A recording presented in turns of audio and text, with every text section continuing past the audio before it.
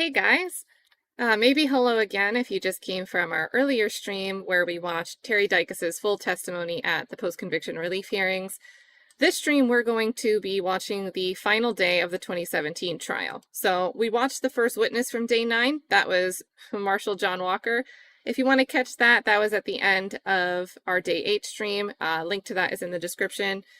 We've got I think 3 hours-ish left of witnesses. And then the evidence is done. The jury would have deliberated if we were watching this in real time, but we'll be able to skip right to the verdict reading and sentencing.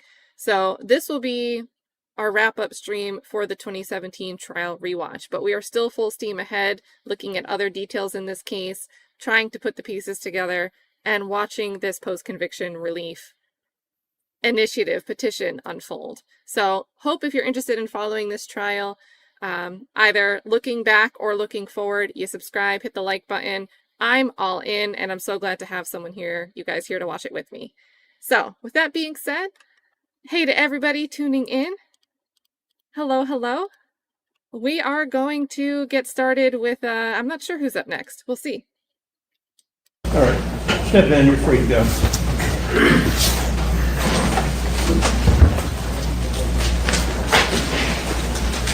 John, can we approach before you excused it? Hold on, Mr. Walker. What? All right, call your next witness. All right, so they skipped it, but maybe they were saying that they wanted Walker to be subject to recall. Who knows? Maybe there was an exhibit that they needed to make sure was either admitted or not admitted before he went away. Not sure.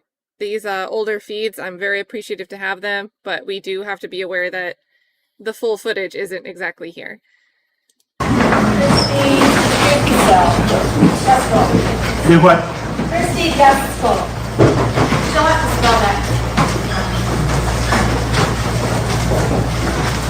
Christie or Y. I can spell it. It's Gutsell. It's Gutgsell, I think. We'll Christy.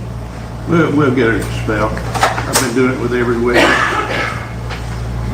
Raise your right hand. Solemnly swear the testimony you're about to give is the truth, the whole truth, and nothing but the truth, so help you God. Yes, sir. Be seated. State your name first and last, and spell for the court reporter, please. It's Christie, Kristie. Last name is Gugasell, Gutgsell.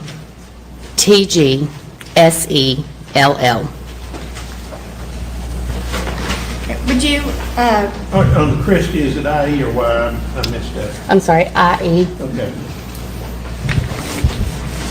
All right, keep it seated.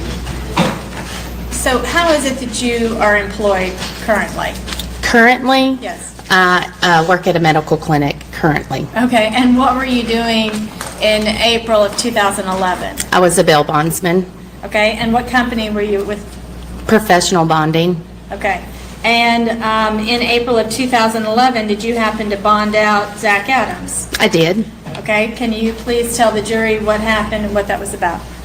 I believe it was April the 4th, I bonded Zach out, was when he was at Natchez Trace, and he got several charges, drug charges and evading arrest, and I got him out on those charges that day. Okay, and so when you bonded him out, did you happen to observe him and his physical appearance? I did. After I bonded him out and he was released from jail, that's when we do our paperwork and talk and go through what I expect from him while he's out on bond. And what did you observe?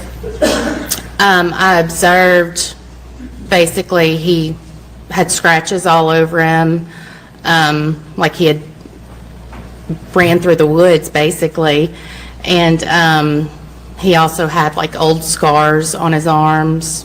And what were the old scars on his arms from? Objection, Your Honor, cause for speculation. If she knows. If you know. Unless she was there, I don't see how she could know. We'll strike it, Your Honor. Okay. And what about his legs? He had scratches all over his legs, his arms, his neck. His neck also? Absolutely. Okay. No further questions. Cross. All All right, so the importance of that is we had the state called a witness that was for this same traffic stop where Zach ultimately gets arrested. It takes place on April 4th. That park ranger says, I didn't observe any scratches on Zach, no markings. And now this witness is saying, now he did have scratches. And April 4th would, of course, be before the abduction date. So, yeah, and I don't know why we struck that question instead of just moving forward, because the judge seemed okay with it, but I don't know. I don't know. Are you for real, Shella? So Shella says TBI took his grandma's wedding ring from her, because assuming he posted it as an asset, as collateral, thinking it was Holly's promise ring. Oh my gosh. That's what happens when you have focal lenses on and you're only looking for things to confirm what you already think. That's crazy. No question. All right, step in. Before you go. Yes, sir.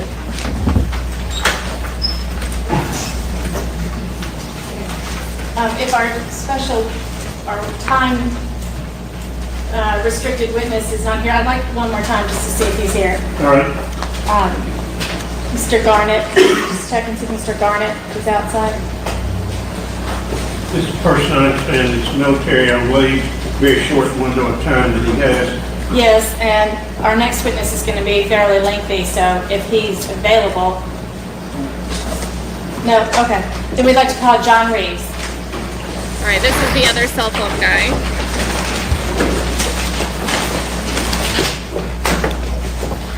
Raise your right hand. So we swear the testimony that you give is the truth, the whole truth, and nothing but the truth, so help you God. Be seated, state your name first and last, and spell it for the court reporter. My name is Jonathan Reeves, JONATHANREEVES. And can you speak up, please? Your voice is... Can you move the microphone closer to you? Am I that tall? Is that better? Yes. Okay, and Mr. Reeves, how is it that you're currently employed? I am president of JDR Telecom Solutions. I consult for wireless carriers throughout the U.S., designing cell phone networks and troubleshooting, optimizing, and essentially making sure that they work. When you hear the guy say, "Can you hear me now?" I'm one of those guys. Okay. And so let's go back to the beginning. What's your training to design cellular telephone networks? Initially, I have a Bachelor's of Science of Engineering from Grove City College in Pennsylvania. Since then, I've been trained throughout the process with different companies on how to design the RF engineering, the implementation of cell sites. Been trained on the actual individual vendor equipment, the different technologies. Can you go into detail on some of the training that you've had, the vendor equipment, the technologies? If this helps, Judge, I had this chance to speak with Mr. Reeves quickly this morning, and I'll stipulate with regard to his expertise. All right. They're willing to stipulate you can still go into some if you feel it's important, but he's stipulated an expert in cellular phone technology. Would that be appropriate? Yes, Your Honor. Okay. Okay. And so in this case, did you have an opportunity to review materials regarding Holly Bobo's telephone and the telephones of different persons in this case? I have, yes. And did you prepare a report? I have, yes. Okay. And I would like to, this time, I'd like to ask that this report be put into evidence, Your Honor. Let me pass it up to you. Which report? See if you recognize this. It's, Just making sure it's here. Yes. okay. 240. And have you prepared a PowerPoint demonstration? Yes, this report has essentially just been presented in PowerPoint on the board behind me. And if I could request the clicker is right next to my laptop. just, Speaker's right next to his laptop, he said.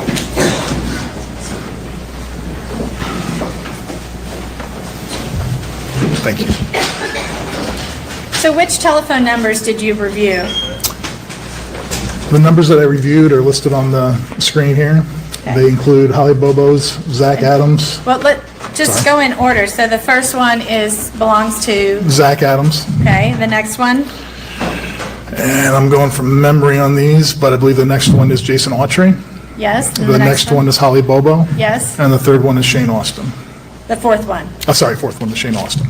Yes, okay. So, I reviewed them Let for, me get that order again. Holly, no, sorry, the order is Zach. Zach Adams, Zach, okay, Jason Autry, Holly Bobo, and Shane Austin. okay, thank you.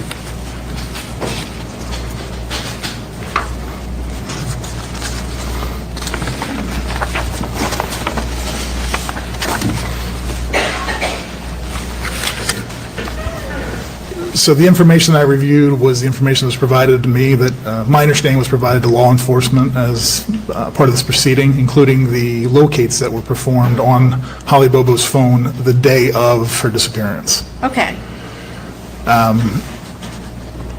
So what is the locate information that you have? So there's two general sources of information. I know you guys have already heard about some of this, and that's great because it makes my job a little bit easier. You guys have already gotten the brief crash course on this.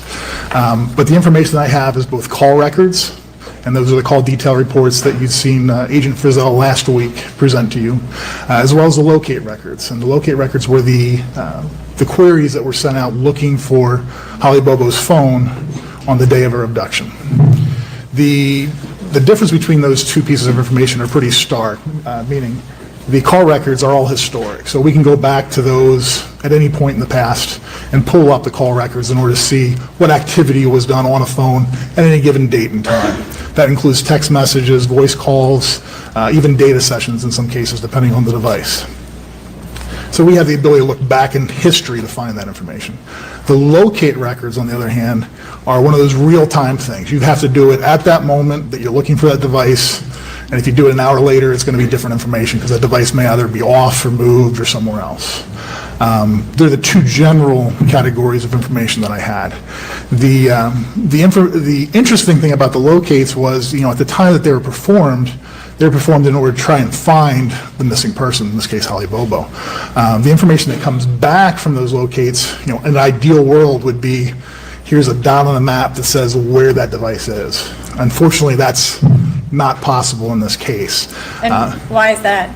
There's a number of reasons for that. The primary one is just the technology that at that time didn't support it. We are talking about 2011. The technology, in addition to that, isn't a technology that specifically supports that as well.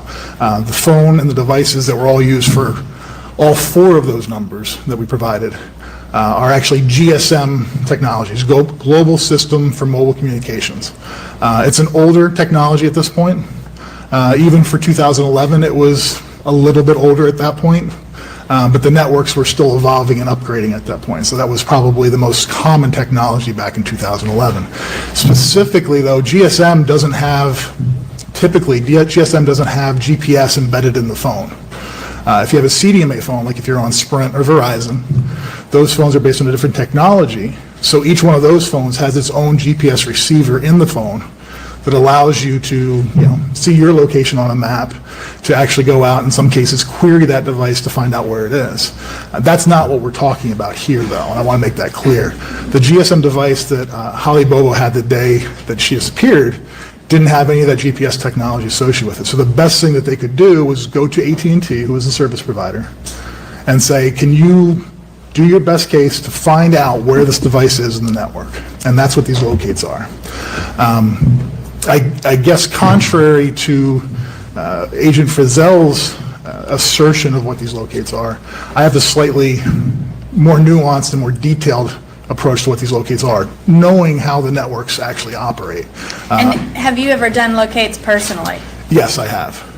And when I said done, what does that mean? If you I mean, in some cases, it's literally just typing the command into the computer that says, locate this device, enter, and it'll come back and give you the information on where that device is, the specific raw data on that device. So you're saying that, have you done locates as a service provider for other people wanting to know where a phone is?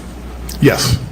Okay. I've done it. I've done it both internally for testing, verification. We'll do it on technicians that are out in the network so we can find out where technicians are, make sure the right information is coming back. But I've also done it in previous cases where they're trying to find a missing person. So you've been actually the person that gives the locate information to someone that's requesting it? On occasion, yes. Okay. So the important thing to understand here is when law enforcement or anyone goes to AT&T and says, I have a phone number, I want to know where this device is, AT&T ideally would come back with coordinates and say the phone's right here, but that's not possible in this case, as we just covered. So instead, AT&T provides the best information they have available. Now, if AT&T comes across and says, hey, we have this cell site, it's at this address, and it's got these antennas on it, and you're in the middle of trying to track down someone, that information doesn't do you any good because you don't know what that cell site is, what the antennas are, the sectors are that are on that cell site. So what happens instead is they try to take that raw information and put it into more, we'll say, generally understandable format. In this case, they're actually providing a pinpoint coordinates, and then they describe it as an uncertainty radius. So they essentially put in a dot and a circle around that dot and say, this is the area that the device could be in. But the reality is that because of how rural these sites are, the only information they really have is just what serving cell, by serving cell, I mean the sector. If you recall, Agent Frizzell last week, he discussed how individual cell sites are divided up into thirds, essentially. He used the clock as an example. Maybe I like my food too much. I like to use the analogy of a pizza or a pie. You cut the pizza into thirds, and each third of that pizza is where that sector serves. If you're looking down, Listen, next time I'm cutting pizza for myself, I'm taking a third of the pie because this guy told me, and he's the expert. So I'm taking a third of the pie. From the sky at the cell site. And do you have a slide that demonstrates this?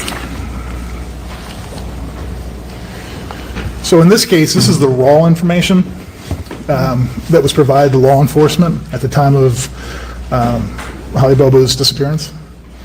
And they're marked as locate and the time, and the pink center point in each one of these cases is the location of the coordinates, and the yellow shaded area is the radius or the uncertainty that went along with those coordinates. When I first saw this information, I thought perhaps this actually was based on, we'll say, some sort of network-based, location-based services. I think you guys might recall Agent Frizzell using that tagline on Saturday, location-based services. But as I looked at this, let me back up actually. Location-based services, and what he's talking about is the ability for the network to do some extra, I hate to say magic, but just some extra processing to try to find more information about where that cell or that device is at the time of that locate. Based on this information, though, it came pretty clear to me that there was no location-based services associated with this data. The thing that's most obvious is that in each one of these cases, the center points are just the center beam of that individual antenna for that sector. In addition, so what do you mean by that? Okay, so we talked about dividing the pizza up into thirds. So in this case, the sectors are made up by individual antennas on each one of those faces that essentially serves that slice of the pizza. In this case, and may I stand, Your Honor? You may. So what I'm showing here is the actual predicted sector location for that antenna. And the actual bearing, I think you heard Agent Frizzell describe it as an azimuth. The actual main focus point of that antenna points right out at 60 degrees in this case. And when we draw a line at 60 degrees, it comes right on the center point of that locate that was returned. In addition, every single other one of them does the same thing with their respective sectors. It's, in each case, it's within half a degree, if not right on the degree, of the azimuth of the antenna. In addition, as So you you're look... saying it's right in, dead in the center of that sector's antenna, the locates are? It's at exactly the azimuth that that antenna is pointed at. Okay. And I will get to why this is important in just a second as we cover the radius as well. If you look at the radius of each one of these circles, in each case, the radius from the center point that they provided is essentially just enough to get it back to the cell site with a little bit more to spare, so it goes around the backside of the cell site. So in this case, it's 180% of the distance, it's 104% of the distance, 105% and 105%. That's important because those numbers aren't random. Specifically, I've been responsible for many of my customers to actually fill out the data that goes into these systems for 911 services. And you specifically enter in, for these locations, you specifically enter in all the antenna information, the azimuth of the antenna, and the serving distance. This information up here, as I see it, is strictly it's just saying this is the sector that the device is on, and this is our best approximation of where that sector serves. So let's take it back for a second. At the point where law enforcement requests to locate on the device, AT&T, someone at AT&T goes in, types in the command, locate this number, they get information back. Now, if they just came back and said, it comes back on cell 10961, which these are the labels for the individual cells in the sectors. If they say it comes back on 10961, that doesn't mean anything to anybody. I wouldn't know what 10961 is, and I'm an expert. But if they provide the location information you see up there with a dot and a circle, that's their best attempt at trying to say, hey, look, if you're trying to find somebody right now, we don't have any other information we can hand you easily, here's the best way to try to find it.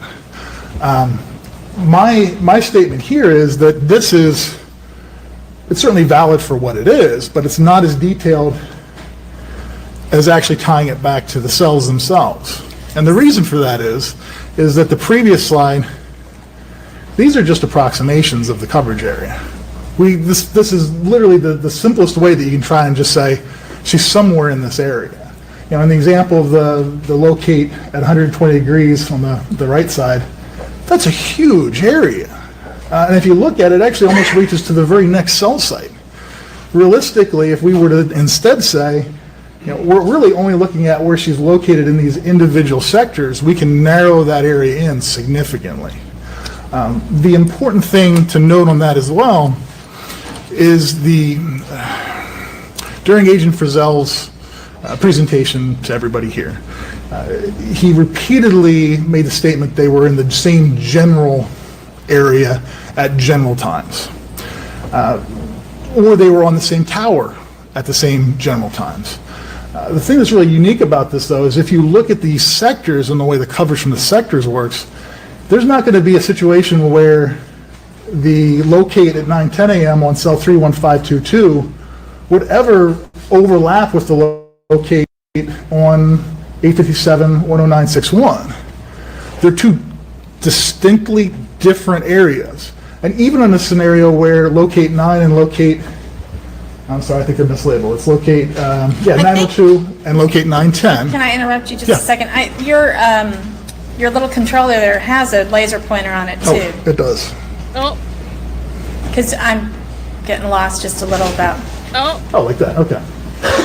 So you can see that in this sector here, there is a very distinct difference between being in the sector in the area that this covers than Hey, being Dolly. in this sector in the area it covers. shout out to Now, the there- Dolly community.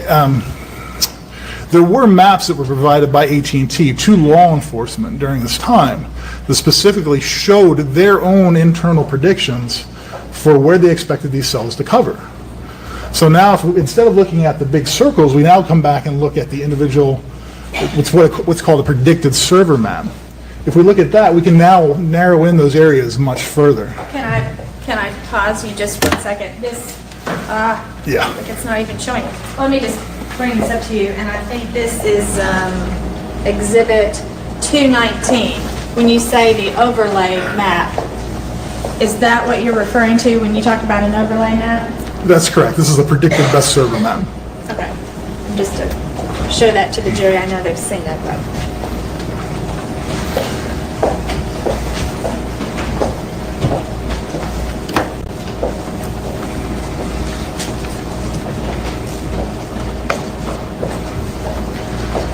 So the key here is that now, rather than looking at individual points and a large circle around it, we can now narrow in on specifically where we know these devices were at the time. And certainly the day and the morning of her abduction, to try to narrow it back to this and have a predicted server map, it's unfortunately not realistic and it's not available.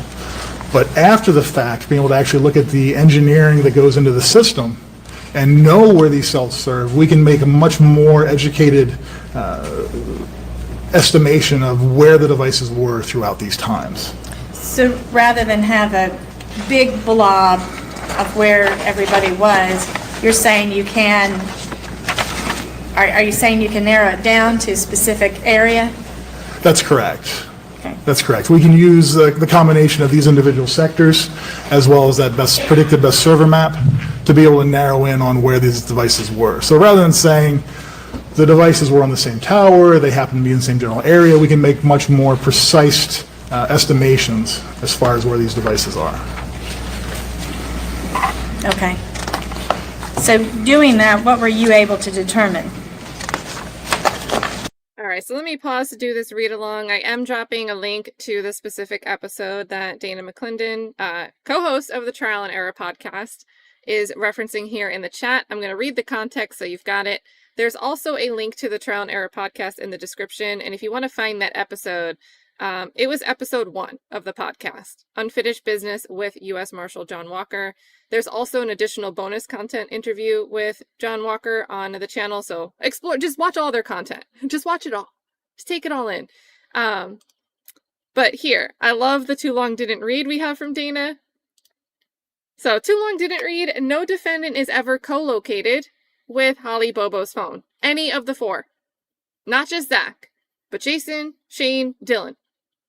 Never co-located with Holly Bobo's phone. Also, Jason Autry's trial testimony is a lie. He did not go where he says he went with Zach. So this data also causes a second problem for the state's theory, which apparently jury didn't pick up on.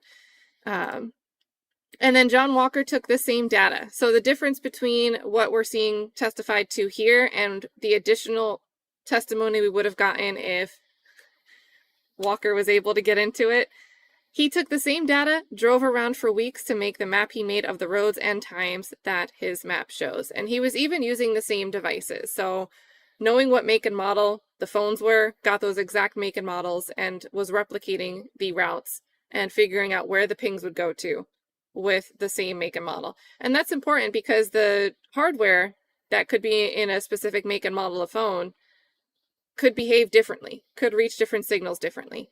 So it seems to be like as controlled and as close as a replication as can be that Walker took that care. Dana also says he did a long trial and error process to demonstrate positively where Holly's phone went for an hour and a half. And then let's see. There was one more. So this is about the episode that go and watch over on the Trial and Error podcast channel. I took John Walker on the route and interviewed him for our podcast. In fact, we took John Walker for the first time to the location Holly's remains were found, exactly where he said she would be. And he made this prediction. We actually saw during the voir dire a little bit, Jennifer Thompson trying to get into, she covered the dot for Holly's remains with her finger, and we paused, if you watched with me, we paused because she was covering where she was pointing to. But he predicted that years earlier. And then he was right. He was right. So, even better. Thank you, Dana. He had multiple identical clones of Holly's phone to do it. So not just one-off device, used the same device. I think it was 4, right? Didn't he have like 4? So just making sure it's correct. And fun tidbit I used to work for AT&T. Refurbished phones, they quality assurance check every refurbished model that is resold or goes through as a insurance claim replacement. But regular production models, they only test 1 in every 100. So good idea to test multiple devices, even though they might be the same make and model. They don't all go through an individual quality assurance check. So cool stuff there.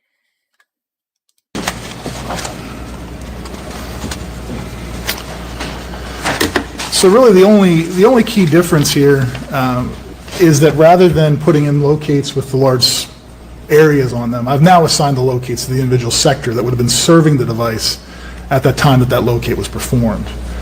So you can see on the right side here, well, first let's discuss what this is. This is call records for Holly Bobo and Zach Adams from 8:19 a.m. to 9:50 a.m. Technically, it's from 8:17 because that's the first record on here for Holly Bobo's device. But it's 8:19 was the first activity we had that morning on Zach Adams' device. I found it a little bit odd that the statement made by Agent Frizzell last week was that there was no activity on Zach Adams' device or Jason Autry's. And we called that out too. Remember they did this weird thing. I think it was one of those moments where the chat, like, there's certain moments where when I'm sitting up here and can see how quickly the chats start coming in, I can tell when everyone that's listening in the bushes, there's something crazy going on screen. Everyone runs back to the chat because collectively we're like, what? And they kept talking about this either 4 a.m. or 5 a.m. They changed what time it was. But there was activity on Zach's phone at 4 or 5 a.m. I think properly it was 5:47 a.m. or something close to that. But they couldn't even get it straight when this ping was. And even worse, they were obfuscating it later on in the way that, I think it was Nichols doing the questioning, would ask the questions. Maybe it was Hagerman. But they were acting like no activity that morning, no activity that morning, no activity that morning. As if something that happens at 4 or 5 in the morning isn't happening in the morning. So I hope this is what we're getting a nice little call out about here. Yes, we are summoned by the Agent outrage. Frizzell last week was that there was no activity on Zach Adams' device or Jason Autry's, or I believe it was also Shane Austin's device during the abduction. As far as how I'm looking at this, I'm not looking at a time frame relative to any other event other than just saying we have activity on Holly Bobo's device, be it a call or a locate, all the way up until 8:25 a.m. So wherever there's overlap here, that's what I'm presenting. I'm just presenting where there's overlap between the devices in time. So you're saying there were other calls that were made, text calls that were made on the devices, but you're just picking out the ones that were close in time to Holly's phone Correct. to show where devices were located. Right. I'm trying to show if there's any sort of correlation between the devices, the device location, and the times. Okay. So you can see here at 8:17 a.m., there's a text from, well, essentially 1100 is a voicemail notification to Holly Bobo's phone. It was made on 10962. 10962, when I define that, that's the cell, and that's that sector there. The important thing about that that event was that was the first record. And this is a pet peeve of mine too, because this is an example, and we see it all the time with other trials. This is not isolated to the Zachary Adams trial. But when the state wants things to work both ways. So when they want to say, hey, sure, we have these locates and we have more precise locations because of the pings to Holly's phone, but these other records, we're just using these circles, these spheres. It's not a pinpoint location. So if these spheres overlap, even though Zach Adams lives in that circle and Holly Bobo lives in the same circle, and that could explain why there's an overlap without there necessarily being Zach Adams is abducting Holly, which would explain why both of their phones there are also there for hours before the abduction time window. The state loves to work with that. Their phones are in the same place, same sphere. But they wanted to ignore all of this activity. So if the abduction's supposed to happen at 8:30 and he's sitting there, what is he doing? Making calls? Texting people with one hand while he's walking with Holly into the woods with the other? And then their theory would all of a sudden be, well, we don't know that he had his phone on him at that point in time. But you want that to be your theory when it works for you, that he had his phone with him, when you can make it sort of, kind of, maybe make sense. But when anything that happens on his device would go to exculpate him, exonerate him, it could have been somebody else. Could have been somebody else with his phone. So The event was, that was the first record on Holly Bobo's Drives me device that nuts. morning that was not on one of the cells that would otherwise serve her home area. Her home location is marked on here. I know Agent Frizzell covered that as well, that there were several different sectors that would cover her house, and that's because she is in a very rural, hilly area, and it's possible that different cell sites down in this area all could see her house at different times in different ways. So prior to 8/17, all of the other activity was still on sectors and cells that are down in that area between Parsons and Darden. So this 817 is the first cell signal that shows her phone has moved away from her home location. That's correct. The information that's presented here is color-coded with Holly's records in pink lettering, Zach's in black lettering, and then the backfill that you see here is for the individual sectors that it associates with. So where you see this one's in blue, this sector in blue is the one that she was on. So even if you don't want to be able to match up that number, you can just look at the colors to be able to see where each one connects. So you can see at 8:17 a.m., there's activity on Holly's phone on the, I'm going to say it's the south sector of the Natchez Trace site. But 2 minutes later, there's activity on Zach's phone on the southeast sector of the Cox Road Tower. So within 2 minutes, they're on different locations. Holly has different activity sectors. here, and Zach has activity over here. They're not in areas or on sectors that are significantly overlapping. It's not like they're in areas where they're, literally two sectors that are right next to each other, pointing into each other, where you could think, hey, within 2 minutes you could be back and forth between these two sectors. Not typically. Once again, at 8:25 a.m., there's activity on Holly's phone, also on that same sector, so she's still on the same south sector of Natchez Trace. And 4 minutes later, there's activity on Zach's phone, still on that home sector. I say home sector because you can see that his house is actually located where that sector would be the one most likely to serve it. It has been consistently shown to be the sector that serves this home location. So within 2 minutes, we have very discrete locations for both devices. And then within 4 minutes, again, we have that same breakdown of different locations for those same two devices. My conclusion looking at this is that this is not conclusive, or is not expected to be that the two devices were at the same place at the same times. Certainly there is a 2 minute gap between the one and a 4 minute gap on the other, but that's not really enough time from looking at the maps to be able to transition those two sectors and move from one sector to the next. Likewise, so until 8:38, Zach remains on his southeast sector of Cox Road. At 8:53 to 8:55, he then transitions over to the southwest sector. Now you can see that this actually starts to become at least closer to Holly's device. Holly's device at 8:57 has a locate on 10961 up on this sector here, the northeast sector of Natchez Trace. So within 3 minutes, they're now on two different sectors. And now they are getting closer, but they're still not necessarily in the same exact location.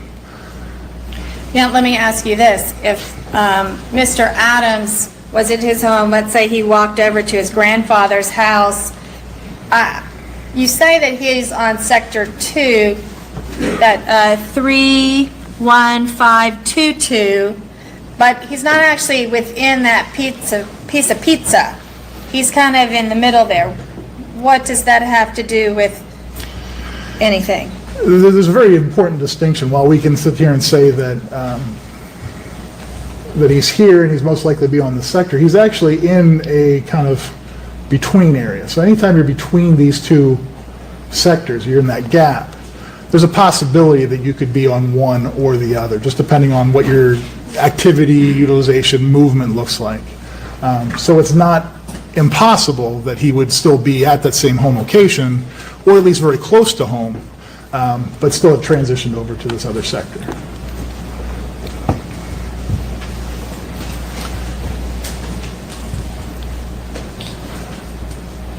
So to follow through with the rest of the locates on here, you can see at 8:58, Zach's device, at 8:58 and 8:59, Zach's device transfers back over to that southeast sector of Cox Road. And at that same time, 2 minutes after that, there's a locate done on Holly's device that then moves it into that southwest sector of Cox Road.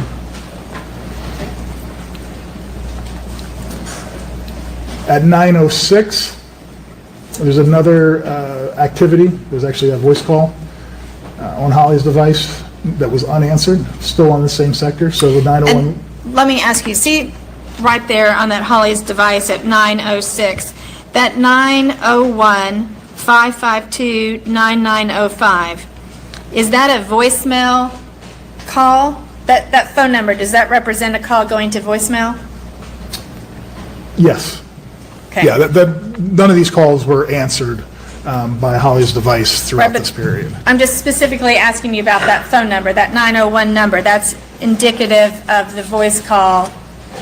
Going to voicemail. Okay, voicemail number. Got it.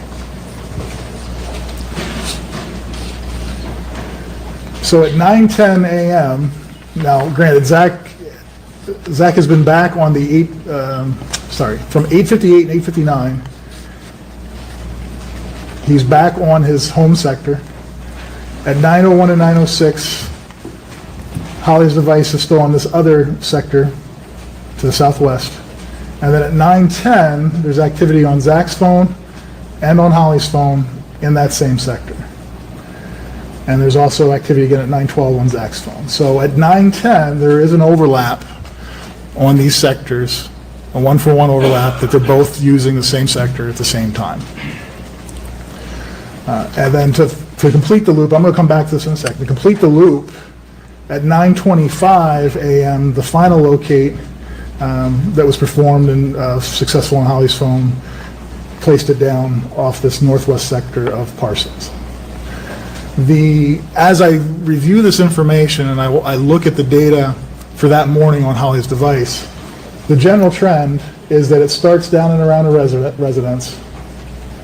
She travels up for an extended period of time in the south sector of the Natchez Trace site. She then transitions fairly rapidly, well, I say fairly rapidly, from 8:26 to 8:57, there's no data on Holly's device to know where she is or what she's doing, or where the device is, I'm sorry. So there is a significant gap in there, almost of a half hour, or more than a half hour. But when she registers on this site for that locate, it fairly rapidly, from 8:57 to 9:01, 9:06, 9:10, proceeds to move in this direction. And then ultimately coming back down in order to be on this northwest sector of Parsons. So the general trend is that the device spent some time down in this area or even up between these two sectors, but then ultimately completed a loop back down this direction.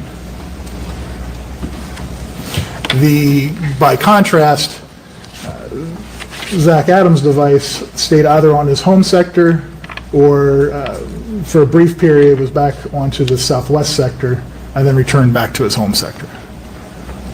Okay, and then the final one, you do have a final one down there at the bottom that's in purple. Yes, I included this, it doesn't show up real well for everybody on here, but I included this last record for Zach at 9:50 a.m. because it places him far, well outside of this area and to the northeast of the Birdsong Tower. And there's going to be some slides that we'll use to cover that period of time as well. I just wanted to show you that there was, this is the nearest record to 925 is that 950 record for Zach. And that Birdsong Tower, is it over there by the Tennessee River? It is. Okay.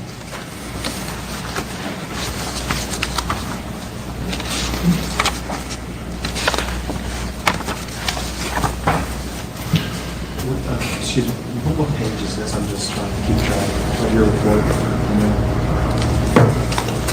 This particular one, The one, yeah, screen. I'm sorry, they're not numbered.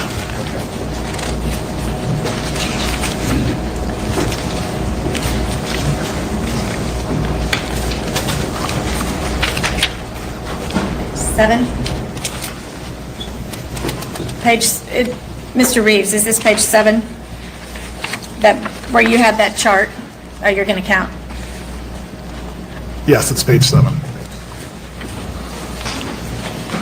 Can I just make a notation of 7 at the bottom of your report here? Certainly.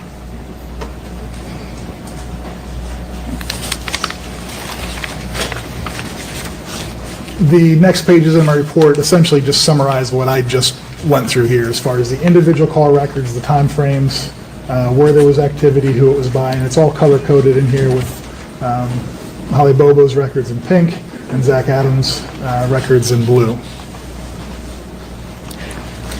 And then ultimately, the conclusion that I just gave you regarding the transitioning of the phone and the movement of the phone is presented as well.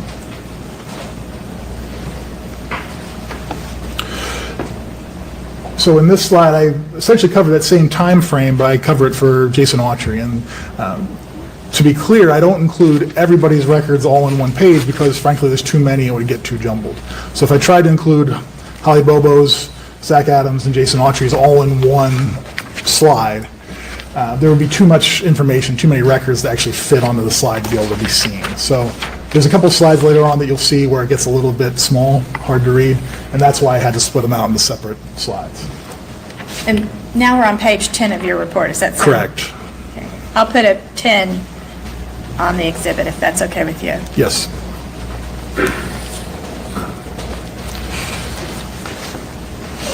So in this map, it's the same exact map, same locations, same color codes. The only difference here is that we're now looking at Holly Bobo's phone and Jason Autry's phone. You can see the same exact records that we just discussed for Holly Bobo, and now we're looking at Jason Autry's records instead of Zach's.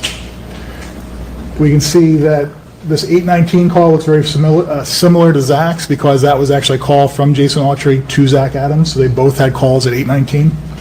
We can see that the Jason Autry calls, all these in the lighter shade of yellow or cream, are actually for this sector up here. I know it's not a real good contrast, but all of these records Can were you on- say out loud for the record what sector you're pointing to with your pointer? Well, yeah, I was going to say the sector that I'm pointing at is the cell 31521, and it's the north sector of the Cox Road Tower.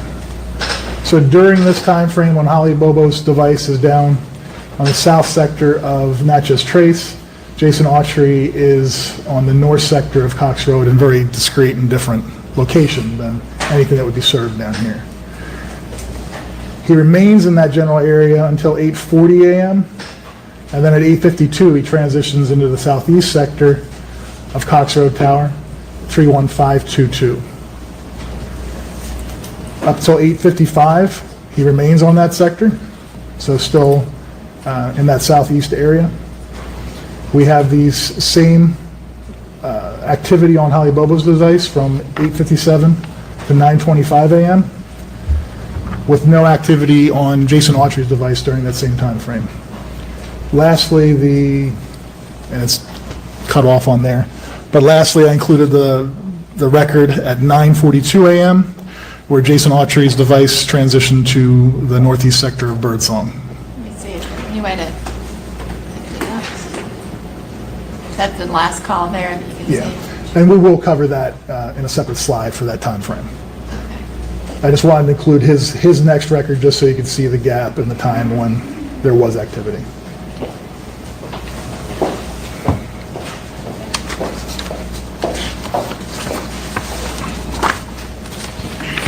So the next page of my report covers essentially exactly what I just discussed, the individual call records, what the activity was, and it does go into a little bit more detail further down the time frame to 11:40 a.m., but there will be a separate slide that I'll discuss that activity in more detail.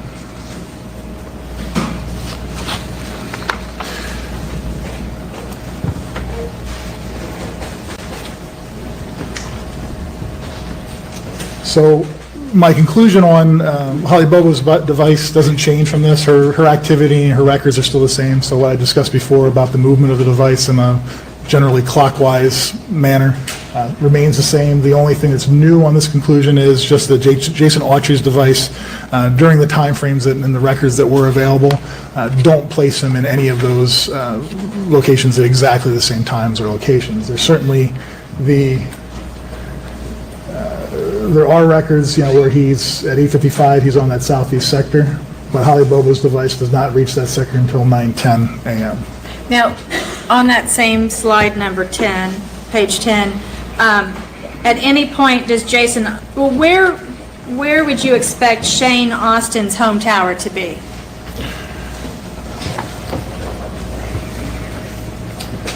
So it's labeled on here as the Austin residence, and the sector that we've consistently seen that serves him, as predicted to serve him, is that southwest sector of Cox Road Tower. And can you give us a number for the record, because she's writing things down? Cell 31523. Okay. Oh, yeah, 31523.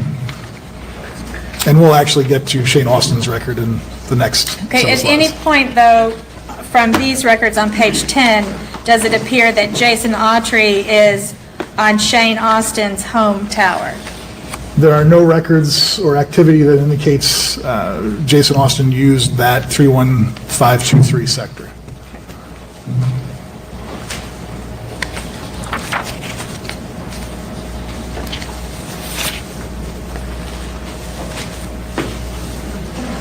Can you, what you just looked through right there, what page is that?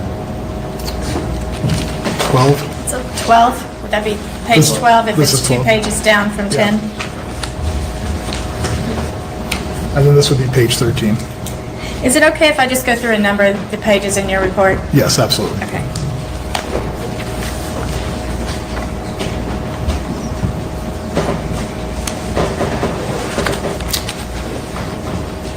So this map and the information on it depicts essentially the same information that we've been covering, but in this case, it's for Holly Bobo's records as well as for Shane Austin's phone records for that morning. In Agent Frizzell's report, he didn't include any of the information for Shane Austin. He just said there was no activity on his phone during that time frame. And while it's correct, I thought it was important that we at least present what activity there was as it relates to Holly Bobo's device and her time frame. So specifically, Shane Austin's first activity is at 9:23 a.m. So there is some overlap, meaning it does slot between these two locates that we've discussed before on Holly Bobo's device at 9:10 and 9:25. But Shane Austin's activity at 9:23 a.m. is on cell 31523, which is the cell that we discussed previously, is expecting to serve his home location. You can see then from 9:45 on, he continues to have pretty consistent activity all the way up to 10:55 a.m., all the while on cell 31523, that home sector. It isn't until 11:01 a.m. that he actually leaves that cell and transitions onto the southeast sector, 31522. You can also see, based on these two locates, that there is a 9:23 a.m. Activity on Shane Austin's device, and there's a 9:25 a.m. locate on Holly Bobo's device on two discretely different sectors. But there could be some, because they do point into each other, there could be some potential overlap or some areas where they would be adjacent to each other, where you hand off from one sector to the next.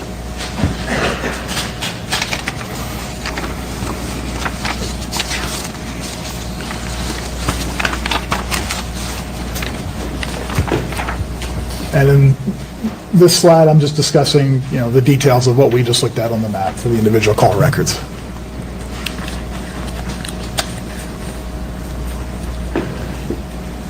There's very little that we can actually determine from these call records because there are so few of them in the overlapping time frame. The closest one is the 9:23 to 9:25. So I can't come to any definitive conclusion or make any predictions on exactly what was happening with regard to Shane Austin's device during the time where there was no activity.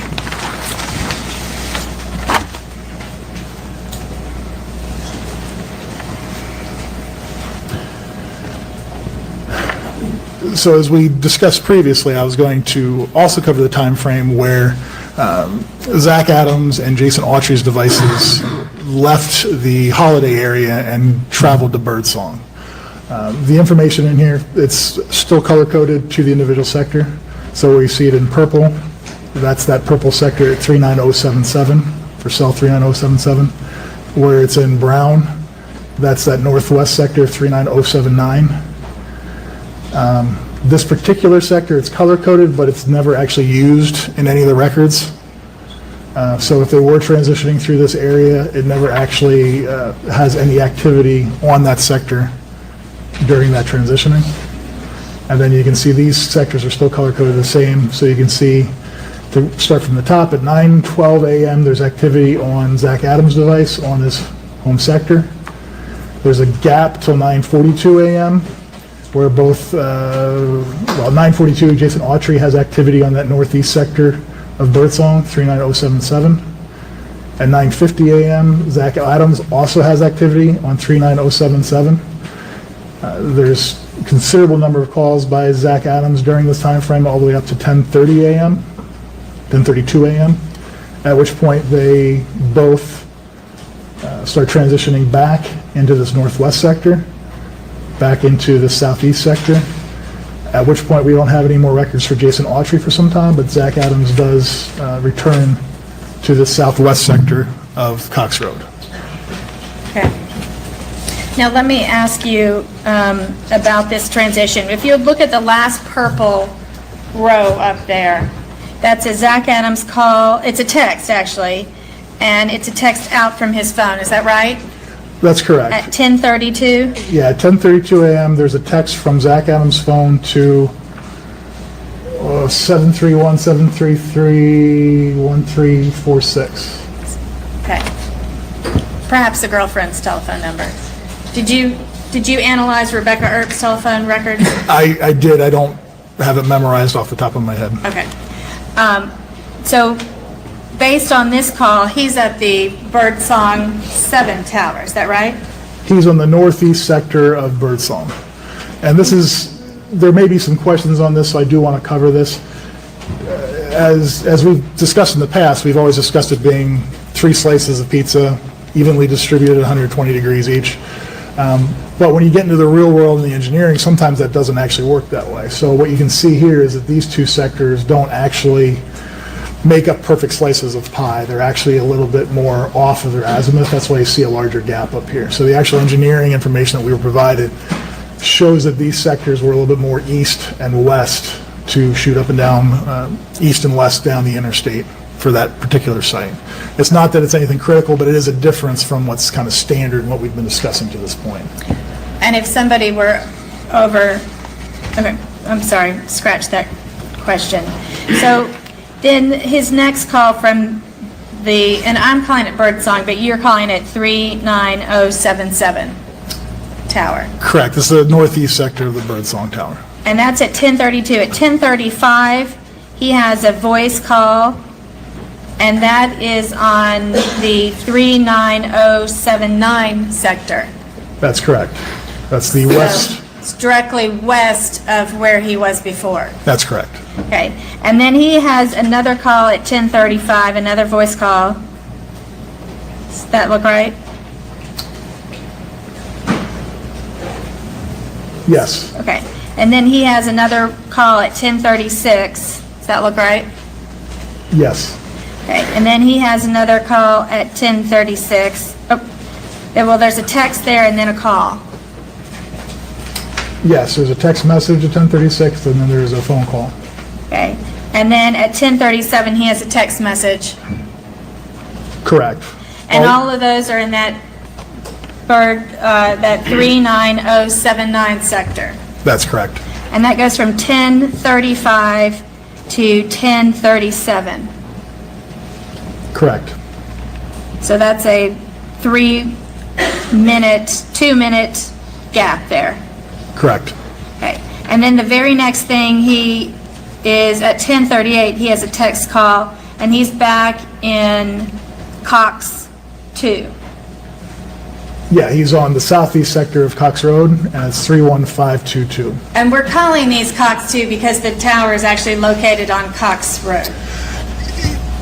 Yes, there's many different names that even AT&T uses for these individual sites, and When I said that, what I meant was it's 31522. that's the correct cell number, yes. Okay. And if you'd just indicate where that is for the jury.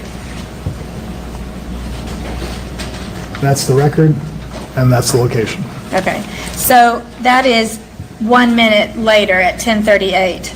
That's correct, and there certainly could be some questions over that, but as you transition from this sector, as you drive west from Birdsong towards Cox Road, whether you do it on the highway or you do it on one of the back roads, at some point there's going to be a transition where you go from one sector to the next. And this one seems pretty clear that they transition from the one sector on the northwest sector of Birdsong to the southeast sector of Cox Road at right about that point. And it doesn't bounce back after that. And he's made that trip in a total of 5 minutes, from 10:32 until 10:38. 6 minutes. Yes, that's the difference in time. And he does not, during that time, hit off of 39078, which would be Birdsong South Tower. That's correct. There were no records that utilized 39078, that south sector on Birdsong during that time. And I'd like to show you a map, if I could.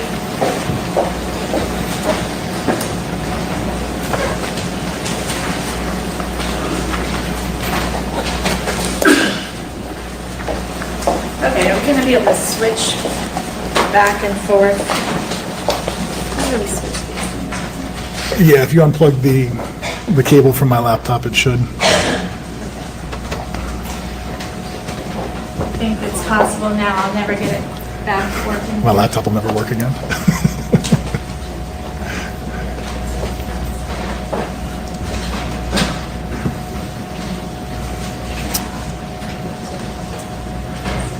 There's 2 ports on the back. It's got to go on the one towards the back. Display out, not computer in. That's helpful. There you go.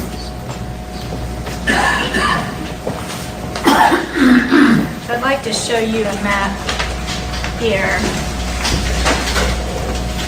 You can see this map. So, on this, what? This is exhibit number for the record.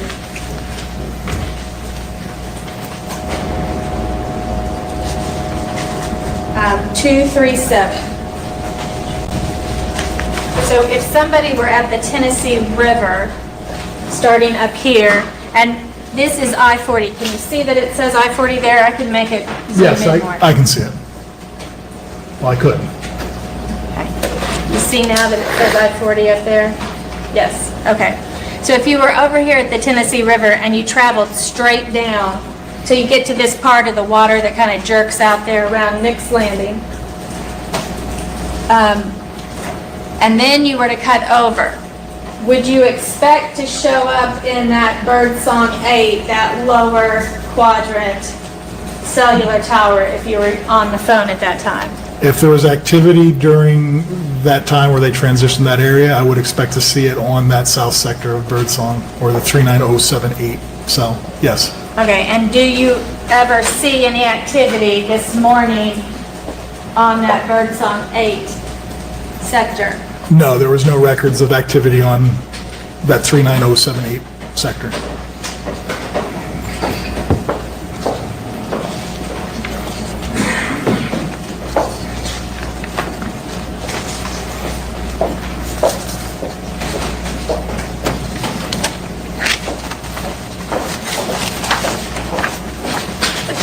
Shout out to Sheriff Chuck.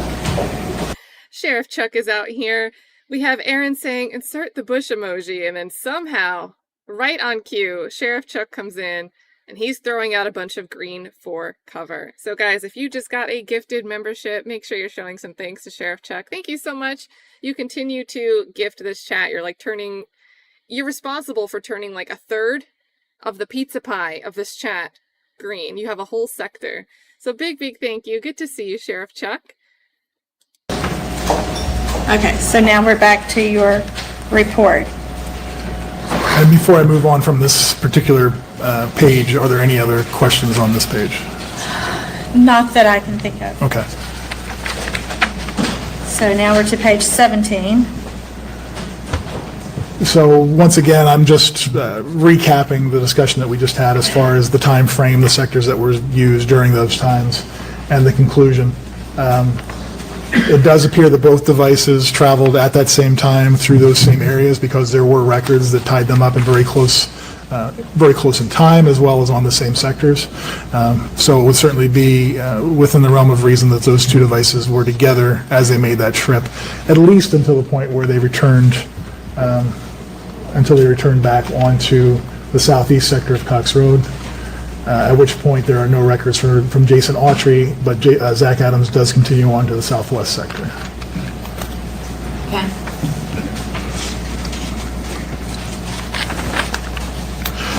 And this is the last map and the last analysis that I have, and specifically the the time frame that we're looking at here is after Zach Adams' device returns from birdsong. So if you look at that previous slide, the last record was 10:49 a.m. And if you look at this next slide, it's 10:49 a.m. on the top line.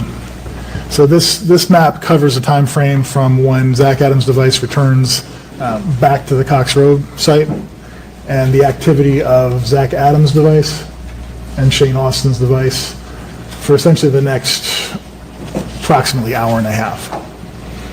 And during that time frame, you can see Zach Adams and Shane Austin are both on that southwest sector of Cox Road, 31523, until 10:55 a.m.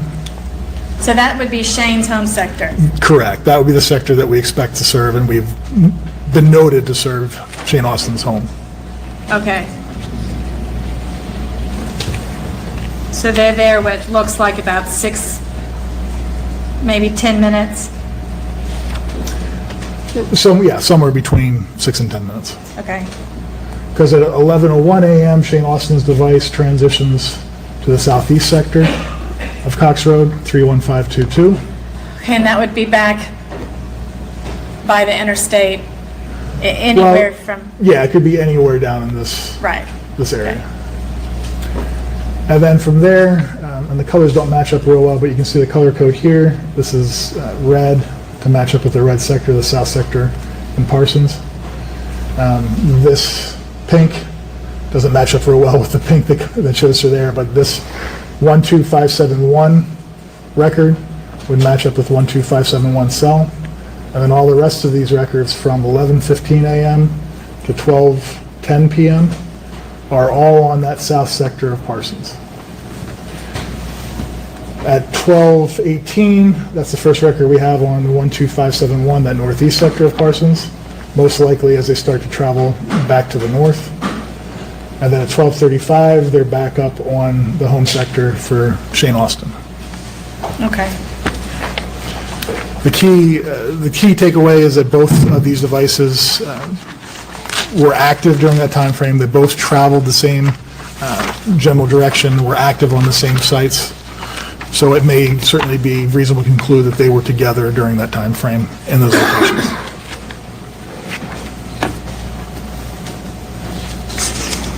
Okay, so reasonable to conclude that Shane Austin and Zach Adams' telephones were together since they seem to be making transitions together. Is that right? Correct, based on the activity on the same cells within the same time frame. Okay. Very similar to the analysis that we had just gone through for the birdsong sectors as well. Okay. Okay. Did you also do some analysis regarding activity on the birdsong cell tower and different dates? Yes, I had specifically looked up activity and made some notes of how often both Zach Adams, Jason Autry, Dylan Adams, and to, I believe, a lesser extent, Shane I think I said Shane Austin already.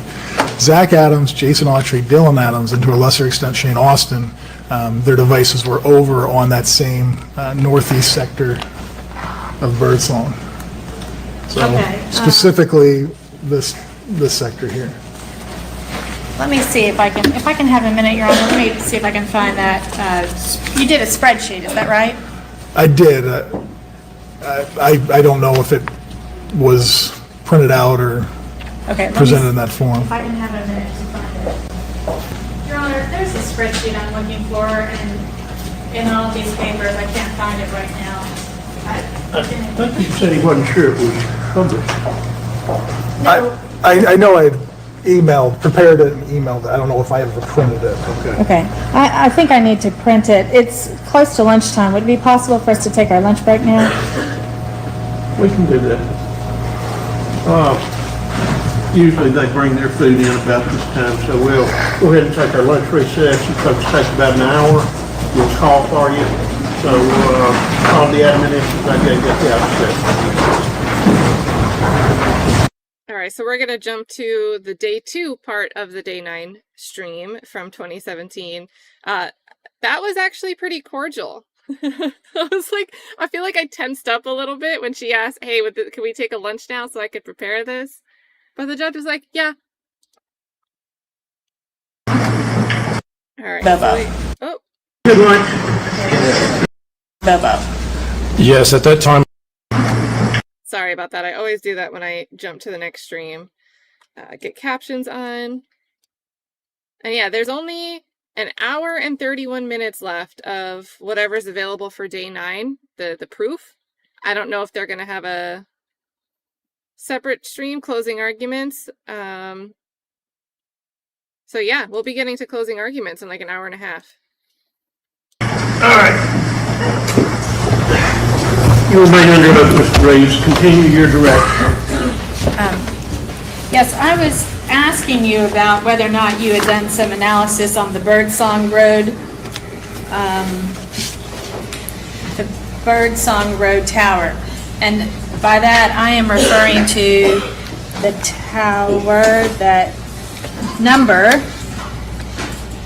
39077, which is the one that's in the upper quadrant by the Tennessee River. This sector here. Yes. And did you pull records from the calls of these men for that sector, that Birdsong 7 sector? Yes, I did. I pulled the records for the month of April 2011 Okay. for Shane Austin, Jason Autry, Zach Adams, and Dylan Adams. Okay. And what did your record show?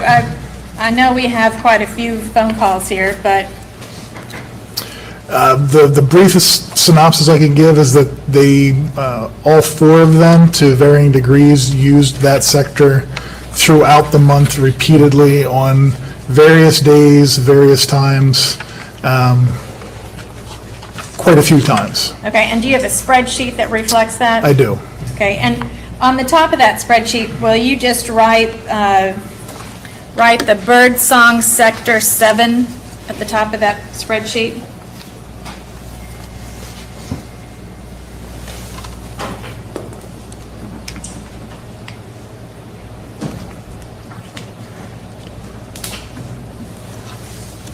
Okay? Okay, and Your Honor, we'd like to have this marked as the next exhibit. Big 241.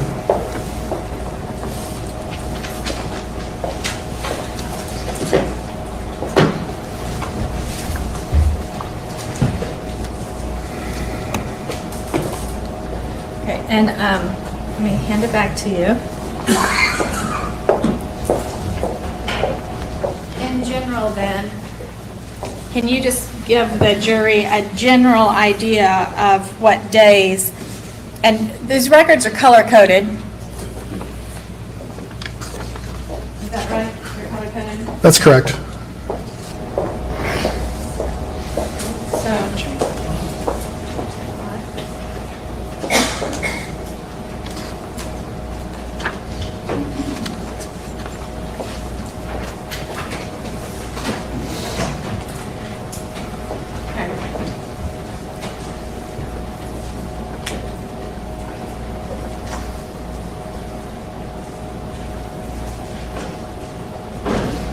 Okay, so without going into too much detail, when does it look like, these records are color-coded, each person has their own color, is that right? That's correct, although I will say, looking at this, it doesn't appear that the color difference between Jason Autry and Dylan Adams is all that clear on this particular printing. Okay, If you look at the second page, you'll see Dylan Adams also is a background of orange, it's just that his text is black instead of white. okay. So yes, the attempt was to color code it, but I think that there was a little bit of discrepancy on how the colors turned out in the printing. Okay, so Lawn crime muted. just quickly, can you just kind of quickly give us a rundown of when it looks like people are there? Sure, Shane Austin used that sector on April 2nd. Jason Autry, sorry, at 11:45 a.m. Jason Autry used that sector on April 6th from 12:13 p.m. all the way through 8:13 p.m. Zach Adams used that sector from... Wait a minute, that's April 6th, and then there's another one there. I'm sorry, you're correct. Sorry, April 6th from 12:13 p.m. to 1:56 p.m. And then April 9th from 5:03 p.m. to 8:13 p.m. Okay, Zach Adams used the sector from April 10th at 7:10 p.m.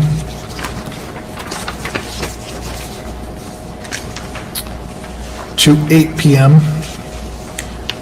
Dylan Adams used that sector on April 11th from 12:06 a.m.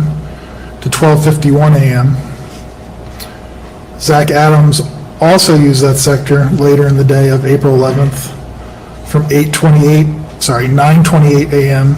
to 9:55 a.m. On the 11th, then also Jason Autry, and this is the... is this the same day? That's correct. Same day, different time, Jason Autry at 10:13 a.m. and also Zach Adams at 10:13 a.m. Jason Autry again at 10:33 a.m. and 10:34 a.m. Zach Adams at 11:11 a.m. and this is still April 11th. Jason Autry at 12:04 p.m. and 12:05 p.m. on April 11th. All the way from, and then again, 12:50 p.m. to 4:53 p.m. on the 11th. Then on the 13th, That we review the 13th, so we can yeah, get that. correct. How about on the 14th? So on the 14th, Jason Autry has activity on that sector at 6:44 p.m. and 6:46 p.m. Zach Adams likewise has activity at 6:54 p.m. Same day as Jason? Same day, yes. Close in time? So 9 minutes apart. So, and I'm going to kind of summarize this, because there's quite a few on the 14th. On the 14th, both Jason Autry and Zach Adams have activity on that sector all the way from, starting at the previous page, 6:44 p.m.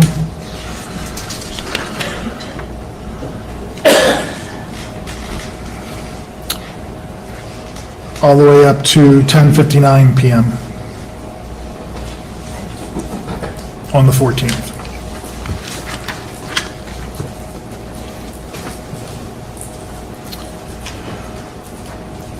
On the 15th, Jason Autry used that sector from 1:26 p.m.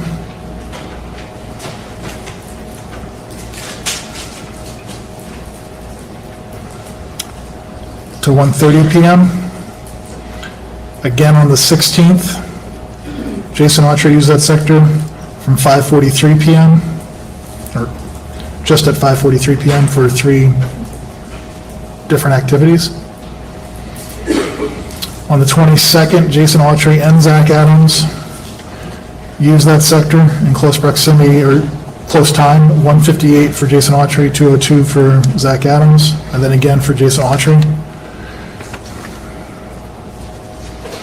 On the 27th, Jason Autry used that sector from 2:53 PM.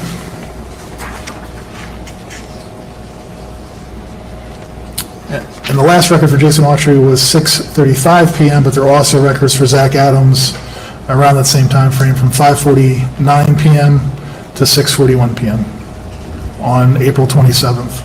Okay. No, I just like to put that in.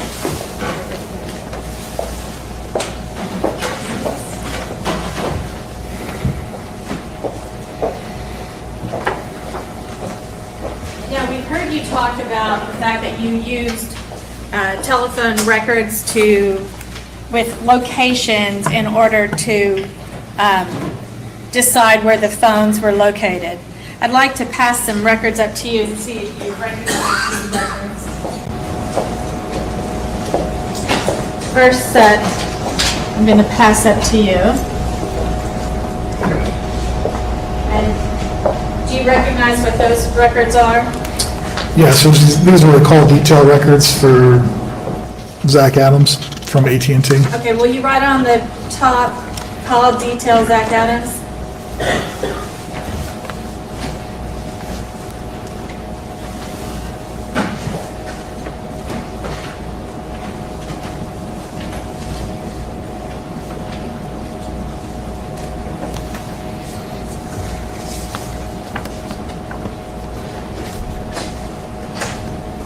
And then what's the second set I passed you? Right, so the first set was the call detail for voice records. The second set is the call detail for SMS or text message. Okay, will you write that call detail for text message on the second one? I guess go back on the first one and write voice. Second one, call detail for Zach Adams text.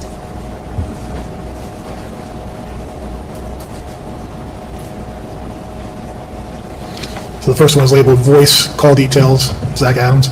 Second is text call details, Zach Adams. Okay. I'd like to have these marked as the next two exhibits. The 42 to 43. And I believe,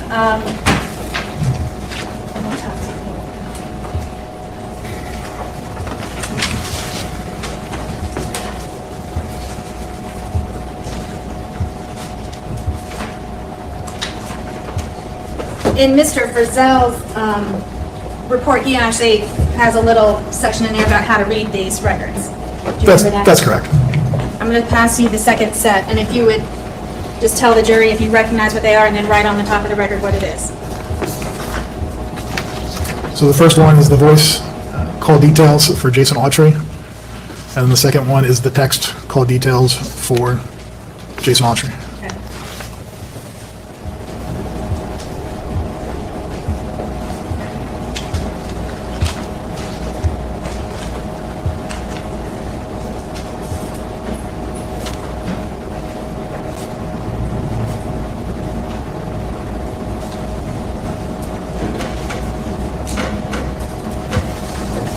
Okay, and I'd like to have these marked as the next two exhibits, Your Honor. 44 to 45.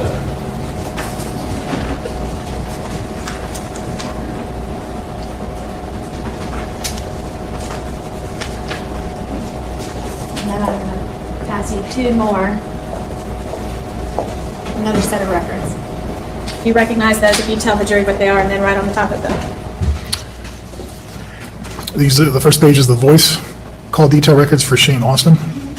And the second page is the text call detail records for Shane Austin.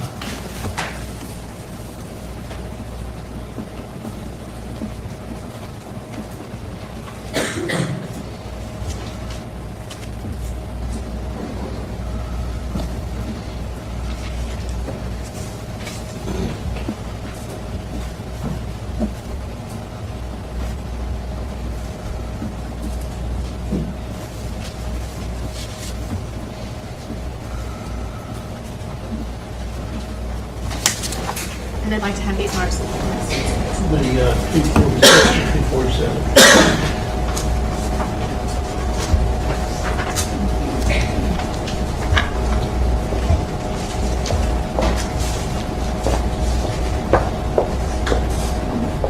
This one.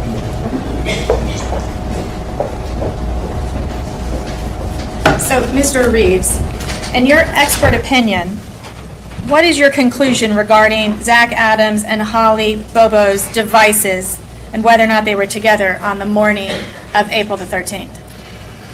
In very general terms, the devices were not together at the same location at the same time during that morning. There was certainly one occasion that appears as Zach Adams' device was located in his home sector. The Holly Bobo device transitioned into that same sector at 9:10 a.m. So there are records that shows that Holly Bobo's device did travel into that area where Zach Adams' device was, but there were certainly cases prior to that where the devices were not together, clearly not together based on the call records. And you're saying her device was traveling towards him at one point and then moved on? Correct. Her device made a general clockwise loop from her home location up north, then to the east, into his home sector, southeast sector of Cox Road, and then back down south again towards Parson. And in your expert opinion, what is your conclusion regarding the devices of Jason Autry and Holly Bobo on the morning of April the 13th? There was no correlation between, that I could determine from the call records, between Jason Autry's device and Holly Bobo's device. Okay. No further questions. We could assume that the power panel. Do you have some control over that? Well, it's got to be plugged in. It's your computer, right? Yeah. It's not plugged in. Would you like me to plug it in, or? You can step in. Might be the quickest way. I think it'd probably be better at it than me.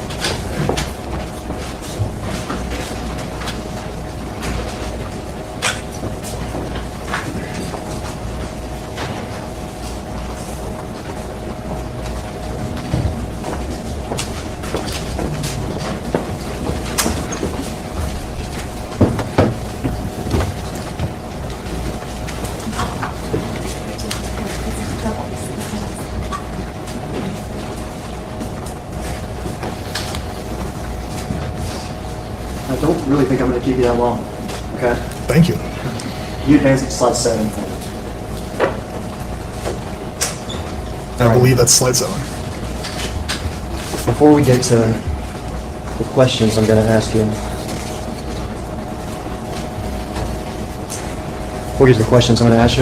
let's just take one of these towers. I'm not even asking which one. Just take this one, okay? Our diagram here has these 3 pie things, like you said, like a pizza, right? Correct. And this, I assume this is an attempt to provide some sort of understanding to everybody about how these towers work and how they're separated. Correct. Okay. Doesn't correspond. To be clear, though, it's more, in the previous maps you've seen it's just divided up into 120 degree, just 3 individual lines around the tower. The information shown here is more indicative of the actual antennas themselves and the characteristics of the antennas on the tower.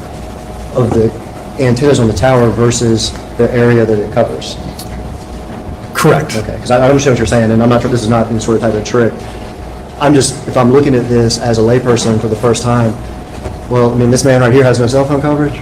That's not right, right? That's correct. And What it does mean is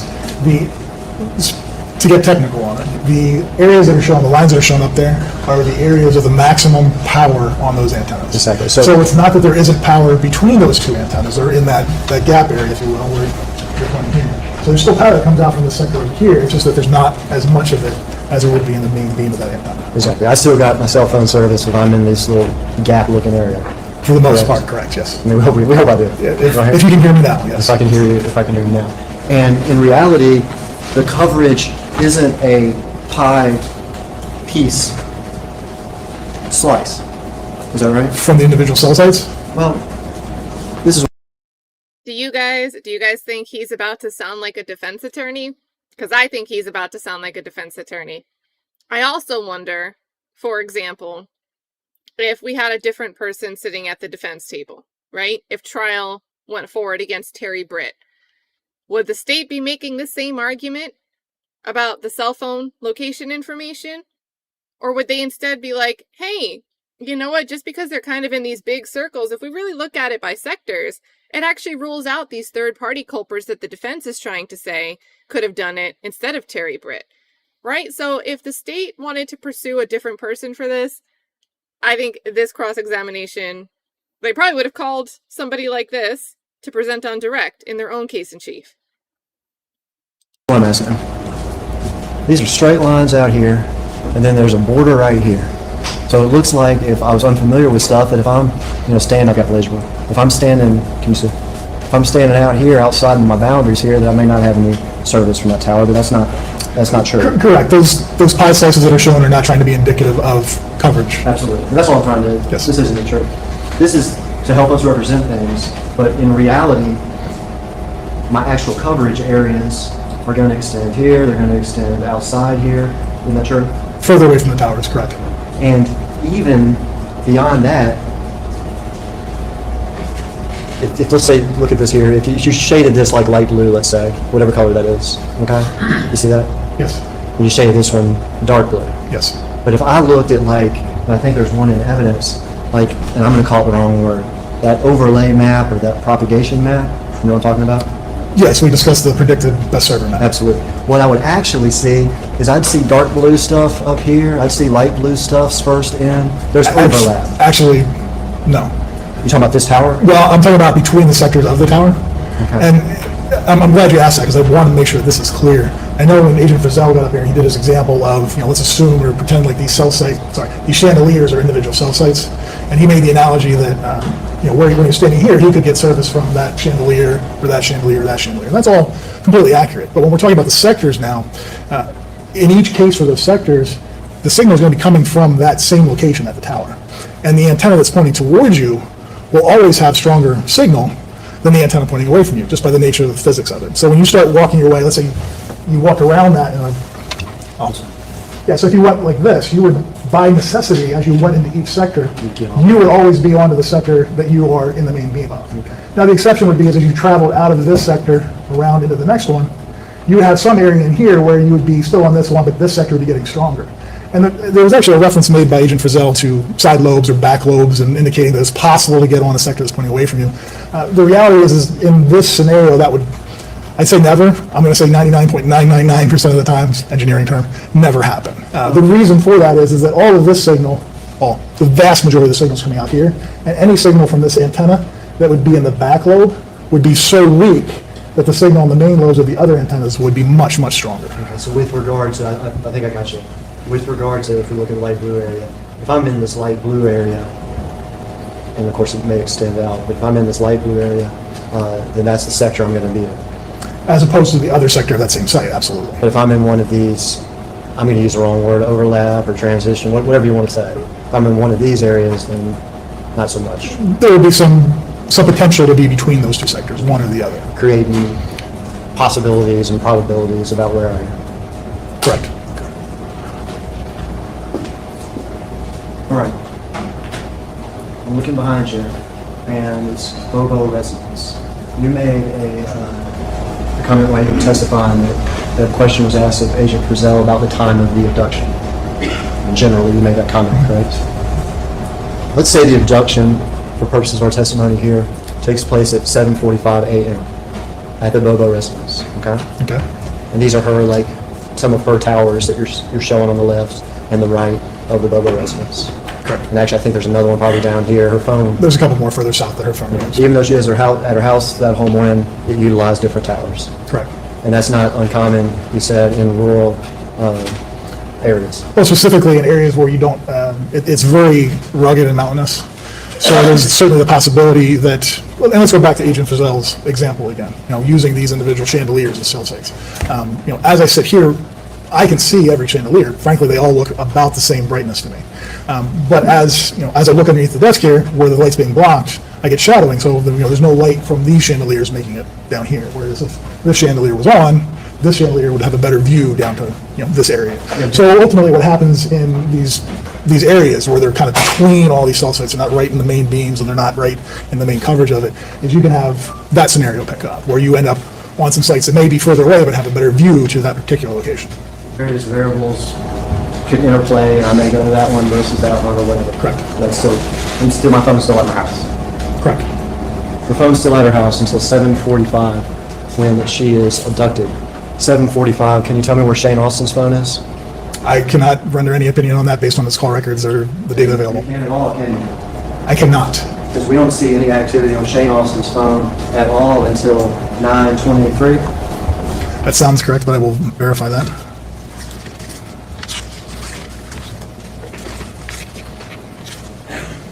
That's correct. 7:45, we don't know where Shane Austin's phone is. Would you prefer that I go to the slide that has Shane Austin's records on it? Let's just stay at this one. Shane Austin's phone, 7:45. We have no idea where it is, correct? Correct. Could even be turned off, correct? Correct. I would have no way of knowing that based on these records. 7:45. Can you tell me where Dylan Adams' phone is? No, I cannot. For the same reasons. There's no, Here. Could even be turned Raise off. your voice a little bit. They're having problems picking you up all the way to the back. I'm having a My little apologies. problem. Your face away from me, but Could even be turned off, right? that's certainly a possibility, yes. Shane Austin and Dylan Adams' phones could both be turned off in their pockets as they're right outside the Bobo residence at 7:45, abducting Holly Bobo. Correct? That is certainly, This is kind of speculation. no, he's asking, he's stating the phone could be, it's his area of expertise, he'll express opinion on it. that's correct. Then we see her phone, if I understand, I think I'm traveling north, Correct. generally. And that's what the blue here indicates, correct? That's the sector that she used. That's the sector she used. Can you tell me when she uses this sector where Shane Austin's phone is? No, I can't. She uses those sectors at 8:17 a.m. and 8:26 a.m. Sorry, her device uses those sectors at 8:17 a.m. and 8:26 a.m.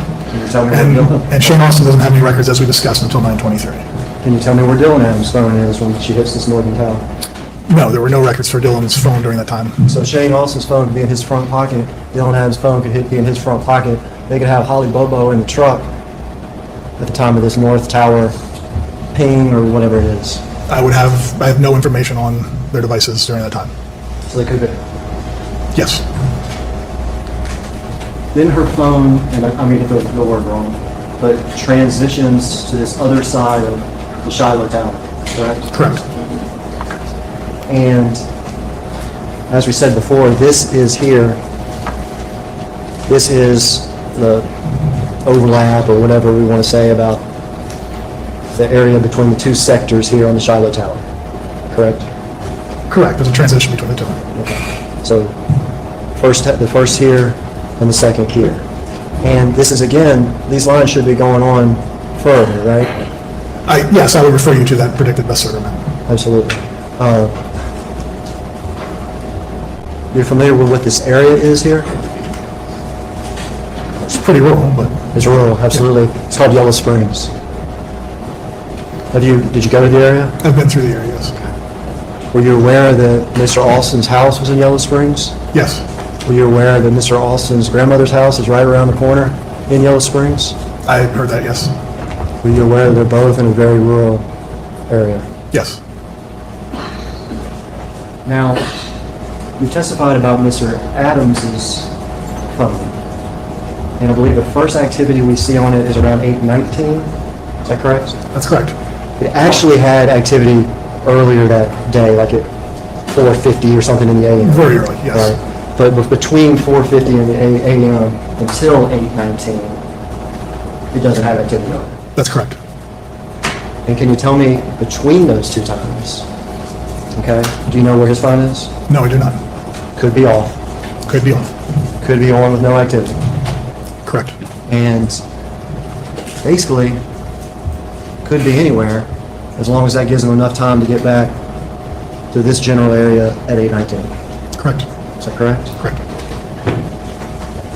And in fact, during the time period, okay, during the time period that we have these pings and this activity of Holly's phone in the Yellow Springs area, we do see Mr. Adams' phone transition to this sector here, correct? Correct. And that's the sector that includes Mr. Austin's residence, correct? Correct. And that's the sector that includes Mr. Austin's grandmother's residence. Correct. And then we also see on Mr. Adams's phone during the same general time period, I believe, a time gap of around 20 minutes of inactivity. Is that correct? You're making me do math in my head, I'm sorry. I believe it's closer to 15 if I'm doing the math right. 8:38 to 8:53? Correct. Okay. And that's you did math better than me. 8:38 to 8:53. And in those 15 minutes, his phone could be on or off, and it could also be anywhere under, correct? Well, obviously within the travel time. So I could get back to, Correct. right. When we're talking about getting back to, we're talking about the difference between this sector right here, which again, there's transition and everything, and these lines should keep on forward, and this sector right here, which there's transition and everything, and these lines should keep on going forward. Correct. And then we even see after that, her phone, Hollis, transition into his home, which we're going to call his home sector. Correct. Right? But, and I'm fine calling it his home sector, but actually, if we look at it, he's in this other sort of area, that whatever we want to call it. Well, and one of the reasons I do call it his home sector is because historically, looking at the data, when we have every reason to believe him being there, like at 4 a.m., that is a sector that is utilized. So it's based on historical evidence as well as what we're analyzing here. If we look at it on the diagram, it is in whatever we want to call this area between the two sectors. Correct. And then after her phone travels through that home sector, we see her phone again, right? Correct. Her last ping. Her last locate, yes. And that's going to be, I don't think, is this it? Yes. We see it way down south. Is that correct? Well, we see it served off that cell, correct? Sort of off that Yeah, southern. that Parsons northwest sector. Exactly. And at that time of that ping down south, after it's traveled north, after it's gone through Yellow Springs, after the time gaps and everything we talked about, when we see it for the last time down south, where's Dylan Adams' phone? We don't have any call records for that time frame. We don't know. No. Could be in his front pocket, and her phone could be in his truck. We have no way of knowing. At the same time, if I understand it right, Jason Autry's phone and Zach's phone go off to this birdsong tower, right? Correct, in the general time frame, correct. The general, and each of them, I think you said before, the phones may even be with each other based on some of your observations or whatever. It's possible, yes. Okay. So off to the river together, or the area of the river, the birdsong tower Correct. area together, and then back together. Correct. And you were asked before about, there was another little map that had like a light green line. It wasn't part of your PowerPoint, I don't believe, but you were asked about sort of a timing issue about when one of Zach's calls was and what tower it was on, or what sector of the tower it was on. Specifically related to Birdsong and the return trip. Exactly, Yes. the return trip. So you were asked a question about Zach's return trip. Correct.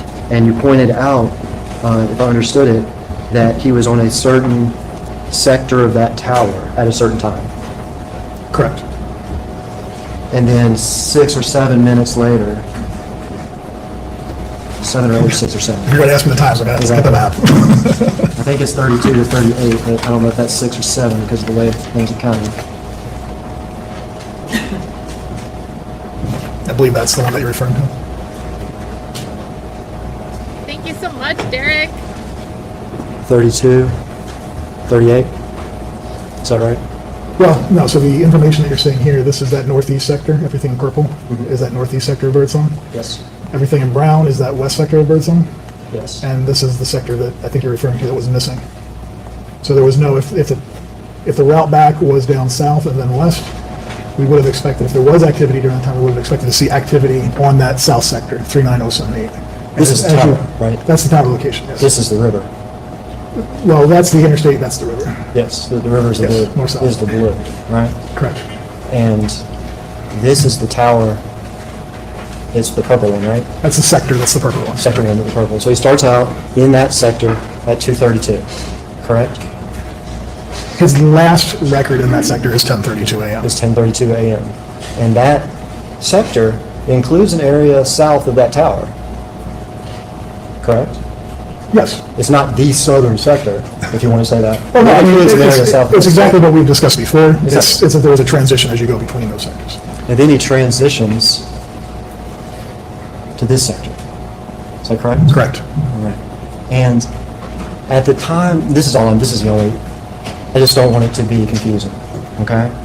You're not testifying that at 10:32 a.m., okay, that Zach Adams is standing as far as he can over here, next to the river bridge, before he starts his trip back. No. He could be anywhere, as far as that goes. Anywhere that's being served by that sector, correct. Including The- sort of- The interesting thing here, though, is if you look at it, it is 10:32, he's on that sector. Within 3 minutes, he's on this west sector. And having been through this area, that's not a quick drive through that. So Yeah, but- to me personally, 3 minutes does seem odd. If there was activity for all the rest of that, those 3 minutes, I don't necessarily But do you jump to know, the conclusion that it would be enough time to pass through that sector. do you know when it is a quick drive? When you're driving really quick. And so he goes through this western sector Correct? on the way back to the home sector. Correct. And actually, on the way back to the yellow sector. Correct. You know where the Yellow Springs Church is? Right up the road from Shane Austin's residence. In that yellow sector. Correct. That's it. Move to ready.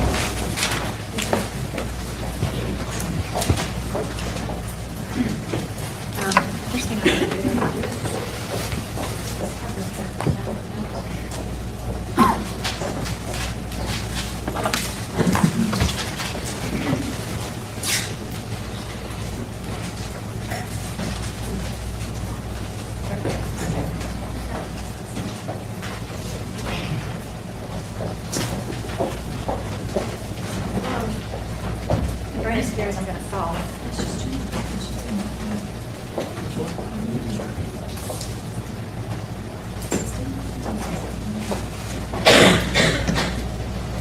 You realize you have not authenticated that exhibit? This exhibit, okay. I would like to, at this time, authenticate this exhibit. You recognize that as something that you've used in this case, is that right? That's correct. And then the other one, read the other one. Your Honor, I'd like, and that's an AT&T overlay coverage map. You've seen those before. That's correct. Your Honor, at this time, I'd like to move. Being written into evidence. What did we say, 217, 219? And you recognize this map also. That's a map of coverage as you drive around different roads and which tower is actually being used on. So it's also an overlay map, but it's just specific as to roadways. This is actually, there's a significant difference between this map and that map. Not just because it's the roads that are drawn out, but this map is actual collected data from the device that drove these roads and shows what cell sites served through these areas, whereas that map is produced based on predicted physics modeling and calculations. So this is what I would call real-world data. This is what was actually in place when they drove it, whereas that other map is prediction that tries to model real-world data. Okay. And so, Your Honor, I'd like to move the second item, and it is 218 into evidence at this time. Move into evidence. 218. So we'll look at this map 219, right here. And would you agree with me that this area right here is the Shiloh Road Tower? Shiloh Road or Natchez Trace Tower, I think we've called it by both names. Okay, the Shiloh Road Tower, and it's, will you read the number for the record off as to what the number here is? So the tower number is 1096, and the sector numbers are 10961, 10962, and 10963. Okay, and right here, what color is the Sector 3 of the Shiloh Tower? I believe you're actually pointing to Sector 1, right? Okay, is that Sector 1? Yeah, Sector Okay, 1, Sector 2, Sector 3. So Sector 1, what color is that Sector 1? Well, there's lots of blue on there, so I'll call it blue, but it's a medium dark blue. Okay, and what is this green color right here that bleeds into it? It's an olive green, I guess. Okay, and what, I meant what sector number is that? Oh, that sector number is 31523. And is that what we were calling Cox 3? Correct, Cox Road, southwest sector. Okay, and so this Shiloh Tower sector, that's a fairly weak sector as you compare it to other sectors, is that accurate? Yeah, there are other sectors on here that you can see. Even the south sector here reaches out much further than that one does. You can do the kind of the similar analysis even on like the Parsons sector, just as far as how much area it covers. Okay, And you, at some point, actually were overlaid this map with a road map, isn't that right? That's correct. And that Yellow Springs Road where Shane's, Austin's house is, and Yellow Springs Church is, and where his grandmother's barn is, those all showed up in Cox 2 sector clearly, didn't they? That's correct.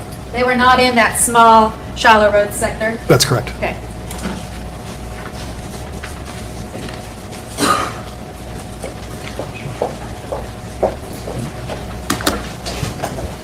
Okay, I want to ask you about a spoof card.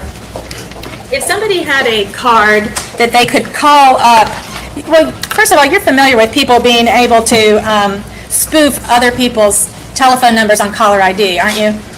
Yes, I know that it's possible. Sorry, yes, I know it's possible. I'm not going to claim I know everything about the availability or how to get them, but I know that it is possible, yes. But even if you were to try to send out a different caller ID number, these call records that you review would still show that a call was made from that particular device. That's correct. Because in fact, as you look at the call records, let me see. I'll just pick up one of the last little exhibits I just put in.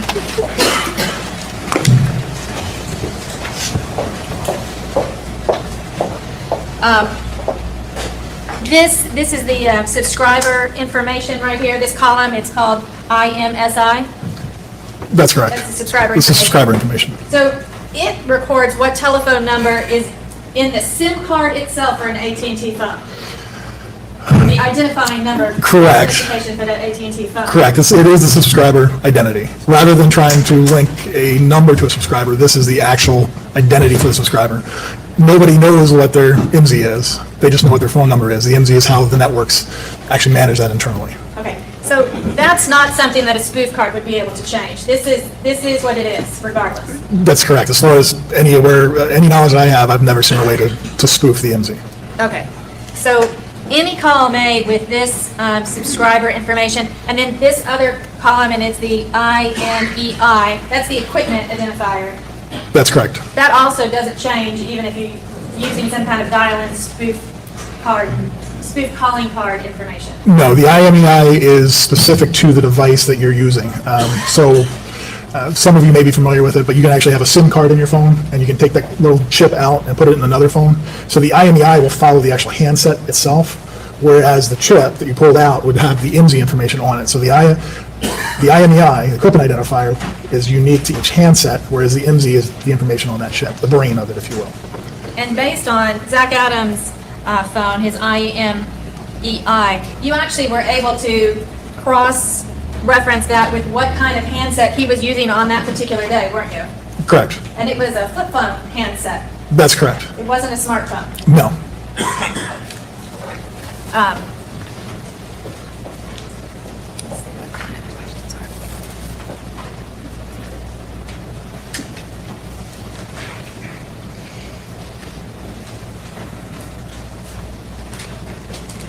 So, as far as Shane Austin, let me pull these records up. I can see, where did his report go?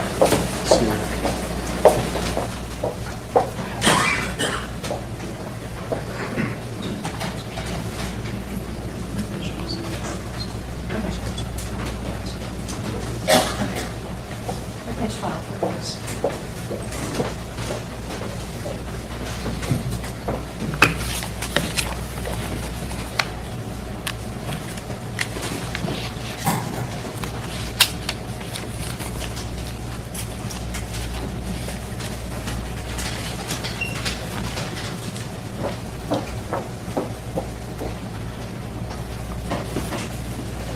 Okay, so Shane Austin's telephone, I'm looking at page 13 of your report. You can go ahead and, Would you like me to plug that back in again? what? Would you like me to plug that back in again? Flip it upside down. I've gotten it. This one is upside down, that one's right side up. You have to, there. So if you go back to page 13, where we're looking at Shane Austin's records, that's it, right there. Okay, so Shane Austin's telephone is on the Cox 3 tower at 9:23 a.m. That's correct. Okay. Holly Bobo's cell phone is down on the Parsons tower at 9:25 a.m. That's correct. So 2 minutes later, she's down on the Parsons tower. That's correct. And then 20 minutes later, Shane Austin is is on the, on his home tower still, the Cox Road home tower, Cox 3. Yes, at 9:45 a.m., he's on cell 31523. Okay. And going back to the information about Zach Adams and Jason Autry being over by the Birdsong Road exit off of Interstate 40. And that's page 16. Yes, oh, you're there. Had they gone down, do you see, it's kind of hard on your map, but right below where you have the number 39078 in that sector, the Birdsong 8 sector, right there. There's that little jig of water that sticks out from the Tennessee River, which is kind of hard to see on the... You're talking about this area over here? Yes, I'm talking about that kind of slough, little area of water. So if somebody were driving along the edge of the Tennessee River and then across the top northern section of that slough of water, and they were on the telephone, they would have to be in that 39078 sector. If they're on the telephone while they're driving along there, they would have to be in that sector. That is the sector that serves that area, correct? Okay.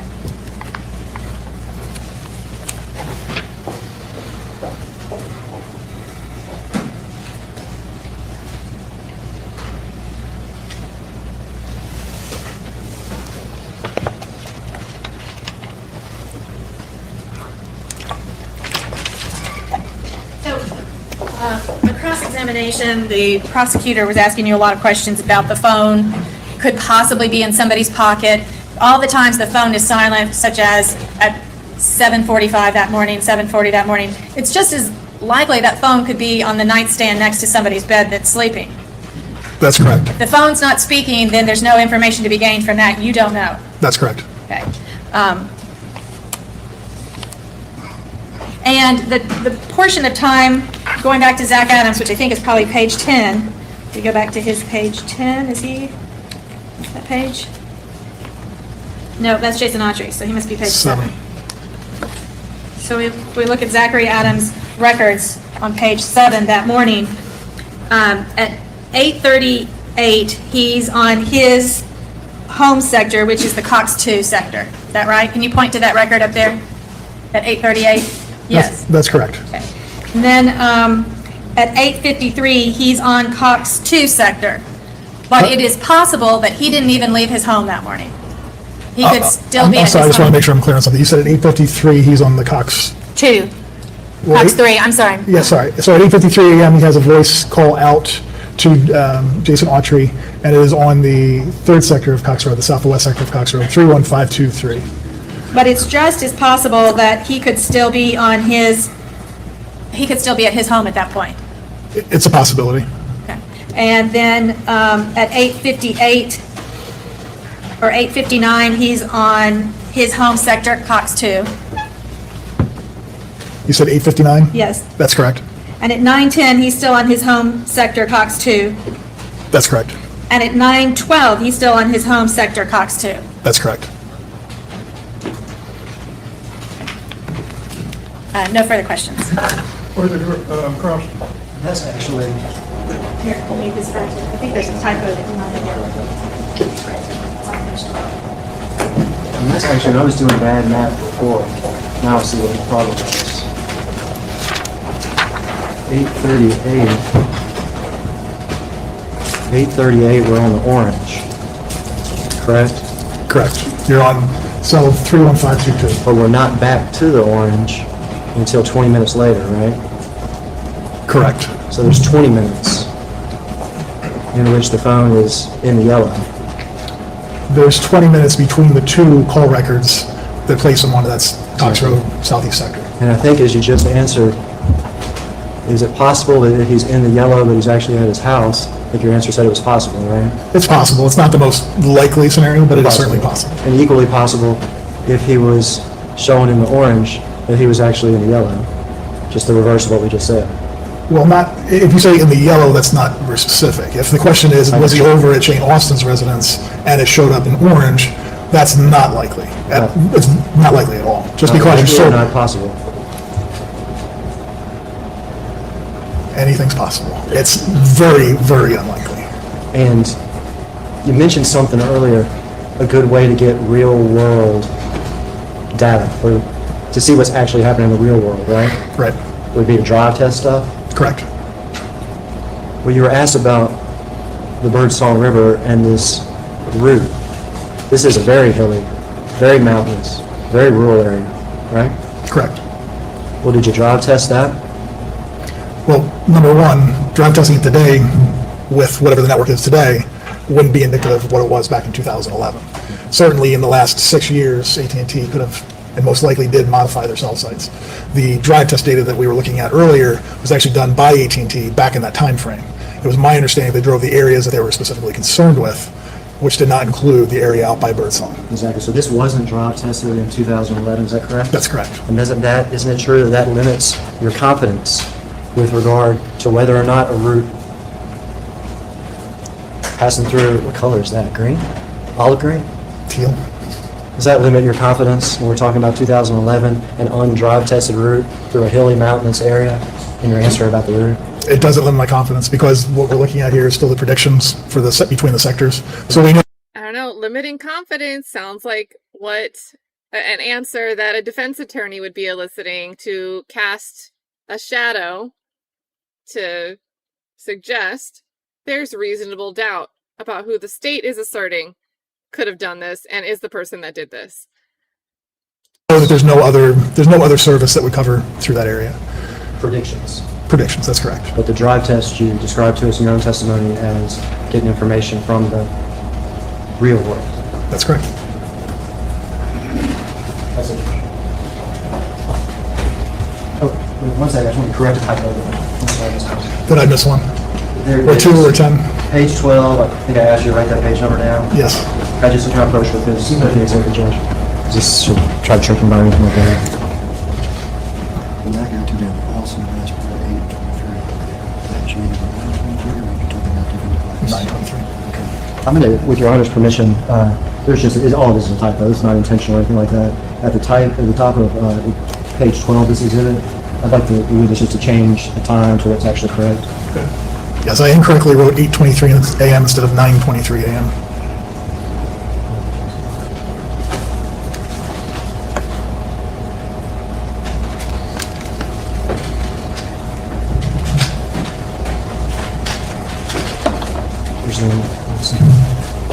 And when you were just talking about the route that wasn't drive tested back in 2011, Yes. you said something about a predictive map. Is that right? The predicted best server map? Yeah, that was a map that we were just looking at on the screen. Was that a map from April 2011? I don't know if it was prepared in April. I know it was prepared in conjunction with their analysis.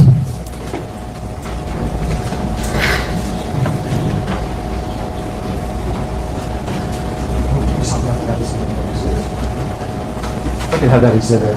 Ms. Clerk, I just want to look at one thing. The overlay map, that crazy thing.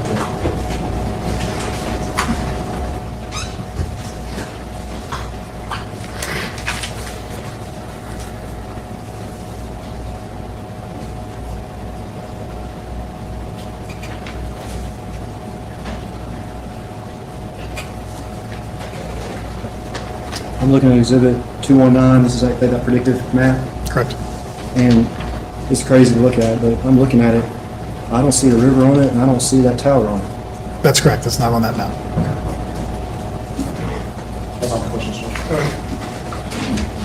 Mr. Reeves, you build cellular telephone networks based on your physics prediction about coverage areas, don't you? I do. So when you call it a predictive map, it's accurate enough that you build entire networks based on those calculations, don't you? That's correct. Okay. And I know that the government's attorney has asked you a lot of questions here today. Is there anything about any of these questions that would make you change your original conclusion that Zachary Adams' device and Holly Bobo's devices were not together, or not moving together on the morning of April the 13th? No, my opinion remains the same. No further questions. That's fine. All right, each step down, you're free to go. Thank you. I think that was a good final question there from Jennifer. Like, loop it back if the jury was tuning that out. Just reiterate that my client, I guess it would have been stronger if there was emphasis on, like, all four not being co-located with Holly's phone. But yeah, if the jury was tuning that out, Although I think they have probably made their decision at this point in the trial. I don't know, just guessing. But if they were still open to hearing things, that was a good final note to end on with this witness. Next up, we're going to have... Who do we got?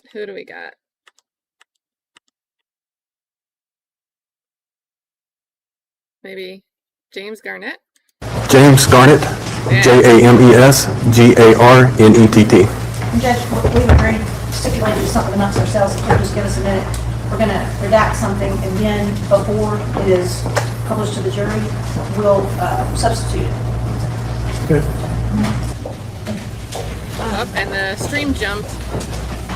And how were you employed in April and the spring of, in January, February of 2012? I was a special agent with the Tennessee Bureau of Investigation. Okay, and you remain with that department, is that right? Yes, ma'am. Okay. And if it helps, I will stipulate to his credentials, his computer search of the computer of interest. Okay. No objection. Mr. Garnett, you did an analysis on Terry Britt's computer in the winter of 2012, is that right? Yes, ma'am. Okay. And you were able to determine some search terms that Mr. Britt had been using? I was, yes. Okay. And I will come up here.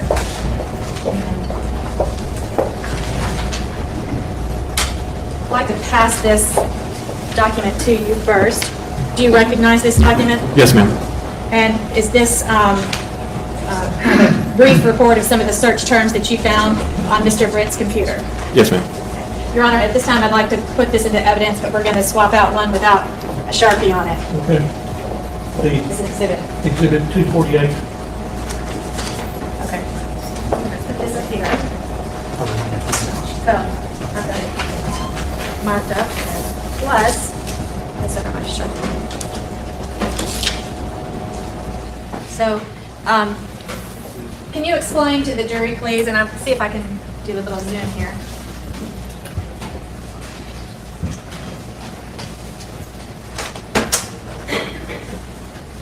Can you explain to the jury how we know what search terms are being used here? So such in this top line, what search terms are we seeing that Mr. Britt has used on his computer? That would be a web history for the website xnxx.com. In the search bar at the top of that website, he would have typed abducted. Okay, and what's the next line show us? Web history again for chat. nudevista.com. In the search box at the top of that, the user typed rape and scene. The Now, plus- you didn't YouTube type is the gonna plus, love you this just typed one. those two separate words, is that right? No, ma'am. The plus is put there by the code. The computer. Okay, and then what's the next search that he did? Another search on the same website, nudevista.com. Can we look at the dates for all of these, please? Sure. Would you let me? Read the date along with it then? Yes, this first one is a little bit confusing for going back to the xnxx.com and the abducted line at the very top. The program, the tool that I use, switched the day and the month in that line, so it's still in January, but it is January 8th of 2011 is when that search was conducted. Okay. The next one, the rape scene, that one was conducted on January 6th of 2012. Okay. The next one, the nude vista, and the search term was rape and anal. That one was conducted on January 12th of 2012. Okay. The next line was conducted again on January 12th of 2012 at 8:27 a.m. and that was nudevista.com again, and anal rape was the term typed into the box. Okay. All three of these next ones are actually the same search term. It would have been typed by the user one time, but these are referring to on the results when they're presented in a gallery form on the web page. There'll be more than one page. So if they click next, for instance, if they're presented with 20 various images or videos on that page, they click next to get the next 20 images or videos on the next page. So when you see ones like the three, they're all three done the same results, just different start. It says start equals 144, start equals 96, start equals 48. that's just another page. The user has essentially clicked next and gotten a new page of results. Same search term, same instance where they typed it in the box, just another page of results. So on these, it was newsvista.com, and the user typed anal rape into the search box.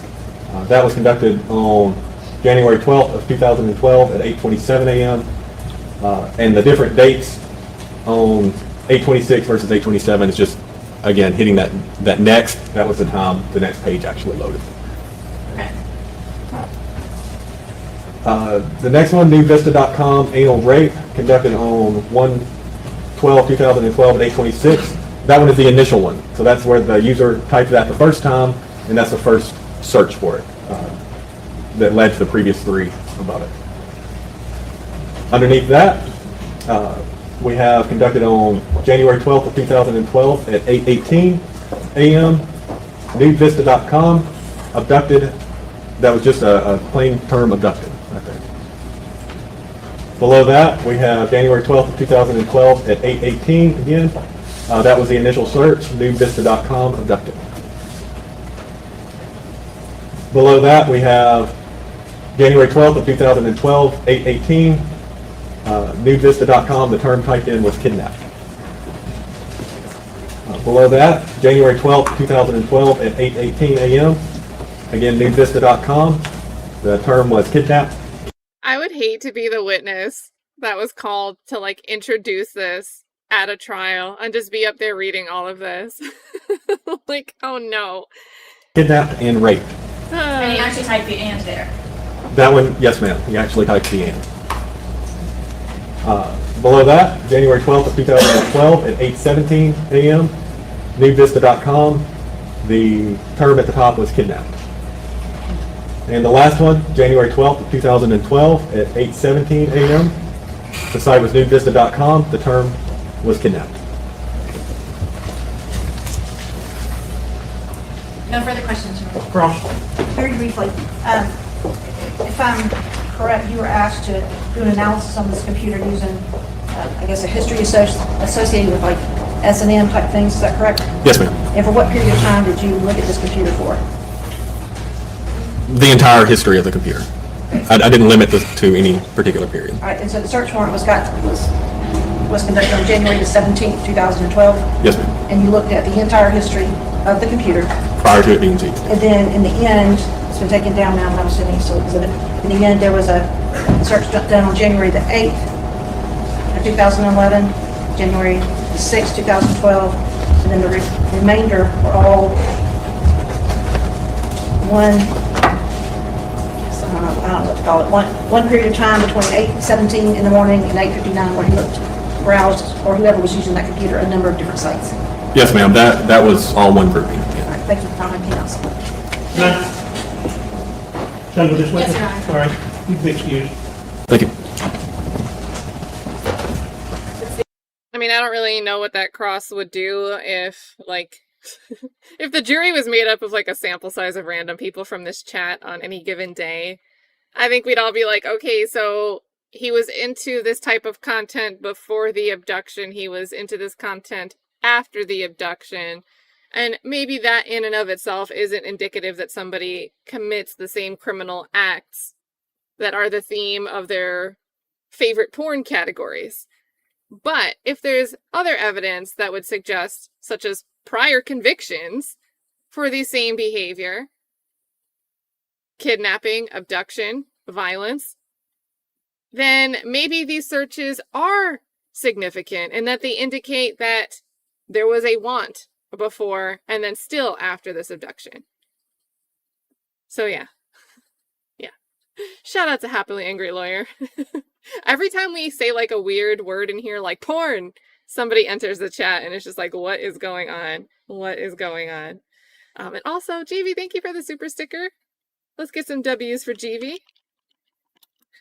GV said, take the porn off the screen, get the searches gone. We're going to get a super sticker going. Let's take a recess, about 15 minutes. Yeah, that's what I was thinking, Trial and Error podcast. Like, we're narrowing it down. Like, you searched the whole computer history, or what was your time frame? Oh, it's only 2011, but we heard that there were like hundreds of items seized from his property. The jury got to hear that. There's something in front of the jury. I don't know if they picked up what I picked up because of the post-conviction hearing context, but that Terry Britt, Janet Britt, seemingly had their own camera system to surveil the outside of their property. And I know now that we're in 2025, everybody seems to have a Ring camera, but the idea of having a surveillance system in 2011 for your property, let alone like not just one camera looking at your door, but multiple cameras, is quite unusual. Quite unusual. And then I don't think this jury got to hear it at all, but we have the context that there's some weird break-in a few years after this happens, when someone calls 911 to report that they heard this break-in. Police arrive, there's a door open to this house, and Janet Britt shows up, and she's like, yeah, I'm renting this place, but I don't want anybody to know I'm renting this place. And it appears like it's storage. If you walk in the first room, the entry room, there's like stuff to storage all over.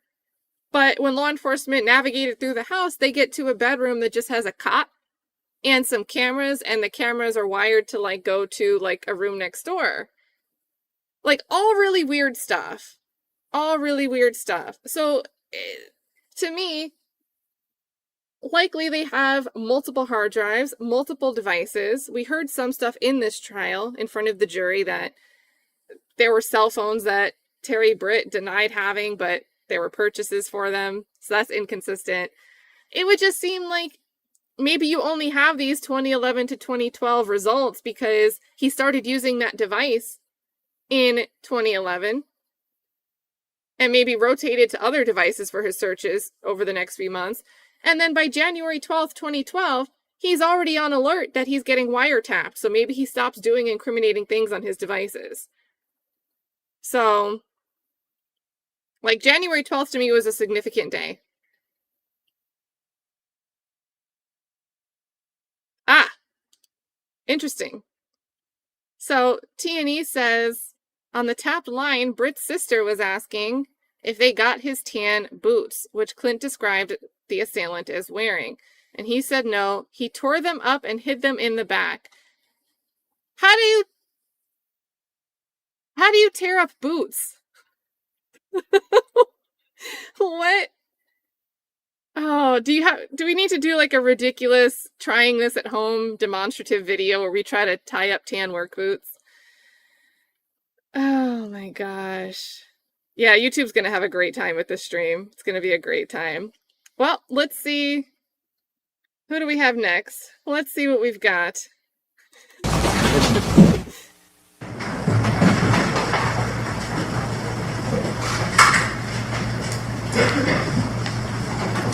Hey, Jeremy.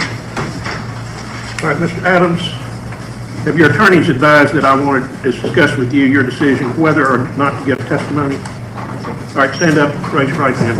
Oh. Solemnly swear the testimony you're about to give is the truth, the whole truth, and nothing but the truth, so help you God. Yes, sir. By virtue of the Constitution, we all have certain rights. One of those rights is you can't be compelled to give testimony.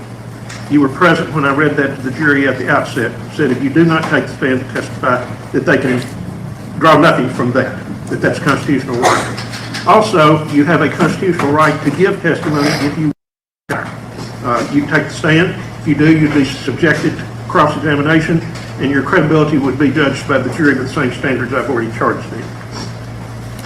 This is your decision, okay? You can make it having consulted with your attorneys. I would expect you to consult with your attorneys, but this is not their decision, this is your decision. You're standing there between two of your attorneys. Mr. Gonzalez came on the case late, but you had ample opportunity to discuss it with Mr. Simmons and Ms. Thompson. Is that correct? Yes, sir. Having said all of that, is it your election not to give testimony? Yes, sir. That's correct. Are you doing this freely and voluntarily? Dang. Yes, sir. You don't feel you've been pressured either way, to Yes, sir. give or not to give? No, sir. This is your decision. Yes, sir. All right. Want to address anything further? No, Your Honor. There you go. All right. You can be seated.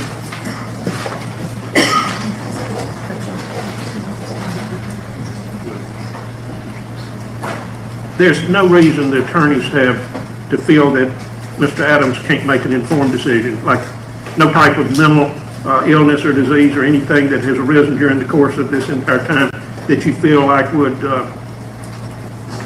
make him unable to make that decision. No, Your Honor. All right, thank you. All right, the other thing, you want to renew your motion? Your Honor, this time, Mr. Adams would renew his motion for judgment of acquittal pursuant to Tennessee Rules of Procedure 29, would simply indicate that the state has failed to carry their burden of proof as to all counts. All right, thank you. We went into more detail at the conclusion of the state's proof concerning corroboration of an accomplice and some other things, but those factors still apply, and the court feels it's a jury question. Okay?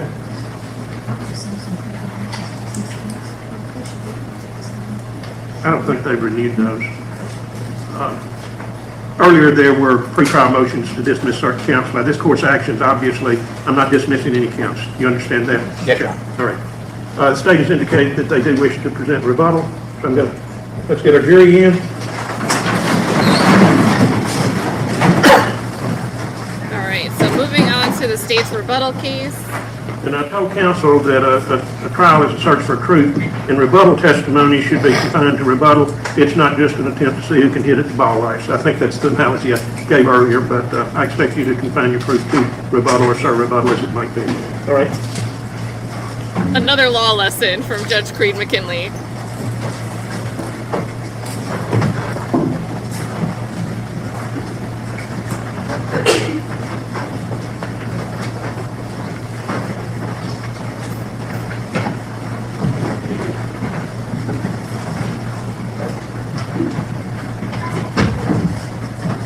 All right, be seated. They earlier rested their case in chief. The defense is now rested. So at this time, I told the parties if there's any rebuttal proof, you'll be confined to rebuttal, but you may call your first rebuttal witness on behalf of the state. Before we start the short rebuttal, Your Honor, we announced earlier in the trial with the defense, there's going to be a stipulation with regard to some phone records and a list of numbers associated with people. We just felt we elected to do this at the end of the proof. So I have this marked as the next number exhibit on our end. P249.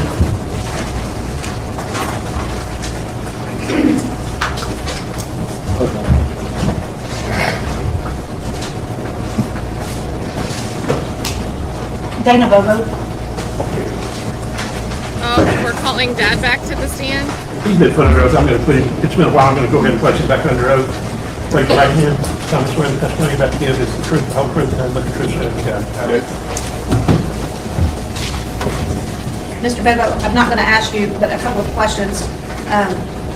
In particular, do you recall 2 or 3 days after Holly was abducted on April the 13th of 2011, so that Friday or that Saturday, do you recall going to several different locations with your cousin, who's in the courtroom, Sheriff's Department?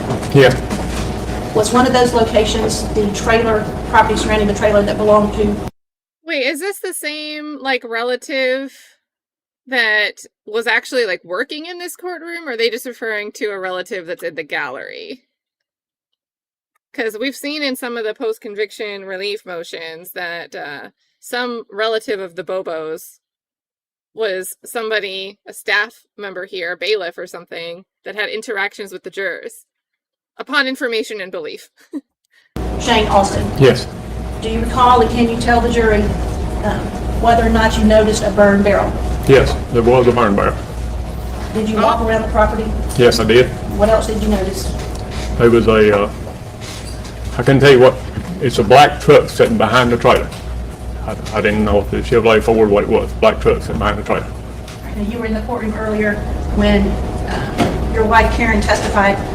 I'm not asking you, this was a different occasion to go to his trailer than the time that you went and actually spoke to him, is that correct? Yes, yes. On the day that you and your cousin Anthony went there, did you speak to anyone there in the trailer that day? Not that day, no ma'am. And do you remember whether it was Friday the 15th or Saturday the 16th? It was one of the two, and I'm pretty sure it was Friday the 15th, 2 days after she died. Is there any doubt in your mind that there was a burn barrel? No, there's no doubt in my mind. Tell the jury where it was, It was on the right-hand side of the trailer. front or back? It was kind of toward the front. Thank you. Nothing else, Your Honor? Cross. No questions, Your All right, step Honor. in. Next.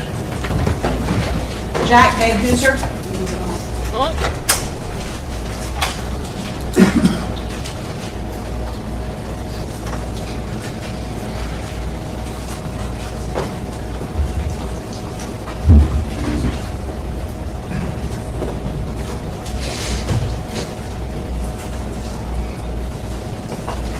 Yeah. I still just don't get this burn barrel thing. Like, why is it relevant? What is the relevance of the burn barrel? The inference of destruction of evidence, but then the state is like, look, we found a Hansel and Gretel breadcrumb trail of all of Holly's personal affects. Like, so one would conclude burn barrel wasn't used, if it existed or not, in any way, shape, or form, in some way relevant to this case. So, so let's see. We've also got, okay, thank you for the context here. Trial and Error says, Dana's cousin and business partner was the court officer responsible for sequestering the jury. Oh, so did he get to hang out and watch football with the jury? Great sequestering. Let's have a family member of the victim's family in there making sure everything's all gravy. Nobody's talking about the case. And that he was driving around with Jeff Jackson and Dana Bobo investigating the case. Oh my God.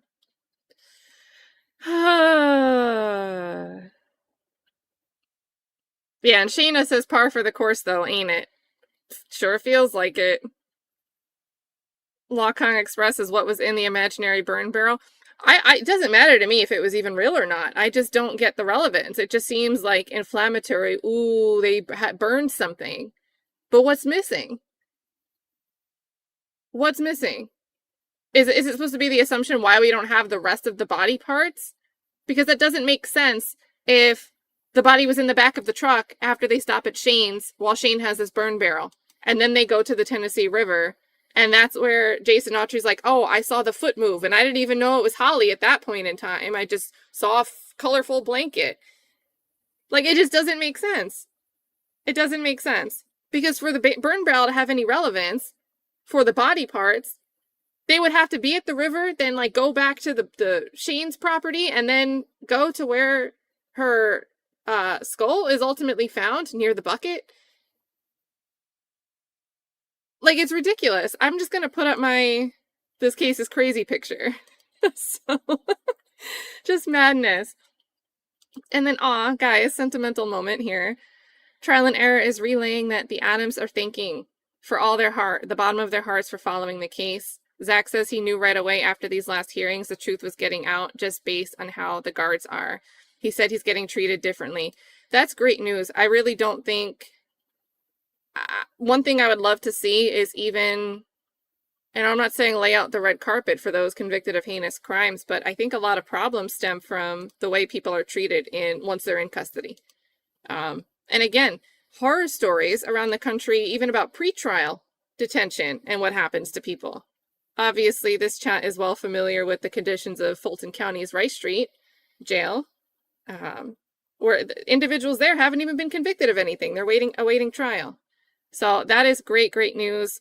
I think, unfortunately, with how significant, I think, the community, the watch party, the search parties, even though they moved this trial a county over, I still think public sentiment pervaded, and with no help of of the judge and his commentary throughout the trial. I don't think moving counties took out the prejudicial effect of the community sentiment for the 2017 trial. So I think it's extremely important. And there's been moments where I feel like you can see on Zach's face at these post-conviction hearings, like relief that he's hearing something said out loud in a court for the first time. So, and again, it's just something to really be able to watch. You know, if this was just the appeals process and not happening at the trial court level, typically you don't get cameras in those sort of things. Sometimes you get oral arguments and they're time limited, and you have the attorneys on both sides arguing the most significant issues from their briefs, and everything else you got to read. So we don't always get to see cameras for these types of arguments. So Yeah, more, like, it just, the more you think about it, the less it makes sense. Which is why you need all these witnesses to get up there and say, so sad somebody said something crazy, like, I'm going to bury you like Holly Bobo, even though Holly wasn't buried. Because that's going to shift your focus and make you fixate on why would somebody say such a horrible thing? And that blocks out the critical thinking and the common sense. So yeah, if everyone's out looking for a kidnapped girl, like multiple agencies are out here looking for this girl. This was a response like no other. The whole community. And we see how close all of these houses are. Nobody's going to go check for the smoke. Like, and there's helicopters out. Even if like someone didn't drive past that road to see smoke and exactly see where it was coming from, you would think flyover would see it. So, just crazy. Just crazy. And yep, I am 100% with you, Fun Size. Whew. Let's get into second rebuttal witness. Oh, it was Jack Van Hooser, right? So that's exciting. Kept him in their pocket for rebuttal. Raise your right hand, please. You solemnly swear the testimony you're about to give is the truth, the whole truth, and nothing but the truth, so help you God. Yes, sir, I do. Be seated. State first and last name and spell, please. Jack Van Hooser, Jackvanhooser. Mr. Van Hooser, can you tell me if you're currently employed? I am. All right, where do you work? The National Center for Missing and Exploited Children. And prior to your current position, did you work for the Tennessee Bureau of Investigation? I did, yes, ma'am. For how long? A little over 30 years. Okay, and did you retire from that organization? Yes, ma'am. In what year? Late June, early July 2015. Prior to your retirement from TBI, the summer of 2015, what office were you assigned to and what was your position within the office? Immediately prior, I was the special agent in charge of the West Tennessee Criminal Investigation Division. And so they would call you the SAC, right? That's right. All right, as the SAC, did you supervise a person by the name of Terry Dicus? Yes, ma'am. Did you supervise a person by the name of Brent Booth? Yes, ma'am. Joe Walker? Yes, ma'am. Anybody assigned to one of the two different offices in West Tennessee? Yes, ma'am. That's Both correct. Memphis and Jackson. Correct. Tell me when you got that position. That would have been August, September of 2012. So when you came to that office, the investigation of Holly Bobo was well underway? Yes, ma'am. Had you previously been involved in that investigation? I was the regional crime lab supervisor. Prior to that, I know evidence came and went from the crime lab. As far as my personal involvement in the investigation, no, ma'am, I did not. Okay. So when you became the SAC of that office, would you agree with me that you were sort of a fresh set of eyes on the investigation? Yes, ma'am, that's correct. And did there come a time pretty soon after you took over the position of SAC that you felt a change needed to be made? Yes, ma'am. Okay. What change was it? The case agent on the case needed to be benched. He needed to be put on an administrative duty as opposed to following leads. So Who was the case agent? Terry Dicus. Okay, and what did that mean as the case agent? The case agent leads the investigation. He should have the big picture view of the investigation, and he should be leading things from that objective position. In the 30 years that you were a special agent with TBI, had you ever made that sort of decision before? No, ma'am. And why was he benched? In my opinion, based on statements he made as well as statements other agents made to me, he had lost his objectivity. He had tunnel vision on a particular suspect and was not objective about all of the facts coming into the case. And who did you select to take over as lead or case agent for the Holly Bobo investigation? Special Agent Joe Walker. Okay, and to your knowledge, did Joe Walker remain in that position as case agent until the conclusion of the case, or I guess until you retired? To my knowledge, yes, ma'am. Certainly till I retired, to my knowledge, till today. I don't have anything further. Thank you. Oh, that was quick.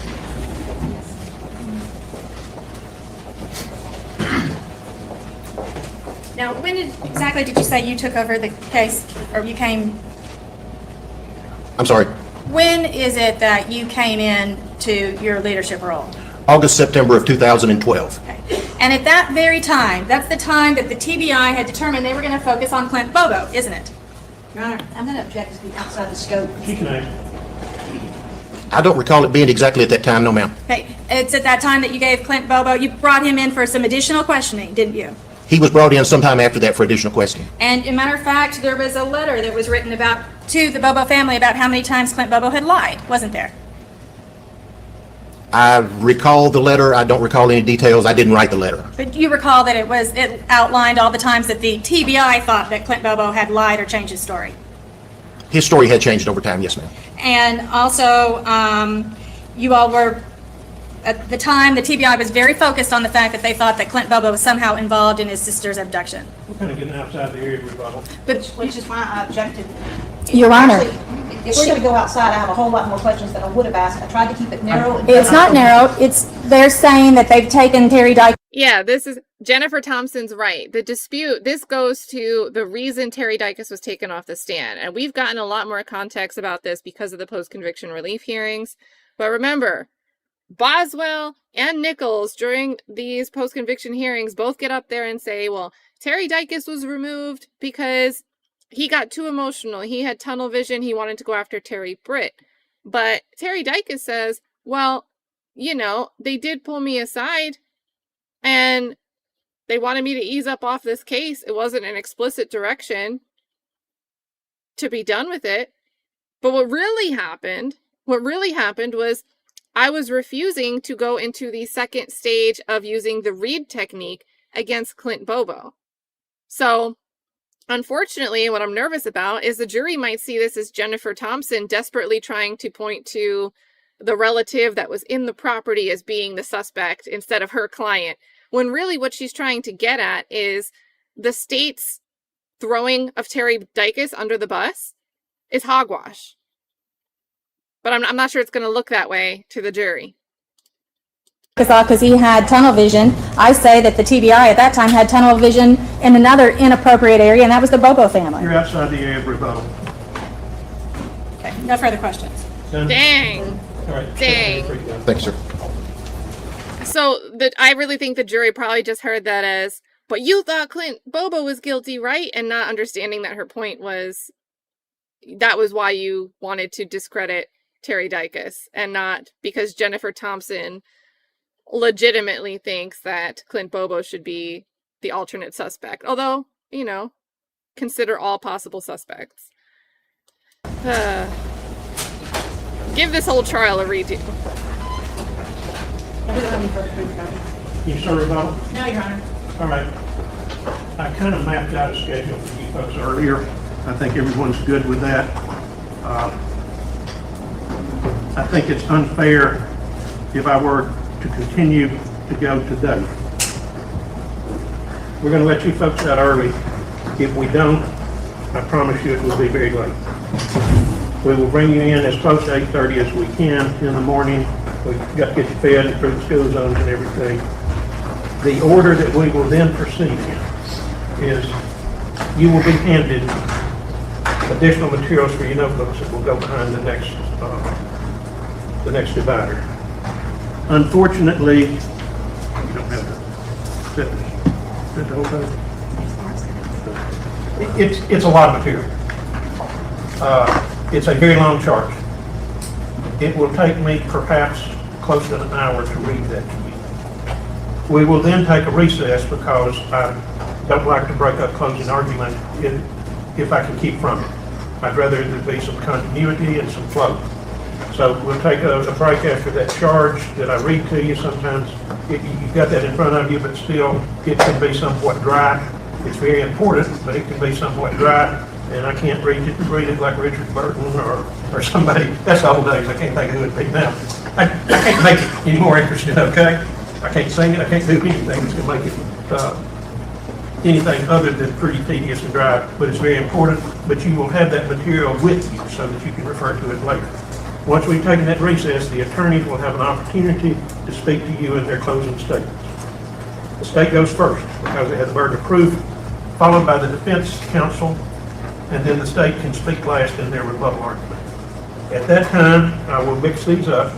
If you're all still healthy, everything's good, I'll draw 3 names, and then the remainder of you will then start your deliberations. You've heard the proof, So there's kind of a danger, but I'm telling you, don't form any opinion in this case. Wait till you go back with your fellow jurors to deliberate toward reaching an agreement in this case. So don't form or express any opinion. Don't talk with anyone, not even among yourself. Don't allow anyone to discuss the case with you. Remain in the presence of the officers anytime you have outside conversations with the family or anything else. Do you have any questions? If everything goes well, you should get this case. Yes, sir. Yes, sir. When the alternates are chosen, will they be just sent like back to they won't be released? Right? They actually, once you start your deliberations, I can't substitute an alternate in. So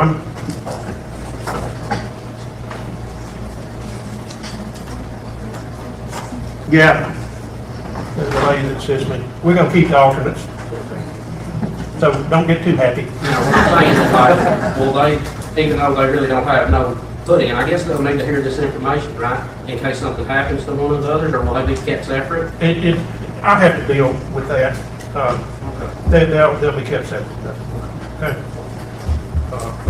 In the event that there's a sentencing hearing, they might be put in at that time because it's kind of like a mini trial. But this is all way ahead. It's theoretical, so don't hold me to anything yet. But that's a pretty good question.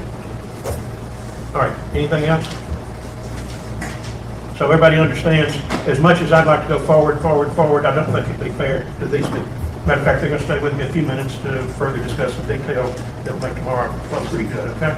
So you folks at this time, please get started.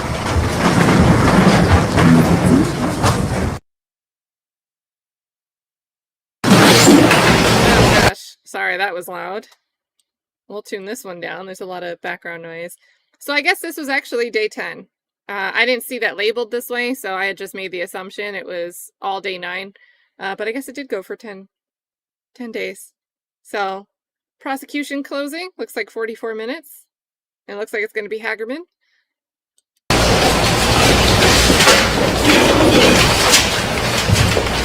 "6 years.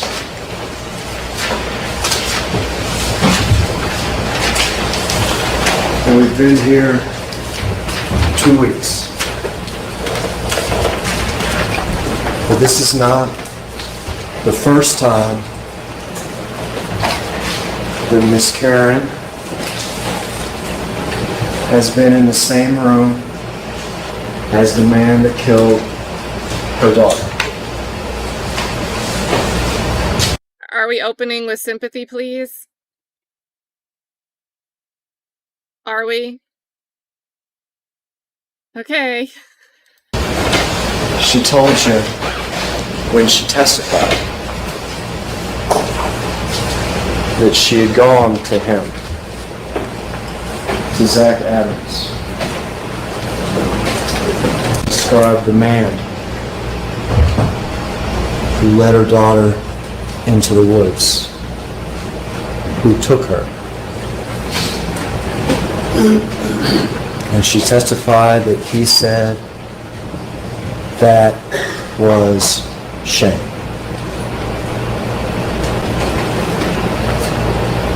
From the mouth of Zach Adams, that was shame.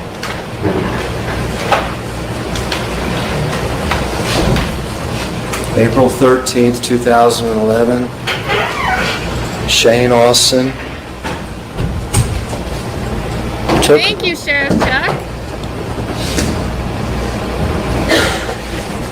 Through the woods. What? Why are we getting a tissue? Why is the judge getting up and getting a tissue? What is going on? Maybe he's just dusting something off. Maybe he needs to see his football better. But still, tissue box? And sniffling? I hear sniffling in the court. What are we doing? Took her.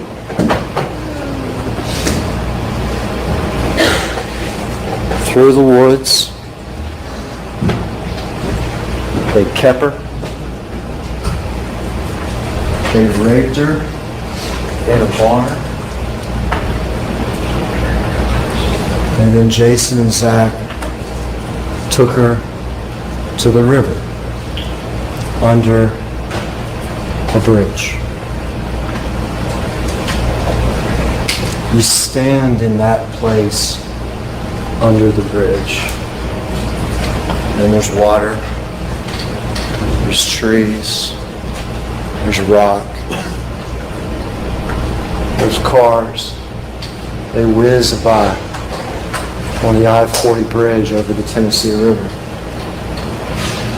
A bridge that we've all crossed and crossed and crossed. But as you do it, you can't see down to this place at all. There on the rocks next to the river and the trees, stand in that place, you're all alone. All alone. But she wasn't all alone. Wrapped in a blanket, under that bridge, with the cars whizzing past, she was not all alone. Because two men, two bad men, one stood at her feet and one at her head.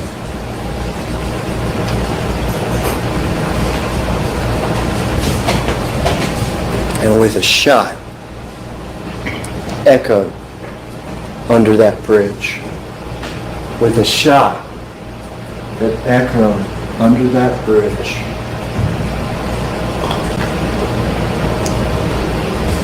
those two men did what they chose to do.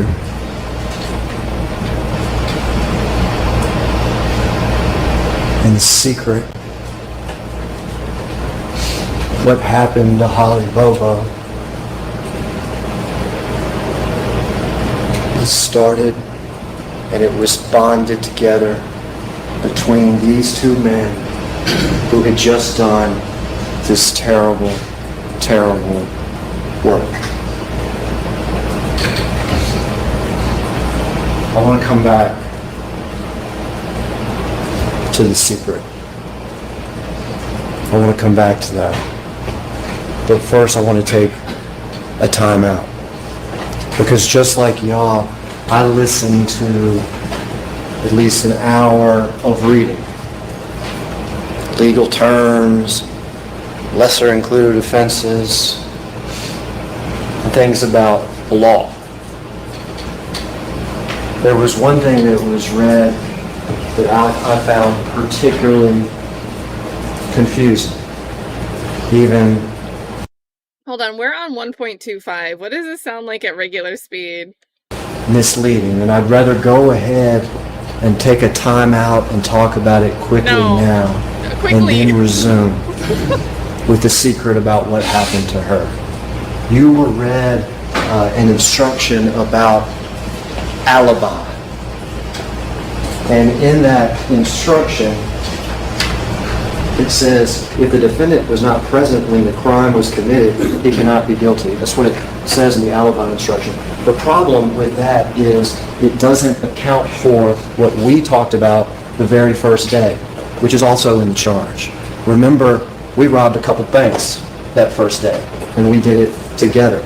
We did it to demonstrate what's also in the charge, which is criminal responsibility for the conduct of another. I was the only one on the scene of the crime. I mean, I walked into the bank and I did it. But my accomplices, whoever planned it, whoever drove away from it, whoever split the money with us, whatever it was, there's no necessity under the law that those people be present at the scene of the crime. The alibi instruction has to be read in light of criminal responsibility. Okay? That's important in this case. We'll come back to it, but I wanted to go ahead and say it because I don't want that misconception out there the whole time everybody's honest. Okay? The secret began with a gunshot under the bridge that echoed. These two men bonded together because of the terrible hands-on work that they just put in. But not just these two men, these four men. Zach Adams, Jason Autry, Shane Austin, and Dylan Adams. All criminally responsible for each other. All part of this terrible, terrible, terrible thing. Their secret bonded together.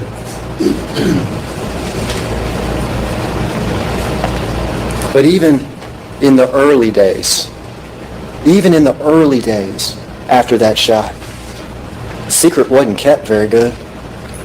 If somebody had been listening, if somebody had just been listening, they'd realize that that secret wasn't even kept through the first 2 weeks of this thing. Within 2 days, Holly's papers were found right there by Shane Austin's trailer. Other of her papers found right there in front of Shane Austin's grandmother's house.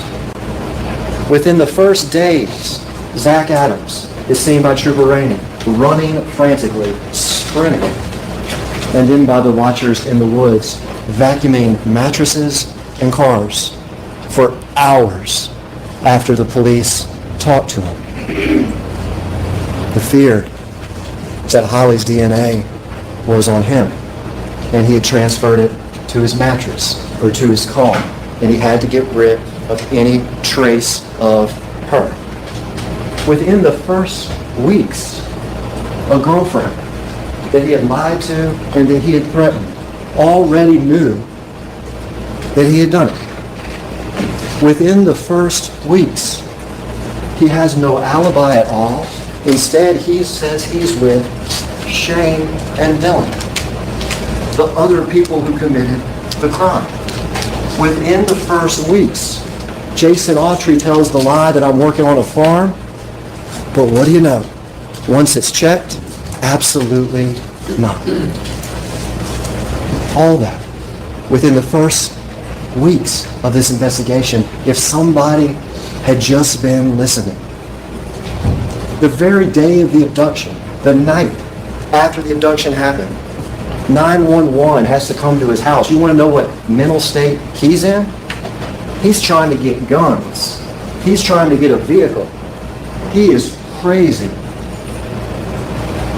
Fighting his grandfather, desperate. Within the first weeks, this secret had crack and crack and crack and crack in it. But nobody was listening. Agent Dykes, Investigation 101, check their alibis. Oh. Check their alibis. Well, he did. Investigator Dykes, follow the facts. Instead, he came up with some theory about sexual predators. Follow the facts. Just the facts. Is that Dragnet? Just the facts. But he wouldn't listen. In those first few weeks, this thing could have been done. But he wasn't listening. If he had been listening, he could have gone to the people that hung out with Zach Adams.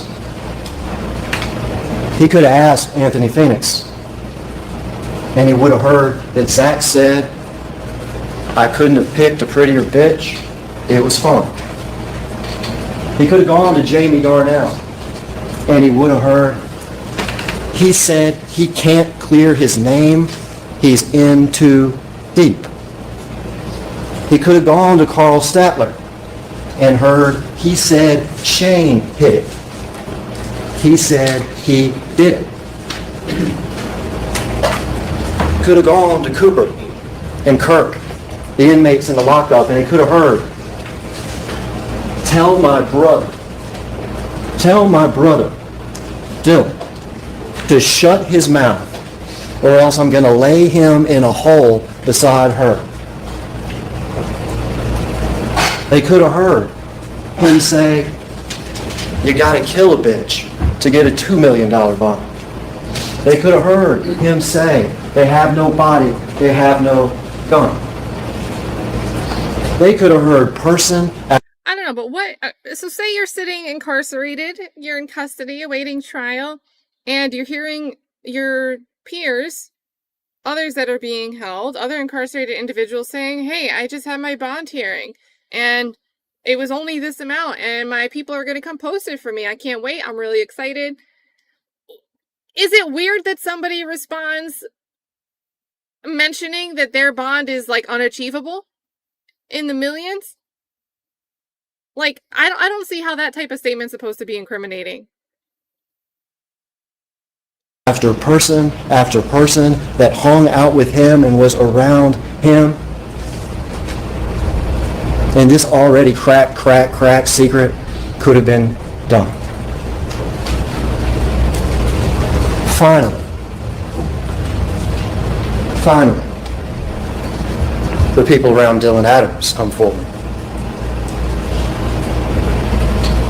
And when they do, finally, somebody listens. Finally, somebody goes to Dylan Adams. And what do you know? The same names we've been hearing since the second day of the investigation. Zach Adams, Shane Austin, Jason Austria, Dylan Adams. To Dylan's friends and to Dylan, and we got the same people. This secret wasn't even well kept. Not early on and not later. Except by one man, Jason Austria. You see, Jason Austria knew, just as we know, that when he drove up to that trailer and the body, she was in that blanket and he agreed to help,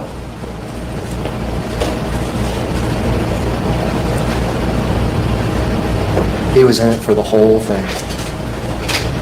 He was in it for the whole thing. He knew that when he agreed to help and took her in that blanket to the river with Zach, that he was just as responsible as Shane Austin, just as responsible as Dylan Adams, just as responsible as Zach Adams for what happened to and what was going to happen to that girl. She was never going to come out of that blanket alive. Not a chance.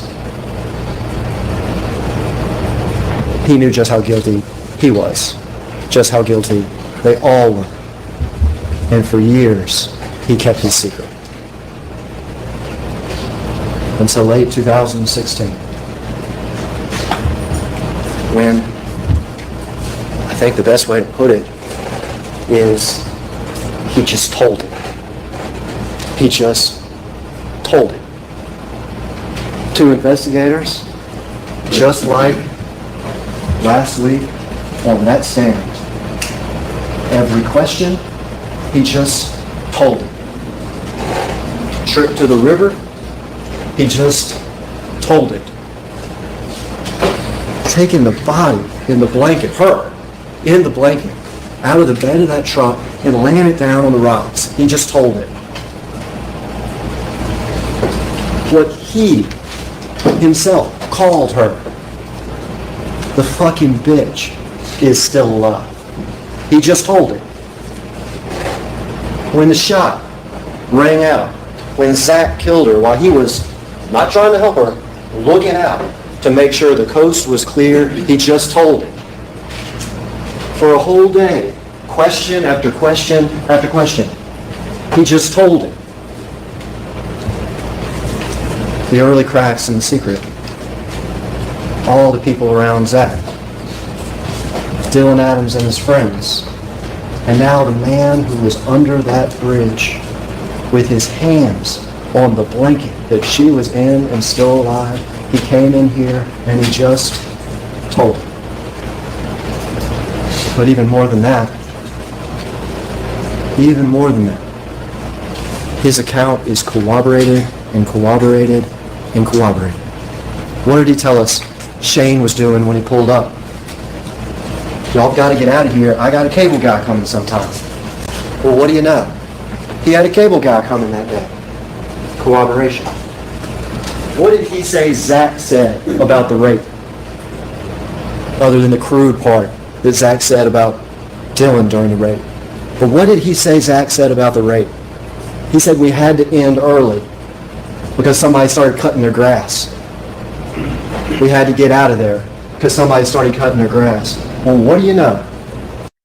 Corroborated or made available to him in his discovery packet. Brian Vitt, a neighbor to Shane's grandmother, where that barn is, the neighbor. What was he doing that morning? Cutting his grass. Cutting his grass. Jason tells us, later that afternoon, we go to Victor Dinsmore's, well, not his house, he's working at Miss Dottie's house. He says there's a scuffle or a fight. Something about hitting it. And what do you know? Victor Dinsmore describes the same thing for that afternoon. But not just that, the particularly interesting part of that is Jason says, you know, Victor was there, but some unidentified, that was his word, unidentified female was there. What do you know? Debbie Doris, the cleaning woman. And what'd she see? Men. Including who? Jason. Objection, Your Honor. These are main facts on the evidence. It's up to the jury what the facts are. What do you know? She saw men. Including who? Jason. Corroborated. Jason tells us how, because he was dropped off at the church. He was dropped off at the church after they came back from the bridge. When the body was disposed of, he wasn't there, and he told us he doesn't know where it was, except that Zach had told him near Kelly's Ridge. So he told us he went out there looking for it one day after this. He said he went up to a house pretending like he was asking to fish, but the people wouldn't let him. Well, what do you know? What do you know? Within 2 weeks of this crime, Miss Brenda O'Brien calls in, and it's documented.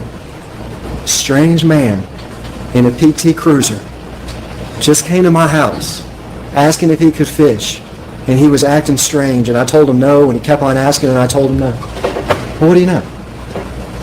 That's exactly what Jason had said. Corroborated and corroborated and corroborated. But even that, there's more. Because what did Jason say in late 2016? Shane Austin and me sold the gun. The gun. No body, no gun. Sold the gun to Victor Dinsmore. Go to Victor Dinsmore. The gun was disposed of over by Joe Holiday Road. Small little street. Years and years and years ago. They sold it to me sometime after Holly was killed. And that's where I got rid of it, me and my wife. And what do you know?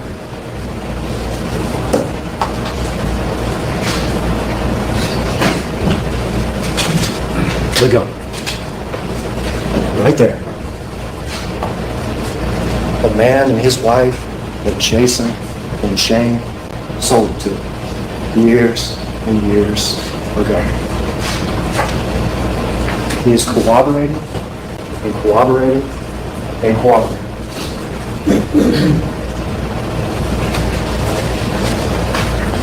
Early cracks. Zach's friends and all the things he said. The friends of Dylan Adams and Dylan Adams. Jason Autry just told it, and he was corroborated and corroborated and corroborated, and even then, there's more. 2 confessions, admissions, while he was in jail, to 2 entirely different people. Christopher Swift, who doesn't, is he lying on Zach? Is Christopher Swift lying on Zach? He told us he doesn't even want to believe that Zach is capable of doing this. But nevertheless, he tells you what Zach said. I was there for the worst part of it. I was there for the worst part of it. One of us. And I hated that too, because I'm pretty sure Chris Swift was like, there were conversations that he was having and / overhearing, and like, it's, you know, if you're tuning someone out and only half listening to them, you guys know how that goes. But there was the discussion about Shane, to the point where I think these jailhouse witnesses had the wrong, they thought that Shane was like a direct, like, brother or cousin of Zach Adams. Well, if you're describing what happened to Shane, who tragically took his life because of this case lingering over him,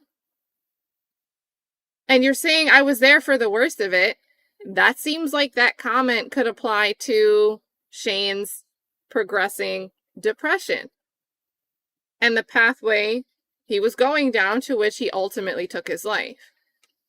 But the state, I was there for the worst of it. If their theory is this took like 2 hours to accomplish, why do you even need to narrow down what the worst of it entails? Like, it just doesn't make sense. It just doesn't make sense how they characterize the phrases that they're attributing to Zach. This killed themselves. I was there for the worst part of it. Talking about how, and explained later that one of us, Shane Austin, killed himself. Corey Rivers, entirely different person, who sat up straight, bright-eyed, and told us and answered every question about his past, his horrific childhood, what happened to him, what happened to his mother,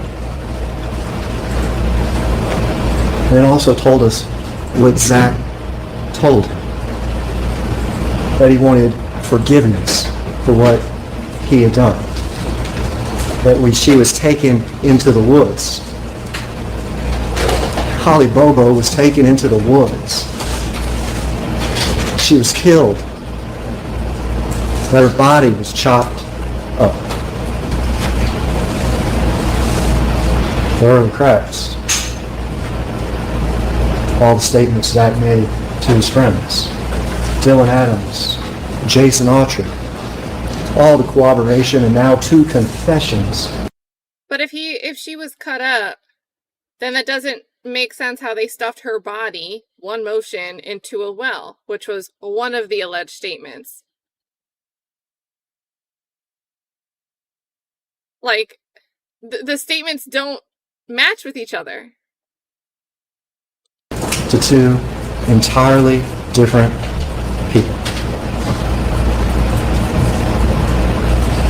So why'd I have to hear so much in this trial about other things?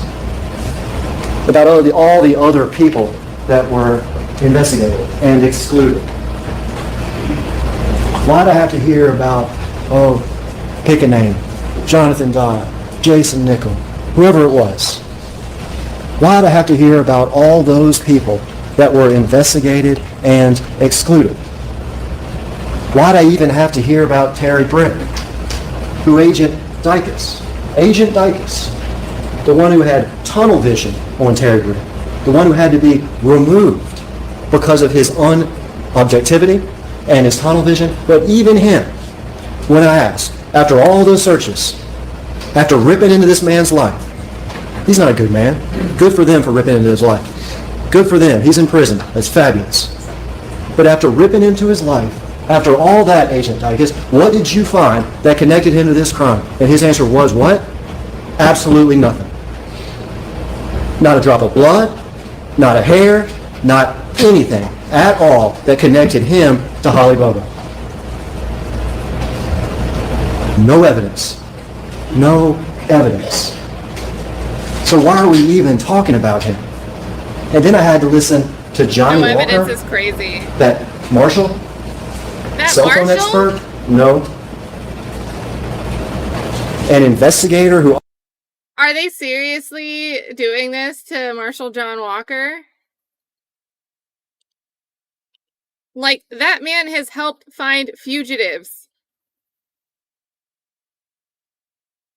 Now, all of a sudden, that Johnny Walker. phone expert? No. An investigator who understands that when you talk to somebody, there's certain things you got to do? No. An investigator that understands that you need to write a report that actually records what happened when you talk to somebody?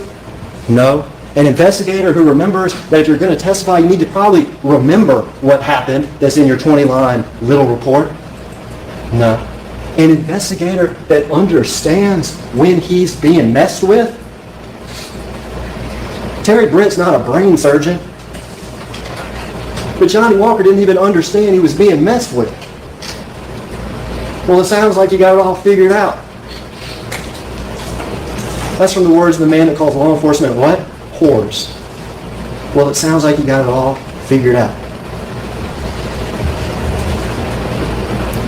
He came in here to say that? Johnny Walker came in here to say that? Because you excluded Why? everything else. This is like not coloring within the lines. But there's no objection. That is not why Johnny Walker came here. He was excluded from presenting. Oh my gosh. I almost missed Simone Hilton's closings. Although that, to be fair, that would be like 4 hours. Mr. Walker, you look at the evidence. Why don't you look at the evidence? But why don't you? You disqualified someone that wanted to present the evidence. And now you're denigrating him. Were you Help aware, us. Mr. Walker, that as we sit here right now, we've heard 7, Take care, 8, Gigi. 9 people say what Zach Adams said about killing her. Mr. Walker, as you sit here right now, do you know we've heard 2 different people, entirely different people, testify about how he confessed to them. Mr. Walker, as we sit here right now, do you know they went to Dylan Adams' friends? Do you know they went to Dylan? Do you know Jason just sat in this courtroom for a whole day and just told it? Did you know that his entire story corroborated? No. Yet we had to listen to it.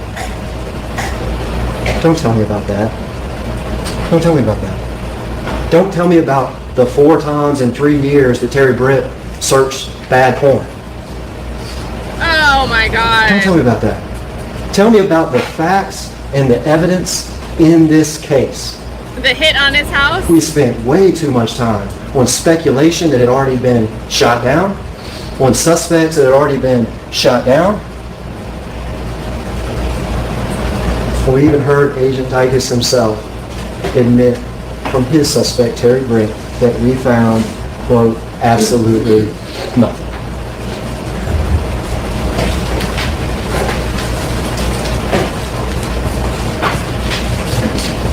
Two things. The math. The math? The math in this case. The math, is like how actually- the routes are not physically possible, but because the defense had this ATM information hidden from them, you could kind of try to obscure the math, especially since Johnny Walker wasn't able to present his cell phone data presentation. Okay. All right, Paul. Okay, Paul. We're first name basis now. Pretty simple. The only question in this case is, do you have the right people? Because everyone agrees, she was taken, she was kidnapped, and that kidnap started when she was taken, and it continued all the time until she was killed. That she was taken, that she was kidnapped, That's how that she was kidnapping raped, works. and that she was murdered. You just listened for an hour about lesser included offenses or something like that. I heard crazy stuff, like negligent homicide or like sexual battery. I heard crazy stuff, and the only things at issue in this trial are not whether or not she was murdered, because she was. Not whether or not she was murdered in the perpetration of a felony, because she was. Not whether or not she was kidnapped, because she was. Not whether or not she was raped, because she was. The only question is, do we have the right people? And the math on that is pretty simple. 4 people. Zach Adams, Jason Autry, Dylan Adams, Shane Austin. 4 people. 1 killed himself. The one at the coon hunt. The one looking at her. The one with the hidey holes behind his house. The one with the paper 75 yards from his front yard. The one with the heat coming down on him. 1 killed himself. Dylan Adams. They went to his friends. They went to him. And what do you know? After they did, got the right people. Jason Autry. He just sat in here and told it. You got the right people. Zach Adams, Karen Bobo, face to face with her, in the same room. The man that took her into the woods. And he said, that was Shane. That was Shane. He didn't say, I don't know who that was. He didn't say, oh, that was, pick a name. Pick a name that we've heard. Doesn't matter. James Barnes. He didn't say, it was Terry Britt. He didn't say, I got no idea. He said, that was Shane Austin. 4 people. 4 people. Do we got the right people? You can go one by one by one by one. And the second thing.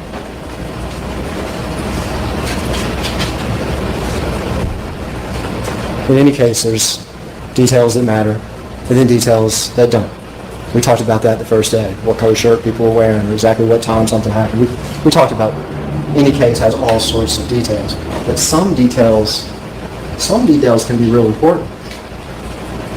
It was just 2 more witnesses. There was so many witnesses that got on the stand, but it was just like the others, 2 more witnesses, and you may not have caught how important what they said was. Cooper was the inmate who was sitting in the Chester County lockup. He was the one who was going to be transferred to a buying county. Kirk was the inmate who was sitting further, waiting to come to court. That's Cooper, and that's Kirk. Cooper described how Zach Adams came into that lockup, asked him if he would be able to talk to the federal prisoners in Obion County. He said, yeah, maybe through the door. Zach says, we'll get a message to my brother. Tell him to stop talking, or else I'll lay him in a hole next to Holly Bobo. Kirk hears the same thing. Here's Zach talking to Cooper. But you know what else they both hear that they told you? They both heard Zach say, because remember, Cooper didn't want him saying this to him. He said, I got angry with him, and maybe even I threatened to slap him if he didn't stop talking. But he didn't stop talking. He said, not worried or something to that effect, because they got no body and they got no gun. Remember that? Not just from Cooper, but from Kirk. They got no body and they got no gun. Well, when did that happen? When did that conversation happen? They testified it happened on March the 4th. March the 4th of 2014. March the 4th of 2014. March the 4th of 2014. When was her body found? When was her body found? September of 2014. So his first statement makes sense. They got no body. Because in March of 2014, they didn't have a body. But what else did they say? They got no gun.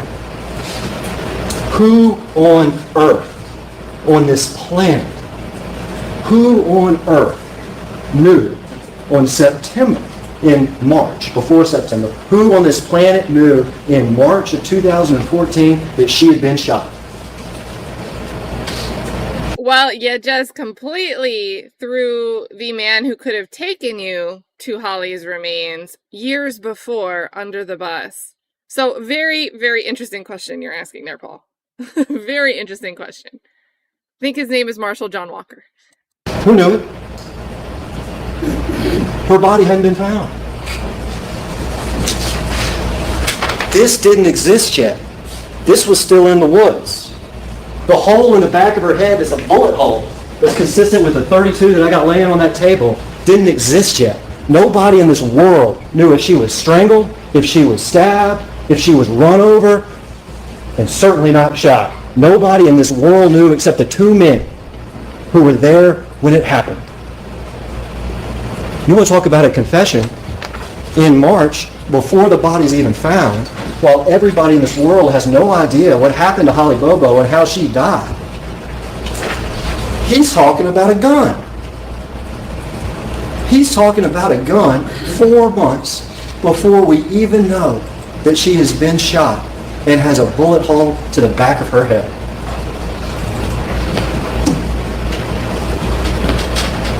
Under that bridge, you're all alone. You're all alone. The cars whiz by, they can't see a thing. Do the boom. Under that bridge, she wasn't alone though, because she had 2 men, and they had a gun, and they killed her. Only 2 men in the world knew that. The 2 men that did it, Zach and Jason. And Zach's talk in March, before that body's found, tells you everything you need to know.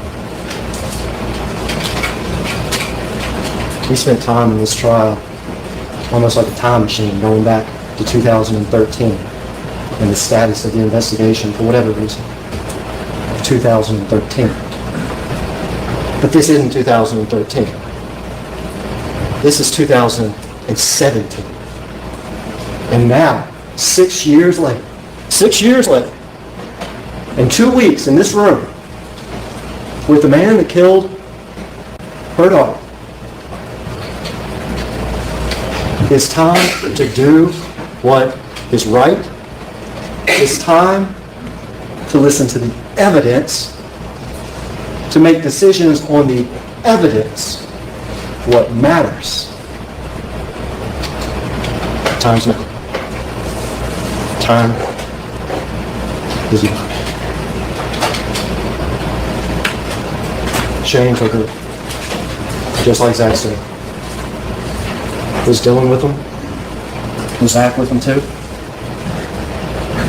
And after Shane took her, they all raped her. They all still had her kidnapped. Zach and Jason drove her to the river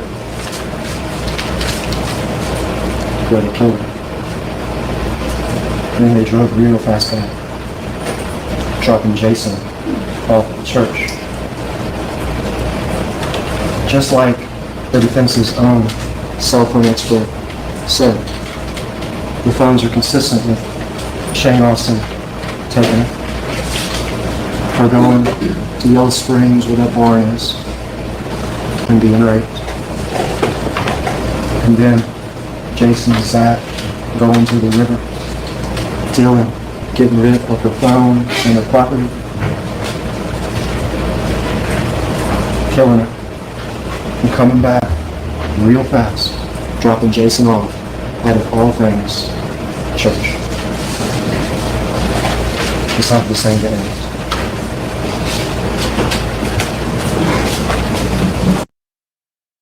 Okay, well, let me update my banner, guys. We are going into Jennifer Thompson's closing. And this looks like it's all her. So it's going to be about an hour and 40-ish minutes of Jennifer Thompson. And then it seems like we have a rebuttal closing. So from Jennifer Nichols. Zachary Oh, that is loud. That one's loud. Adams is 100% innocent of the charges he is facing in this case. And the important thing for you to remember today is that non-evidence is not evidence in this case. Think of all the, quote, non-evidence that the government has put in their case. They put in the evidence of a white truck through Christy Plenty and John Babb. But that, in fact, was not evidence that Mr. Adams committed the kidnapping, rape, and murder of Holly Bobo. It's not related to the crimes he's charged with. Think about the shoe print in the carport that the government put in regarding the, quote, evidence in this case. That's not evidence that points to Mr. Adams being involved in this crime. Think about the pink underwear that was found at the side of the road. The government went to all the trouble of putting that underwear in the case. Turns out that, in fact, was not Holly Bobo's underwear. The man mowing the lawn, that's not evidence in this case that points to a crime. The mattress at Zach's house, Zach vacuuming his truck, the camouflage clothing, the scratches on Zach, and the nervousness. All of that is non-evidence in this case. But yet the government went to the trouble of putting it in. The white truck, the white pickup truck. The government showed that the truck was traveling south while Holly's cell phone is traveling north. That, again, is not evidence in this case, but it makes it sound suspicious. It's just a way to get people's suspicion, in this case, get their suspicion riled up and thinking about, well, it's possible. I mean, what is possible here? The cases in criminal defense or criminal law are not made on what is possible. It's what does the evidence show beyond a reasonable doubt. What about the shoe print in the carport? Again, the government knew that the shoe print was made by Clint Bobo shoes. They knew that, but yet they put in the shoe print to try to show something suspicious. Remember, it's the defense that put in the fact that that shoe print was made by, or quite possibly made by, Clint Bobo's Croc that he was wearing that day when Holly Bobo disappeared. It's the defense that actually put in law enforcement to come in and say, no, that shoe print was made by, that shoe print was consistent with the shoes that Clint Bobo was wearing that day. What about the palm print on Holly's Mustang? The government went through a lot of trouble to try to put in this palm print when it's the defense that brought in the fact that all four people that the government has spent their whole first part of their argument arguing were involved.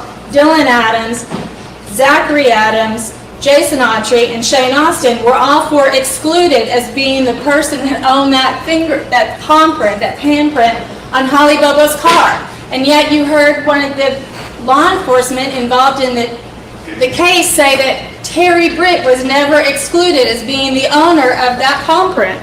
Why not? Why didn't they go to that trouble and get his prints and try to exclude him on that?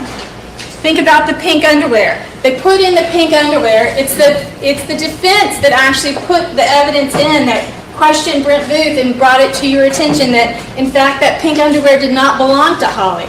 But yet it's found outside Shane's trailer there by his driveway, and the government wants to put that in just to add the creep factor there. The government is really trying to pump the creep factor in this case. The man mowing the yard, that Brian Vitt was there mowing the yard. The government puts that in as though it corroborates Jason Autry's story. But in fact, what Mr. Vitt specifically said was he didn't notice anything unusual that day, and he was outside mowing his grass while this alleged crime was occurring down the street. The mattress at Zach's house. The government knew that that mattress belonged to Rebecca Earp. Rebecca Earp testified that yes, she had a mattress there at Zach's house, and that was during the time that they were in the process of breaking up. That mattress is outside. The government knows that mattress has nothing to do with it. Besides, the government's story was that none of this crime occurred at Zachary Adams' house. And yet they bring in that mattress and the vacuuming of the mattress and just to make it look suspicious. The same with that truck, the vacuuming of the black truck and the camouflage clothing. All of that was done in order just to have some kind of evidence in, because the government knows that juries expect evidence. So the government has gone to all this trouble to put some kind of evidence in so you have something to take back with you, something to look at as being possible evidence of Mr. Adams' connection to this crime.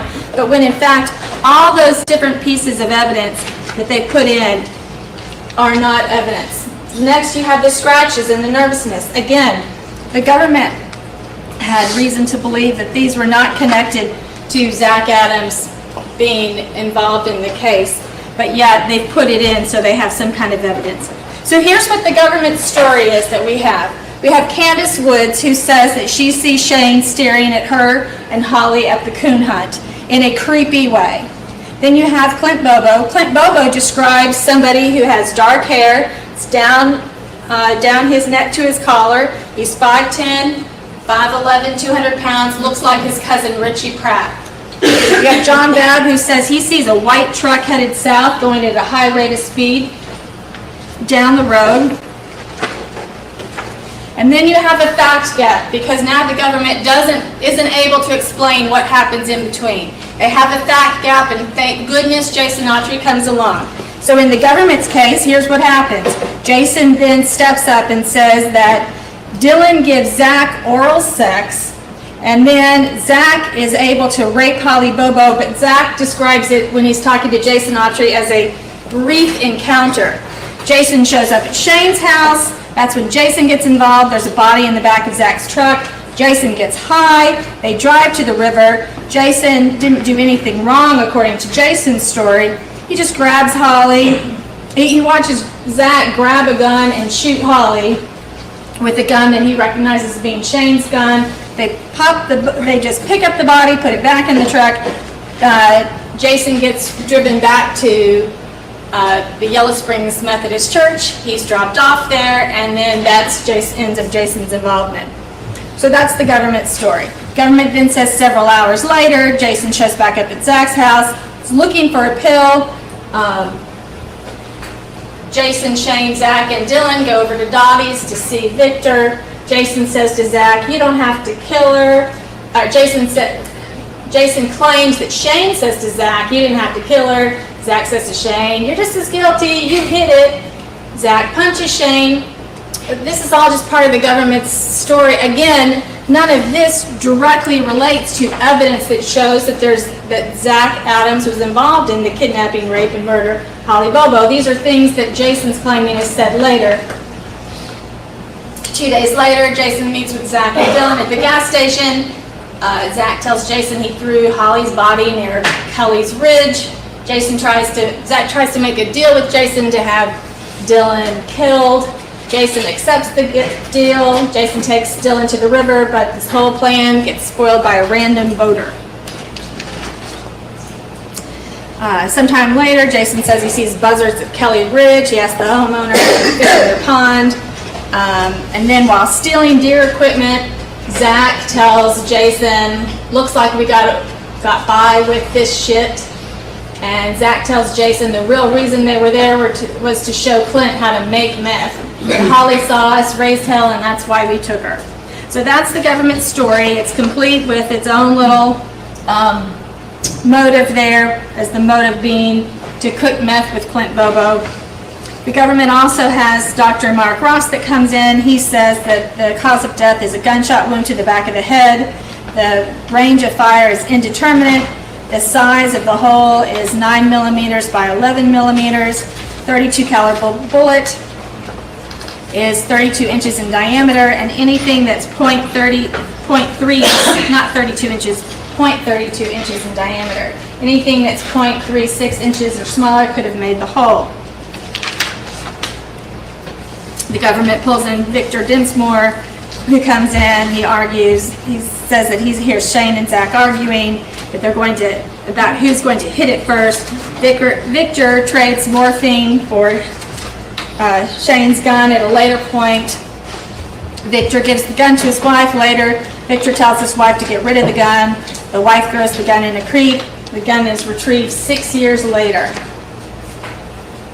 They have Steve Deaton come in. He's the water rescue man. He says that after 6 years, the gun is found laying under 15 inches of water, sitting on top of a drainage feature. And Mike Frizzell is the government's cell phone expert. He comes in and says that Holly's phone traveled north, and because of the locate and the call records, it puts Holly and Zach in the same general area.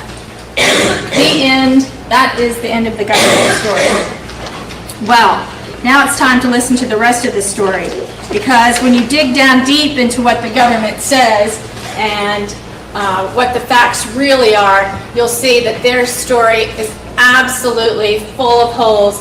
What they're wanting you to do is to ignore all the many mysteries and the holes that they have left in their story, and to just completely then buy into their theory that what the government cannot explain, that's what Dylan and Shane did. That's going to be the theory of this case.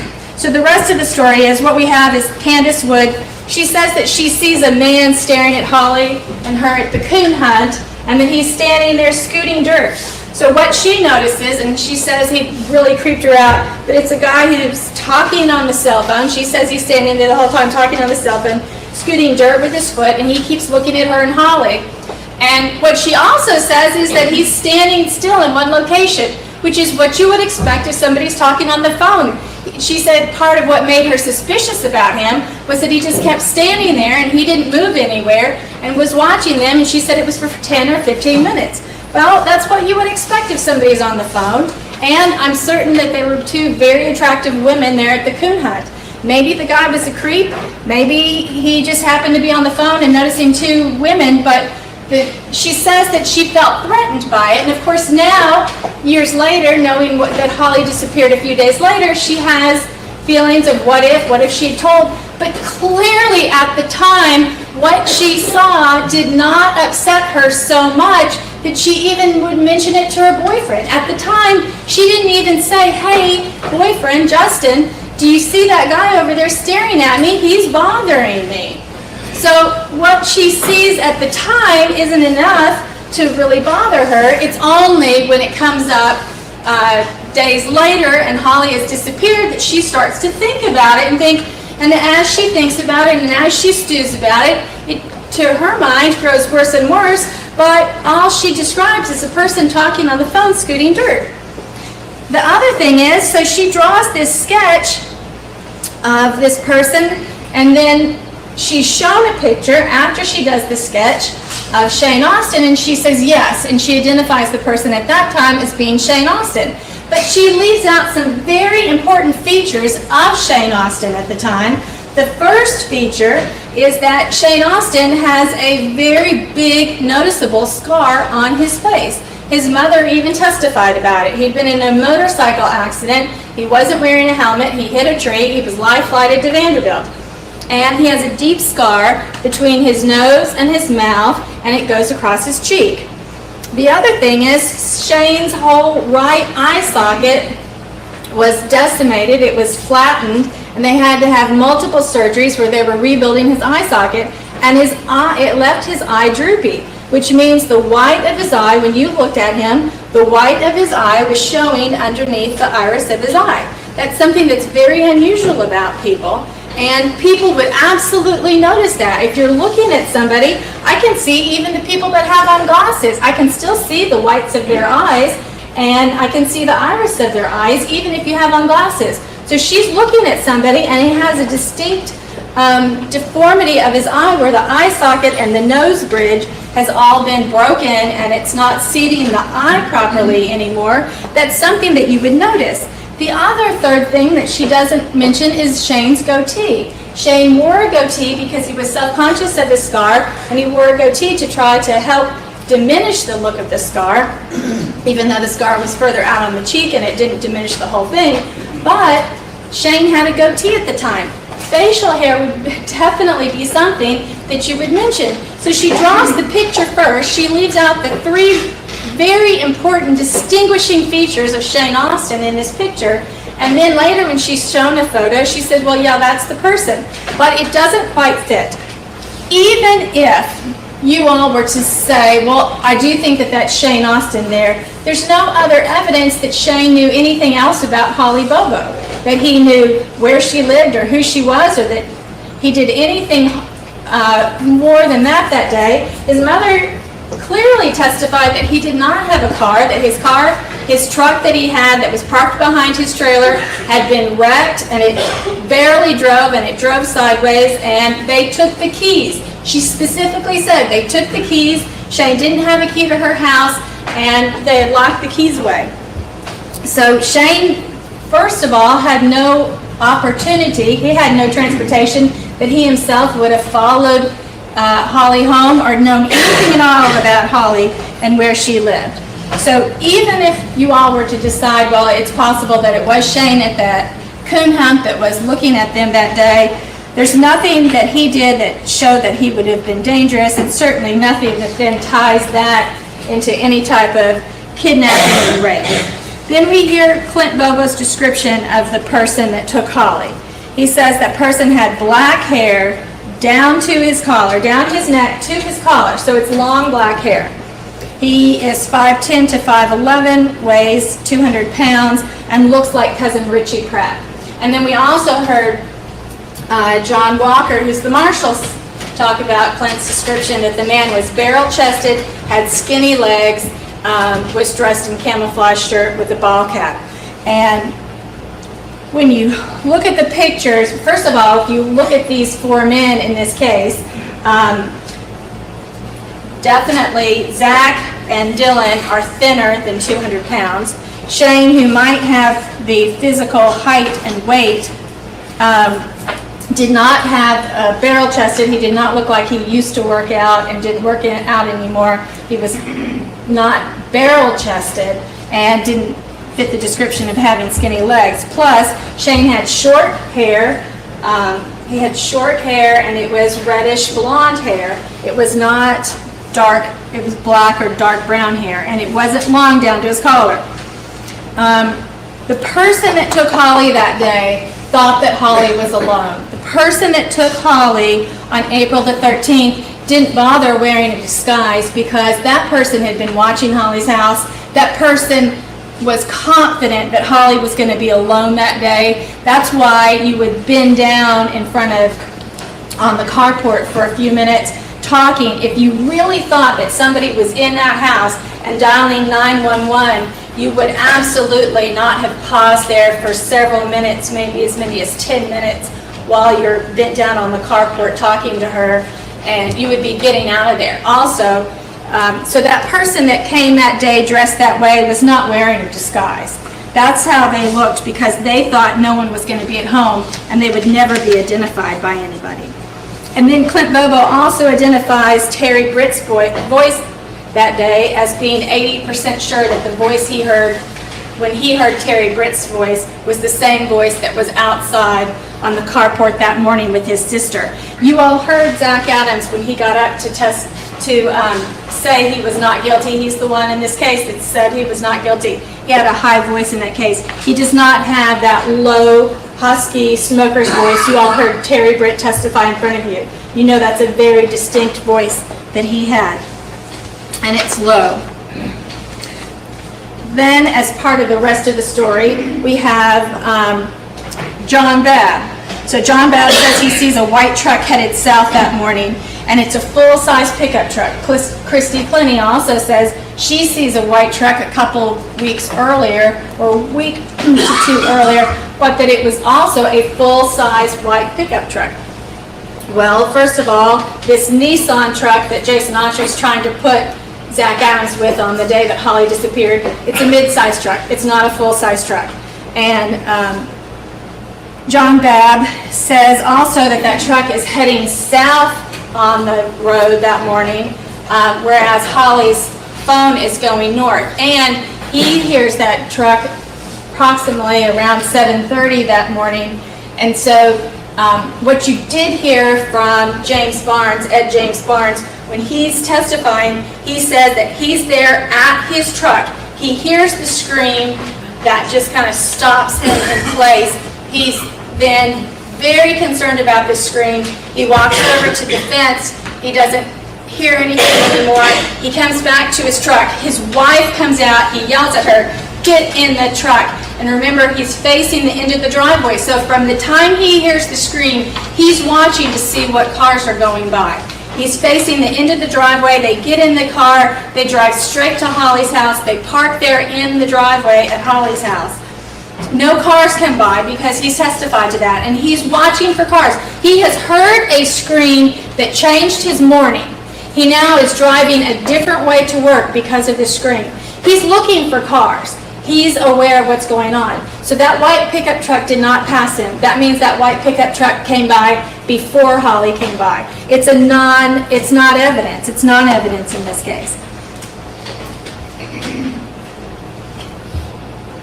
So let's talk about Jason Autry. Jason Autry has sold his death penalty to the government. That's what's happened in this case.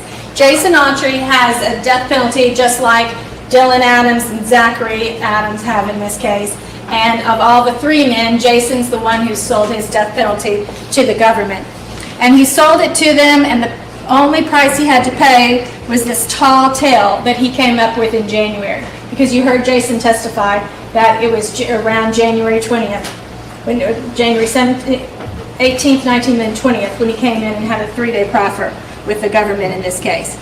And so he has attorneys. He has 2 attorneys, and he pointed them out in the courtroom. He has 2 attorneys that were sitting here. And so you know, in a death penalty case, if you have 2 qualified death penalty attorneys in your case, those attorneys, you know, Jason says, well, he just expects to, he doesn't know what he's going to get, and he just expects to get something in return, but he doesn't know what it's going to be. But you know good and well, if you've got 2 qualified death penalty attorneys, those death penalty attorneys are not going to let you go in and just talk up a storm and put yourself in the middle of something unless they know that you're going to at least get death off the table. And a death penalty, I'm sure that all of you members of the jury can imagine, the death penalty changes everything.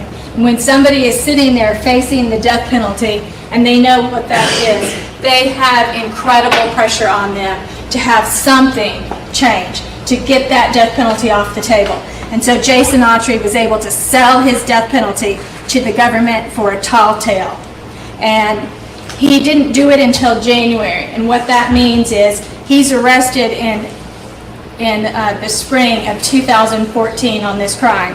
And he had years and years. He had 3 years to sit from 2014 until January of 2017 to sit and perfect his story so that he could finally sell it to the government. So let's talk about Jason Autry and some of what he did. And as you can see, Jason Autry has kind of come across, sitting up here on the witness stand as we looked at him, he comes across as all shucks, I'm just a good old boy and just trying to do the right thing, and I was lying when I said I was innocent, and now I've come to you and told the truth. But Jason Autry is no shrinking violet. If you watched him closely and how he handled this whole thing, he absolutely was in control of the courtroom. I mean, he's the one, he just looked over at the judge and said, "Judge, may I approach?" when he was looking at the maps that the government had for him to look at, and when I was trying to show him, when we went through that whole long extracted map, mapping out on the map where he went that day. Tell us why drawing out the maps was significant, and why it's nonsensical, and why the hard evidence, the tangible evidence, the records don't match what the state's story needs to be. What they say Jason Autry's story is as truthful. Don't just say, "Oh, yeah, that time that we were here forever and there were maps and maps and maps." Like, this was an opportunity to make a point. Maybe she'll do it. Maybe she'll do it. He absolutely was in control of that. He is a controlling person, which is going to be important in this story. But Jason Autry doesn't let other people boss him around. He absolutely took charge from the witness stand. You just said he drew all these maps for you. And then you say he doesn't... Okay. All right. Was in command of things, and so the fact that Jason Autry is controlling and tries to be the master of things is going to be important when we continue to talk about his story and what kind of story he came up with that day. Leave with that. Talk about it now. So, another thing to remember just about the white truck while we're still here. Remember, John Dodd had a white truck, and there were several people that said they saw John Dodd in that area that morning. And the thing about Jason Autry's story is he was able to combine it with a little truth, because the best lies that people tell, I mean, anytime somebody tells a really good lie, it has some elements of truth in it, some elements that you can confirm with other people. And that's what Jason Autry has done here. How did he do it? First thing he says is that Zach raped Holly as a brief encounter after Dylan gave him. The problem is, if you don't emphasize how he was able to do that before you get into it, it's just going to sound like you're reinforcing what the state just said in closing, that everything is corroborated. Very specific details, corroborated, corroborated, corroborated, or corroborated. Oral sex. And this is an absolutely incredible allegation. One of the things Jason has done is, as he's told his story about Zach Adams, who at one time was a friend of his, they were drug buddies. They were drug buddies into doing drugs together. And one of the things he does is he's able to weave so many little pieces in there just to make Zach sound like a bad person. And so one of the first little facts that Jason weaves into his incredible story from what happened that day is that he's talking to Zach and says, well, how is it that you're able to rape her? And he claims that Zach replies, well, that his brother had to suck him off so that he could get hard and rape Holly Bobo. And he adds that one just to make a dig at Zach Adams, to hurt someone that was an old friend, and also just to add a touch of homosexuality and incest and just really complete the picture that Zach's a bad person. Because it's ridiculous to think that in the middle of this rape, if Jason wants the jury to believe that Zach, Dylan, and Shane all raped Holly Bobo, that then there's also a brief session of incest between Dylan and Zach in order to sexually arouse Zach to rape Holly Bobo. That's just a silly extra that didn't need to be added, but he added it to make Zach sound bad. The other thing he says is, the thing to keep in mind also is that when Jason is developing his story, he has access to the discovery, and that's the evidence in the case. And you think about the things that the defense put in to evidence in this case. First of all, we put in phone records, and phone records that had the locations with them. You all can go back there in the jury room when you're deliberating, and you can look at those phone records, and you all can see that the locations are there. And you don't have to know exactly where that location is that day. If you look at Jason's phone records, it just has a location and it has a number. So if you can just match Jason's number with Zach's number, you know they're at the same location.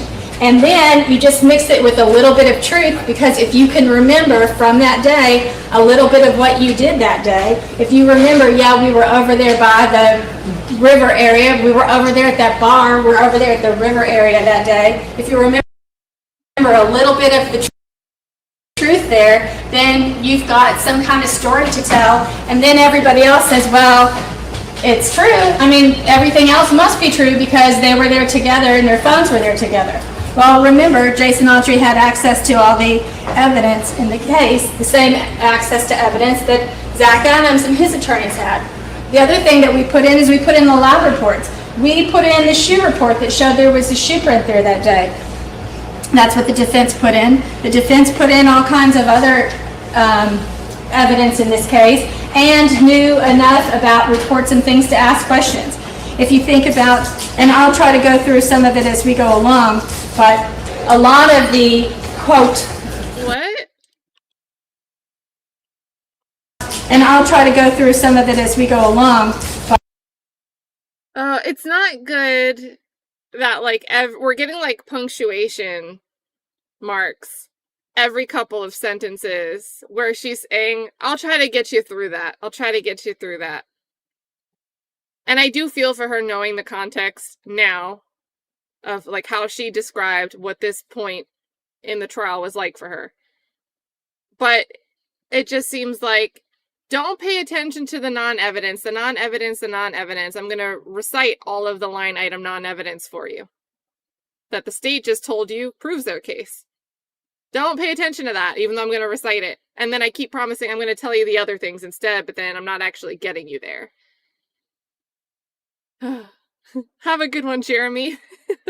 A lot of the, quote, the evidence that Jason Autry talks about, the things that he's using that are going to bolster his story, are things and information that would have been available to him as he was going through the evidence. And you remember Rita Austin testified that when she went to go see Jason, he showed her the report on the pink panties that are found outside Shane's house, and that the DNA showed that they were not Holly Bobo's underwear.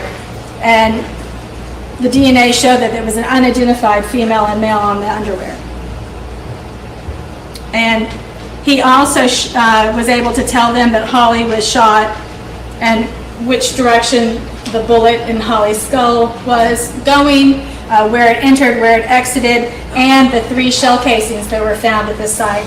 And those are also that's the evidence that the TBI lab person at the body recovery site talked about, those 3 same shell casings. So,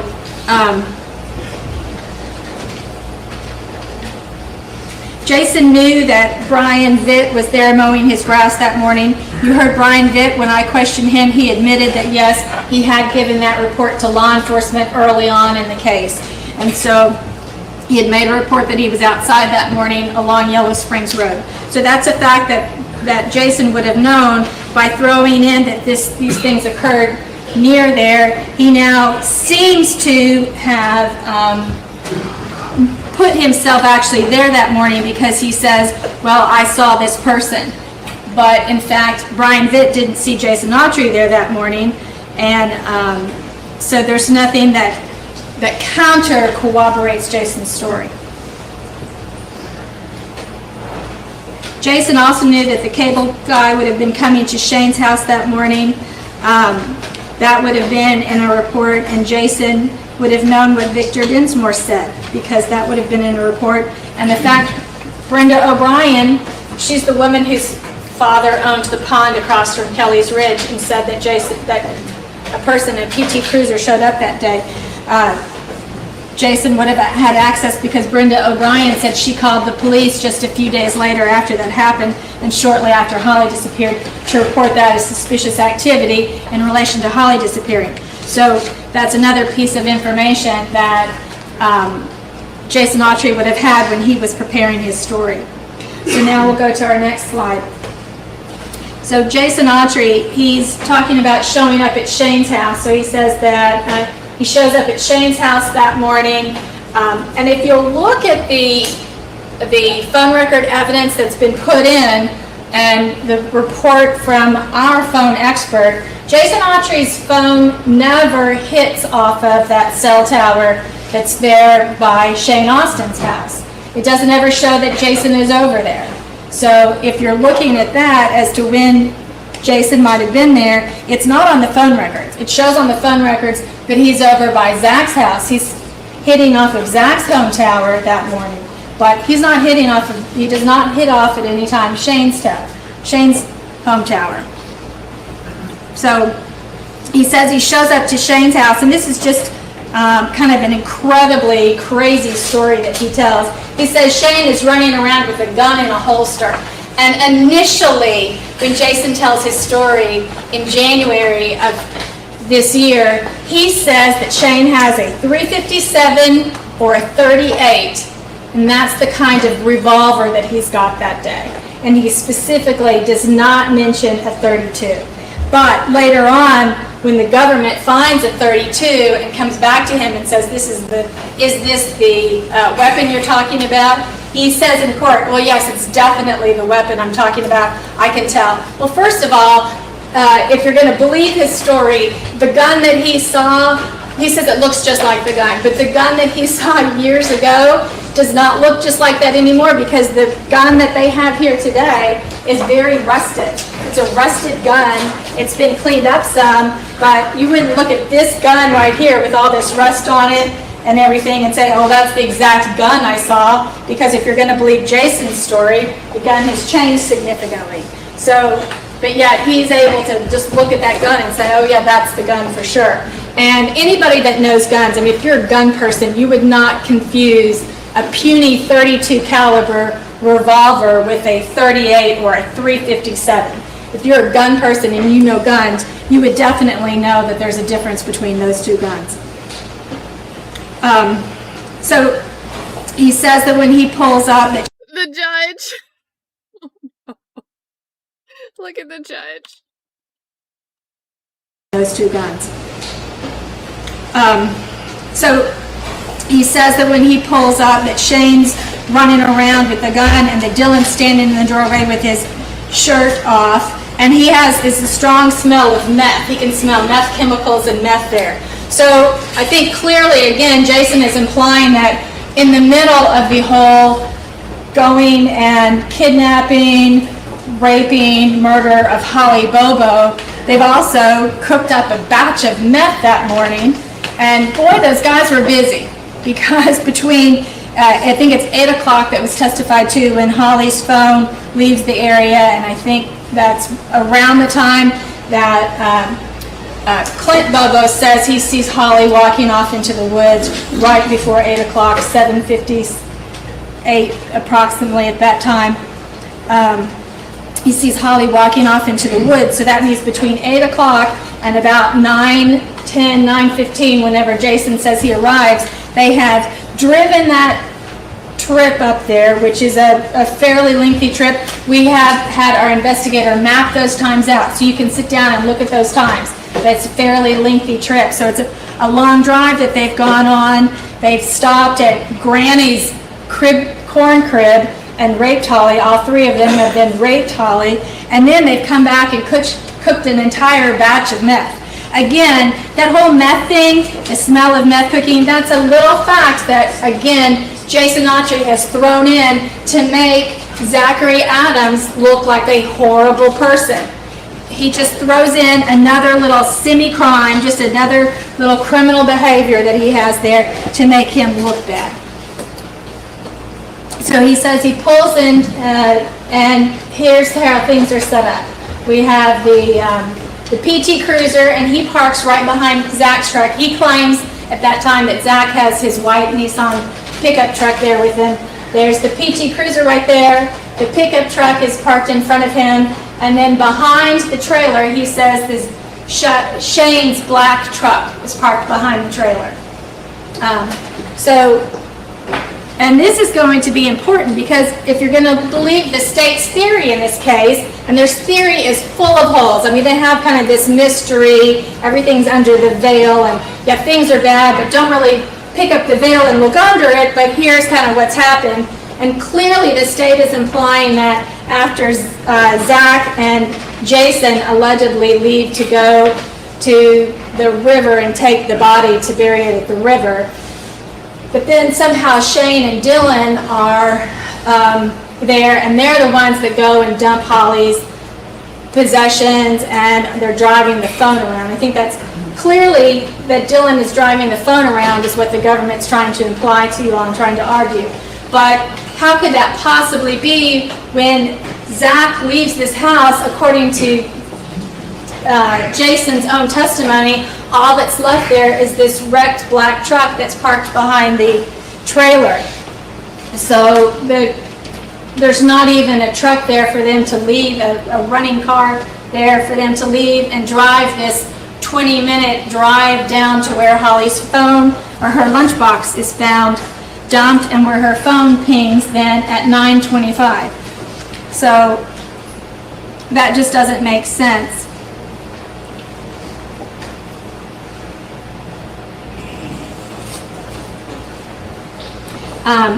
Also, let's talk a little bit about Shane Austin at this time. Shane Austin, who the government wants you to believe that Shane has killed himself out of guilt over this case, but that's not accurate.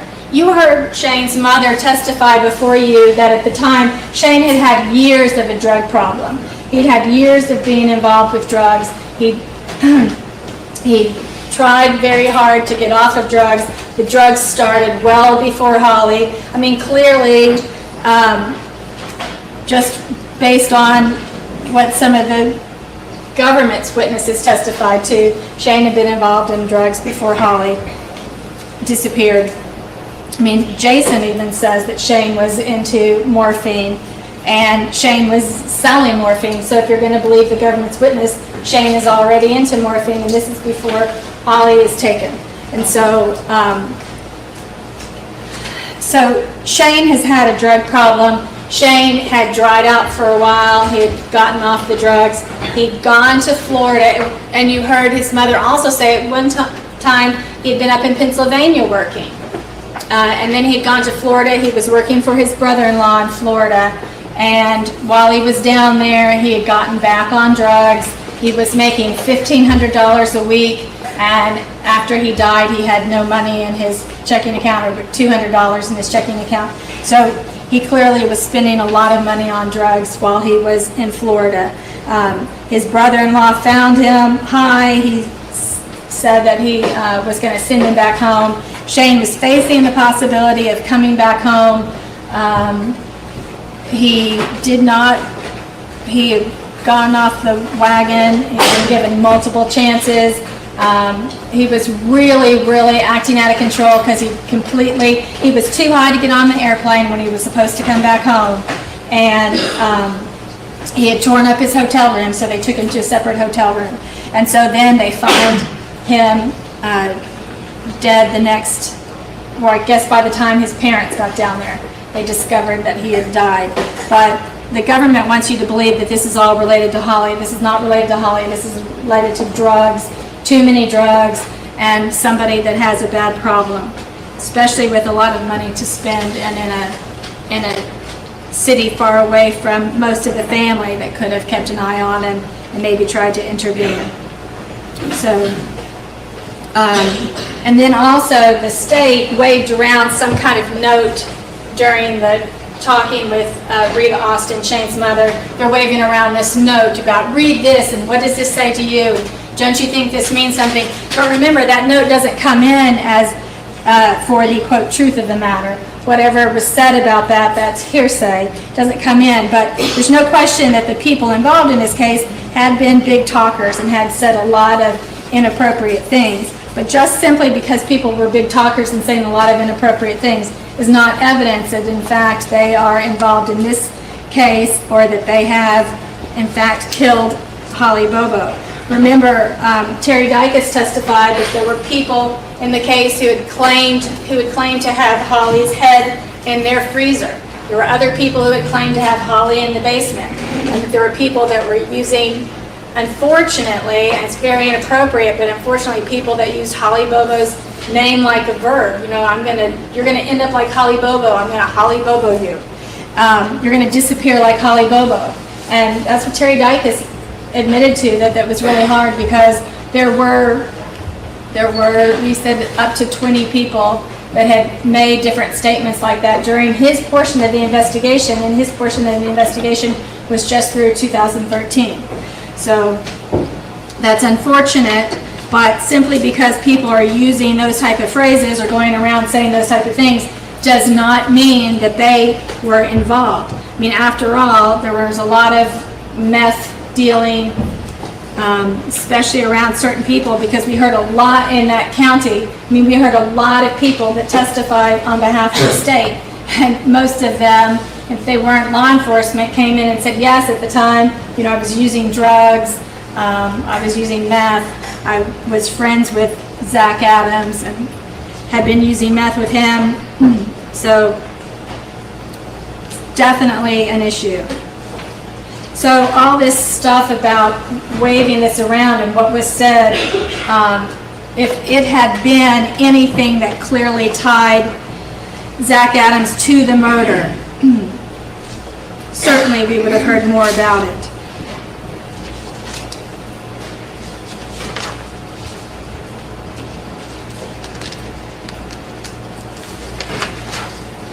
So next we have, in this story, we have Jason Autry. He says that he shows up at Shane's house and notices a body in the bed of a pickup truck. And again, here's another point at which Jason Autry cannot resist his temptation to throw in another little bad fact about Zach Adams just to try to taint him in your eyes, is what he's done. Because the first thing he says is, I thought it was little JoJo. You know, I pull up and I see this body in the back of the truck and I think it's little JoJo. And then he cannot resist but go into this story about how Zach has a beef with little JoJo. Zach has planned to kill little JoJo. They'd already discussed killing him over some kind of beef that he has with him. And again, it's just another way to get in little digs at Zach Adams to make him sound like a bad person. But clearly, that's not an issue in this case. There's the government didn't present any kind of evidence to show that Zach was in fact involved in the planned murder of somebody else, little JoJo, or the government didn't even bring up any facts at all about little JoJo or what happened there. Why? Because they're not there. The government cannot present false evidence to the jury, so they didn't present that because there's not proof in any way that anything happened to little JoJo or that little JoJo, that there was even any kind of conspiracy to kill little JoJo, whoever that might be. So Jason says that he goes through this gate. There's a body in the back of the pickup truck. Jason says he goes through the open gate at Shane's house. Well, there was no gate at Shane's house at that time. Shane had only been living in that trailer 2 weeks. His mother testified that he had moved in March 25th of 2011. By April the 13th, that's only about 2 weeks that Shane has been living in that trailer by himself. He got a dog later on. That's when they put the fence in, was when he got his dog. So at that time, there was no fence, no gate up at that trailer. But it's something that Jason Autry remembered from another time. He remembered at some point there was a gate there. That's how you know that Jason Autry's not remembering from that day and what happened. He's just taken an amalgamation of different memories that he has from that property and put them all together. You know, he's just done a mishmash of things. So that's how you know that what he says on that day did not happen, because there was no gate. He also says that he sees a burn barrel. Rita Austin testified that at that time, during those 2 weeks, shortly after he'd moved in, that Shane did not have a burn barrel. That at that time they were still taking Shane's trash for him. They'd gotten him a trash can from his sister's husband's work, one that had a lid strapped on it that they could keep the animals out of, and they took that trash can and put it up there. On rebuttal, the government brought in Dana Bobo to say that he remembers a burn barrel there. Well, if there were a burn barrel there, and if you're going to believe Jason Autry's story, that there's a burn barrel going and that the flames are shooting, so if a burn barrel, 55-gallon burn barrel, is this high, perhaps, you know, to mid-waist, and then the flames are shooting 3 to 4 feet above the burn barrel, that is a really hot fire you've got going if you've got flames going up that high in the burn barrel. And he didn't say it was just for a second or two. You know, he implies that the burn barrel's going while he's there and everybody's running around crazy. Well, if you've got this burn barrel there, if the burn barrel truly was there, why wouldn't you throw Holly's things in it? I mean, it sounds like it's a really hot fire. It would have burned that stuff up. Why wouldn't you go ahead and drop those for coming at noon? You've got 3 hours to get... Okay, there was a skip there in the footage. It looks like about a minute. Why wouldn't you go ahead and drop those for coming at noon? You've got 3 hours to get your meth cook, all the stuff from your meth cooking cleaned up. It smells terribly like meth chemicals. And they pause, everybody pauses, and they do a drug deal. So he sells him a morphine pill for $50 is what Jason says. So Jason seeing the body there in the back of the pickup, because Jason says he sees the body when he pulls up, doesn't faze Jason. Jason doesn't think, maybe I ought to go somewhere else to get a meth pill. They've got a body in the back of the truck. Maybe I don't want to get involved in this. No, Jason doesn't say that. He pulls up, parks his car inside the gate. Maybe when you see the dead body in the back of the truck, you think, I'll park on the street. No, Jason pulls his car down there, parks his car behind the pickup truck with the body wrapped in it, inside where he claims the gate was, parks there, gets out of the car, does a drug deal. So he now has gone ahead and made the purchase, and he's made the drug deal, and he's going to stick around and use the drugs where this dead body is. Fine, if you're really craving drugs, go ahead, get your meth pill, and get out of there, leaving the dead body behind. But no, Jason's story is, because of course Jason needs to be there for more of this in order to sell his death penalty. He doesn't sell his death penalty. I mean, the state's not going to buy a death penalty for a story that simply you saw the body in the back of the truck. The state needs more than that. So he stops, he breaks his pill in half, he gets out his spoon, he mixes it with some water he has in his car, he melts the morphine pill up and cooks it, he injects it in himself, so he gets it all injected into himself, and he sits there for about 10 minutes, I think he said, getting high. So that's what Jason does. And then, when he gets out of the truck, he's like, hey, what up with the dead body? It's just so nonchalant. There's a dead body there, and you're like, oh, hey, why'd you kill little JoJo? Like, it's just no big deal. They say, oh, that's not little JoJo, that's Holly Bobo. And so Jason Autry absolutely knows that Holly Bobo is his third cousin. He spent summers with his grandmother. His grandmother was Sudie Autry. That's his father's mother. It's his paternal grandmother. They all lived right there in Parsons area. His grandmother lived not very far from Holly Bobo off of Five Forks Road. So they're all sitting there.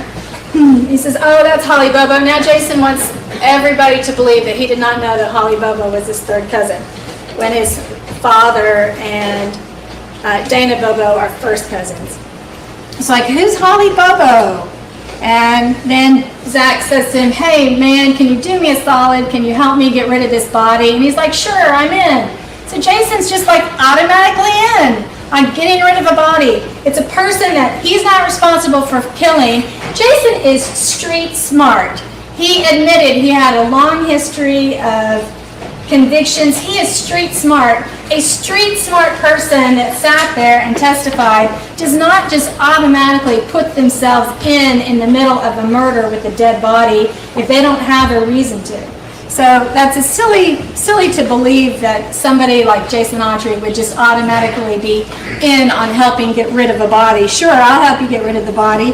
And they say, bury the body. Will you help us bury the body? So he says, I'll do it, but I don't want these other two guys knowing I'm involved, so I'll meet you up at the church. Because he just, for whatever reason, he's willing to work with Zach, but he doesn't want to work with Dylan and Shane.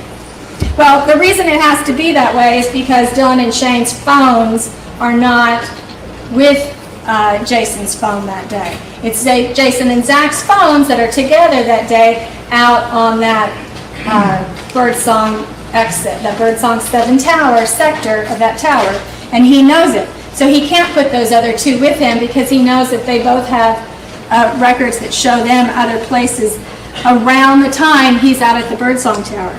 So he's not going to go there. So he says, sure, I'm not going to have these two guys. So they get in he gets in his PT Cruiser, he backs out first, he goes, parks at the church, he says Zach comes up, pulls up, doesn't even pull in, he just pulls up on the street, he gets in the car with Zach and they're driving away. And it's about this time that he realizes they don't have a shovel or a pickaxe. Well, if you're going to go bury a body, clearly that's the thing you need the most. Why would Zach ask him to come help bury a body if Zach knew that he didn't have a shovel or a pickaxe?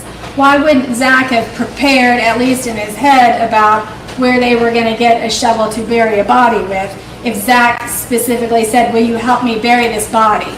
Because he didn't say Zach said, help me dispose of the body. He said, Zach says, help me bury this body. Surely, if Zach's already thought that they're going to bury it, he's already got a plan of where he's going to get a shovel or pickaxe to bury a body with. But he doesn't, and that doesn't make sense. It's part of Jason's story. So Jason says, can you come help me?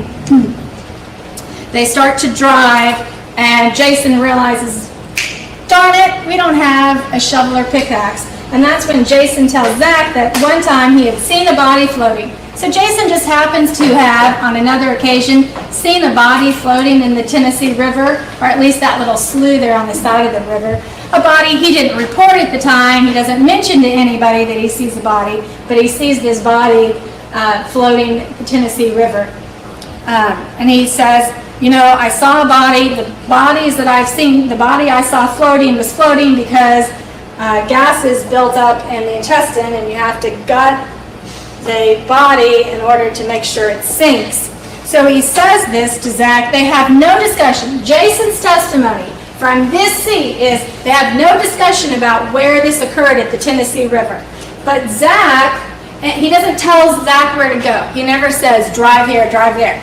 Zach, by coincidence, drives to the exact place where Jason happened to have seen a body floating in the Tennessee River. The Tennessee River is a massive body of water, but he happens to drive to the exact slough, not just the same Nick's Landing area or Brody's Landing area. He happens to drive to the exact slough where Jason saw a body floating years earlier.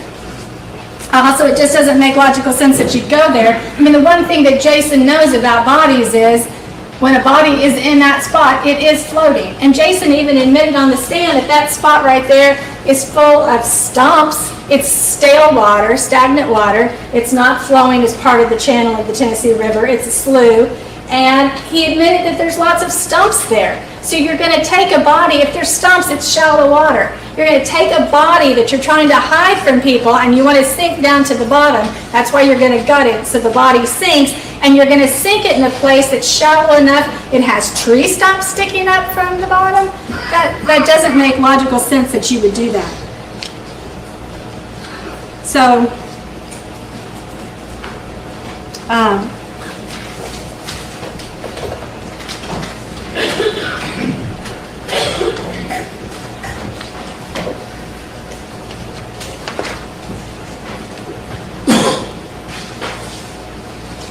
I'd like to hear, the trajectory of the bullet from the back of the skull, how that also doesn't make sense with the way that Jason Autry described the body being pulled out of the back of the truck when they thought Holly was already dead before he sees the foot move and puts it up on a slant on the riprap.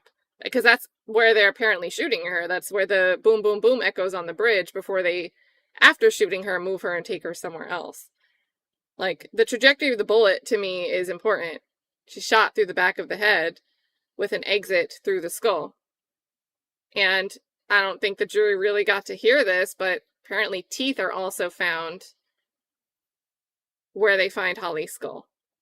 Because the bullet, the trajectory, it exits through the front left side of her mouth. Maybe the other side.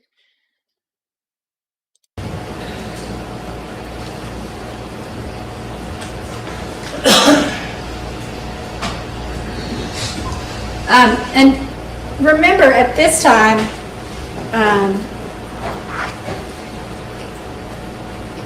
Jason says that they stop there, they park the car,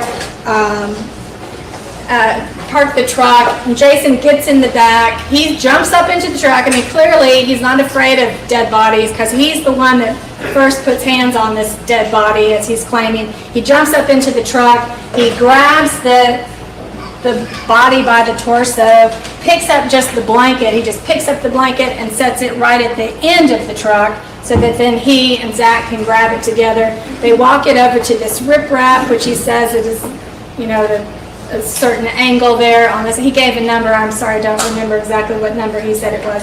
But he sets the body on this riprap at an angle, sitting up. And I asked him, he says, as he's moving the body over there, he admitted that the body's bending in the middle. That it bent, like this. The feet and the legs come up. So we know that then this alleged body, he's claiming it's Holly's body, is facing face up because it wouldn't bend this way if it were face down. So we know it's face up. He sets it on the riprap. He says the head, torso part to the top, the feet towards the bottom. He says Zach goes back to get a knife out of a fanny pack. It's at that moment that he claims that the leg moves and he hears a sound. Well, he says this tells him that that the person is still alive. Well, if Jason is to be believed, one, the medical examiner said himself that bodies express gas and can make noises after they're dead. So simply because he hears a noise come from the body doesn't necessarily mean that the body is alive or that the foot moves. But Jason never checks to see if the body's alive. Jason never even checks to see if it is truly Holly Bobo. Jason's clearly not bothered with knowing exactly who the person's identity is.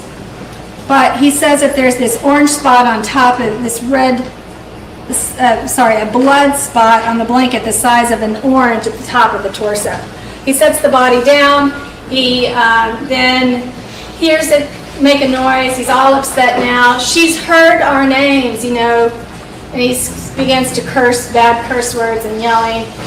She's heard our names, and now she can identify us. Well, I asked specifically on cross-examination, Jason, when did she hear names? Because he says the only conversation, first of all, he claims that they drive all the way there with this body in the back wrapped up in a quilt. So they're driving on open roads where other cars, they might pass other cars, and they have a body in the back of the truck wrapped in a quilt, and that's all. Jason says when he pulls up in the driveway, he can tell it's a body wrapped up in a farm blanket style, an old farm style blanket quilt. So he can pull up and he sees that he can tell when he looks at it in the back of the truck, it's a body. Because he instantly says, why don't you kill little Jojo? So he thinks it's a body. So why would a logical person drive around with a body that's clearly recognizable as a body wrapped up in a blanket with a size of an orange blood spot near the top of the torso? Why would you drive around with that in the back of your pickup, 20 minutes over, 25 minutes over to the river? And we have, the investigator drove that route that Jason Autry gives as to how long it takes, and we have all those times over there. Why would you drive? Why wouldn't you at least put cardboard over it or plop something on top of it so if somebody drives by you, they wouldn't notice that it's a body in the back of the truck? That's a ridiculous story. But this is a story that Jason has come up with. It's what he needs to sell to the prosecutors. So, and the next thing that's ridiculous is if you look at this map where he's talking about as they turn off Ward Hill, and the government has provided these overhead satellite pictures. I provided some satellite pictures. As you drive along this road and it snakes along, Jason even says it's a narrow road. There are no margins. There's no on the side of the road. I can't think of the word. No, not margin. Shoulder. Median. Oh. Shoulder? Yes, there's no shoulder on the side of the road there. Did the jury just answer a question for the attorney? Oh boy. Median. Shoulder? Yes, there's no shoulder on the side of the road there to really get over. Why would you, if you're going to be stuck with a body, it's you, Zach Adams, and a dead body of some young, beautiful girl, why would you go down in an area that has only one access in and one access out? Somebody else comes along that area and they're in the middle of that road. You are stuck. And if it's law enforcement that just wants to come up and just be a little nosy about why are you there, you can't get out. There's not a second road out of there because you are landlocked, you're waterlocked in there in that little. Why would you go there with a body that you don't want anyone to catch you with? That doesn't make sense either. But, and it's a narrow road there. So that's where Jason says that Zach automatically just drove to where he had seen a dead body before. Anyway, they set the body on top. He says, oh, she's alive. Now she's heard our names, although Jason on cross-examination doesn't give any specific examples of when they would have heard his name, because as far as he knows, Zach's never called him out by name. The only conversation they had was about the dead body driving over there, and there wasn't any other conversation on the way there. So he says, so now Zach pulls out a gun.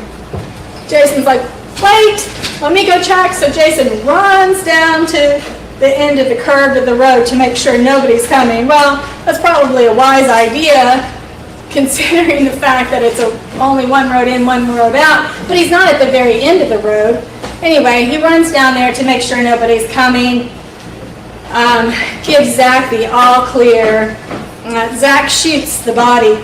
Now, this doesn't make sense. He says Zach walks up and standing over at the top of the body and he shoots the body. Well, he's already described laying Holly Bobo down on her back. She bent in the middle. I asked him. He lays her down on her back. Zach stands up and shoots. We heard the medical examiner say that the exit wound was in the back right-hand side and came out through the front.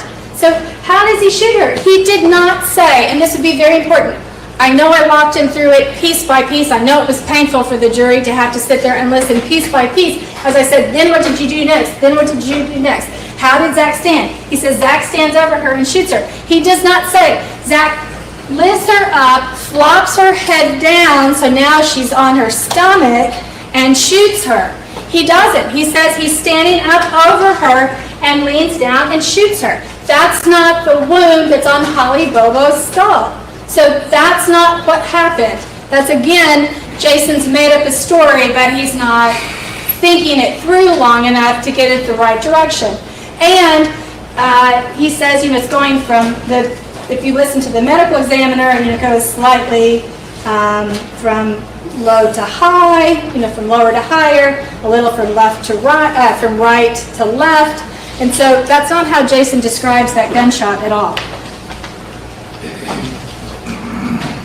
And at this point, I would like for you all, when you get back there in deliberations, please look at Exhibit 241.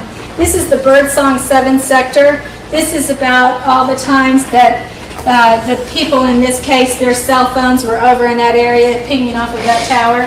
It's very important because Jason Autry, he's claiming that they're over there that day for something nefarious. Well, that's all Jason has to do in order to make this story right, is he just remembers a little bit that he was over there that day with Zach Adams, and then he can make a big killing story out of it, and he gives the government what they want, because what the government really needs for their first-degree death penalty case is an eyewitness to the murder. And so that's what Jason Autry has given them, is an eyewitness to the murder, and that's what they needed to get the death penalty. And so, but if you look at all the times they're over there, Jason Autry's over there on April the 6th, April the 9th. Zach Adams is over there on April the 10th. Dylan Adams is over there on April the 11th. Zach is over there on April the 11th, later on that day. And then Jason Autry and Zach are over there together on the 11th, from about 9:30 through sometime that 9:30 in the morning through about 5 in the afternoon. Jason and Zach, their phones are both over there hitting off of that tower. They're over there together. That's 2 days before this alleged murder took place. They're both over there hitting off of that same tower on the river. Then Jason and Zach are back over there on the 13th. On the 14th, Jason goes back, and Jason and Zach are both back over there on the 14th at 6:44 p.m. hitting off of that same tower. They're over there, they're still over there on the 14th till about, looks like about 9 o'clock, 9:30. So why in goodness sakes would you, if you're sitting there, your friend has just shot this person, boom, and Jason describes the shot rings out, and that goes boom, boom, boom, boom. It's this really loud, birds, all the purple martins go flying, rah, and he hears this mystery boat start in the background, vroom, vroom. So he's like, we've got to get out of here. We may have been seen, or somebody's here, we might be seen. They don't even dispose of the body. They're in such a rush to get out of there because he knows Jason is a wise man. He knows they're on federal property. This is now a federal crime to shoot a gun on federal property, and they are absolutely afraid of what would happen. So they have to get out of there. Why in the world would you go back the very next day and be in the very same spot again the next day with the same person that you just shot and killed somebody with the day before? You wouldn't do that. That's ridiculous. That's how you know by looking at these records that they're not really there in order to kill Ali Bobo. They're there for other reasons, because they go right back on the 14th the next afternoon. Jason's back over there again. You can look at these records, but on the 15th, the 22nd, the 27th. So Jason's over there with Zach on a regular basis.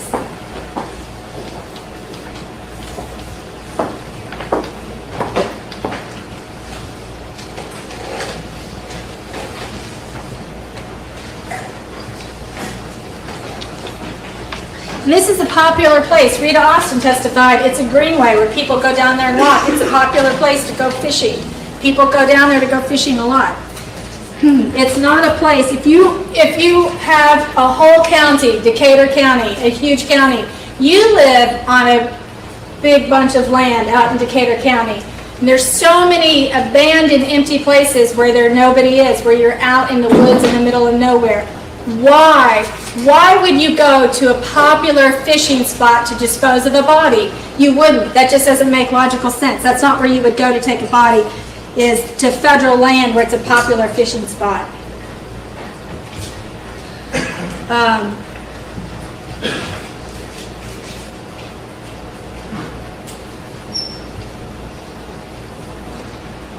And the whole thing about using the 32, anybody that has a 32 that knows the 32, use your common sense. It's a 32 is a slow caliber bullet. Is it going to go all the way through a skull and come out the other side?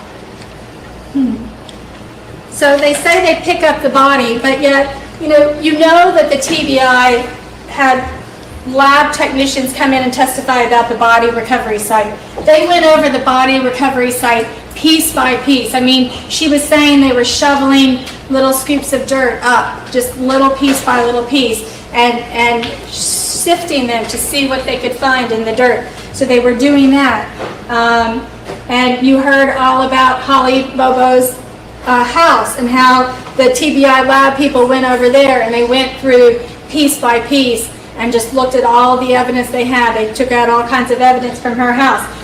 What we didn't hear from the TBI was about the lab people that went to search Shane Austin's house. The prosecution didn't put, not Shane Austin, the prosecution did not put on people to testify about the search of Zach Adams' house. And I asked Brent Booth about it. He said they took hundreds of items, could be hundreds of items out of there. There could be as many as 500 items that the lab tested in this case looking for evidence. And yet this government doesn't put those witnesses on. Why? And what about the body recovery site? You know, if at the body recovery site they're there sifting through things, you know that they went to the Tennessee River and did the same thing. They didn't put on any proof about anybody being at the Tennessee River, sifting through the dirt, looking for little pieces of bone fragment, teeth, quilts, any kind of DNA or blood evidence from where Holly was shot there on the riprap. They didn't put that in. Why? Because there's nothing that showed up there. So their story is that she shot with this gun up there on the riprap. They pick up the blanket. Jason doesn't say that they sit down and pick up all the little pieces. How do they account? I don't know, that jumped again. That jumped like a minute. On the riprap, they pick up the blanket. Jason doesn't say that they sit down and pick up all the little pieces. How do they account for that being gone? How do they account for the fact that you can find teeth at the body recovery site, but there's no kind of evidence at all at the Tennessee River?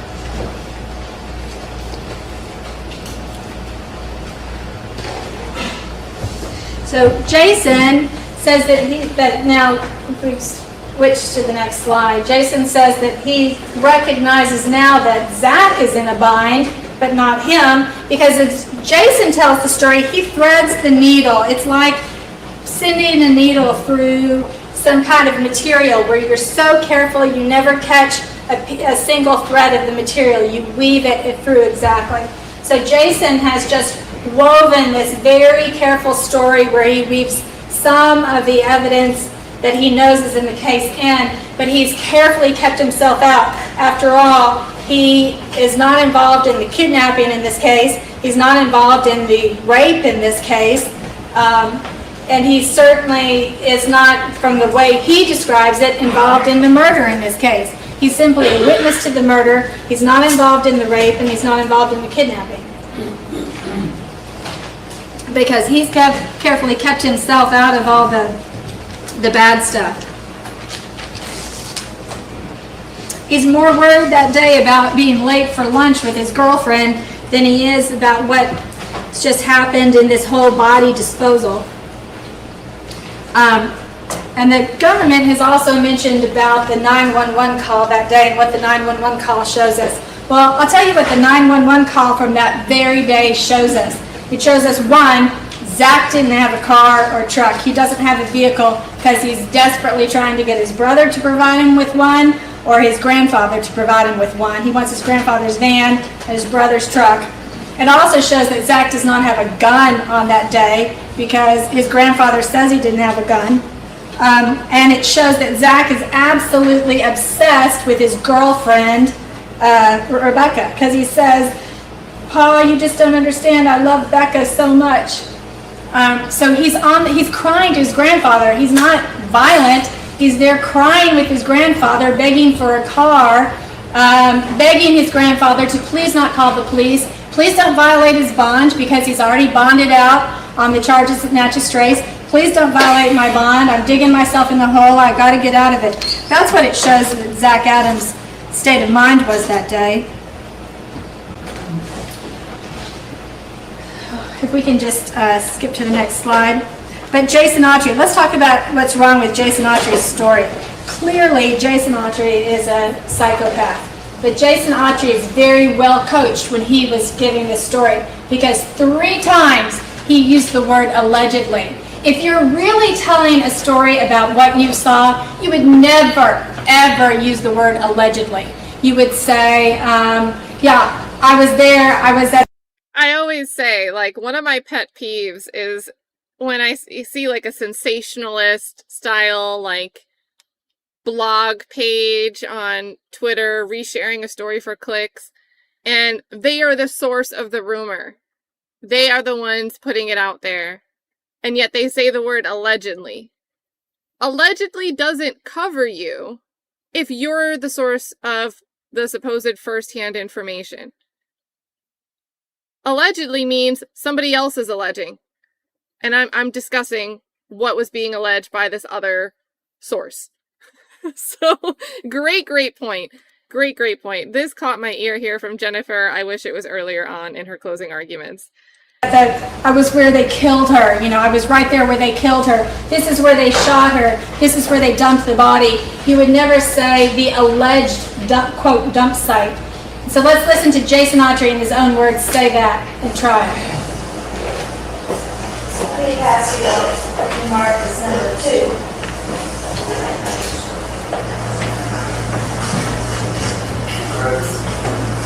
This is after we got in the vehicle and headed toward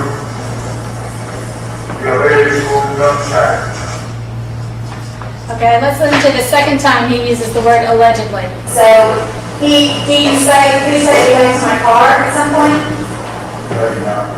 So he just naturally took you back to your car. You got out of the car, no conversation when you got out of the car. We had a conversation on the way back about how she heard So again, how allegedly, how he knew something. after hearing that information, I went for the ladies right So, I mean, if something happens to you and you know it happens and you're telling it from memory, you would never use common language about something allegedly happened.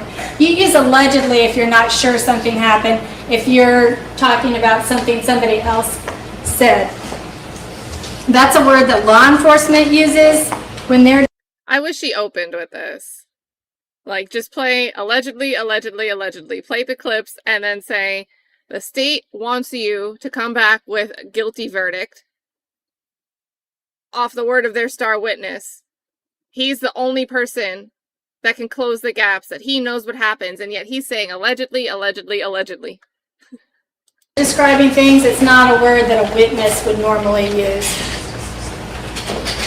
So now we can go to the next slide. So Jason's story then is he shows up that day later on. So he already had a pill, which is 2 servings of morphine, according to him. But after they drop Zach off, he shows up just a couple hours later because now he's looking to buy another pill of morphine, he says. And he says that they go over, starts at Zach's house, they all get in Dylan's truck, And if you remember, Victor doesn't say he sees Dylan. Jason says Dylan is there, but Victor doesn't say he sees Dylan. They all get in Dylan's truck with Dylan, Shane, Zach, and Jason, and they drive over to Dottie's, where for some reason they know Victor's there. How do they know Victor's at Dottie's? What really happened is Zach, that morning after he gets back from over by the Tennessee River with Jason, Zach went, picked up Shane Austin at Shane's house. The phone records show that Jack is over there by Shane's house. Then Shane and Zach drive to Parsons. The phone records show that Zach and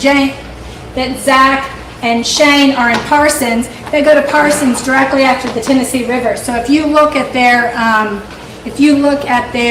timing that day and their phone records go straight from about the Tennessee River, Zach's do, over to Shane's home tower for just a moment, and then they go into Parsons. So if you've got a dead body in the back, that doesn't make sense, because where did the dead body in the back of your white Mazda pickup truck go? You go to Shane's and then you just drive directly into Parsons. It doesn't make sense then. And Rebecca Earp testified, strike that.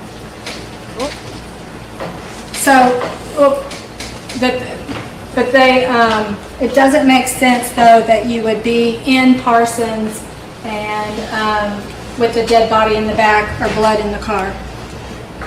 So they go to, what really happened is, as they're driving back from Parsons, they're with, they have Shane, it's just Shane and Zach and Dylan in the truck.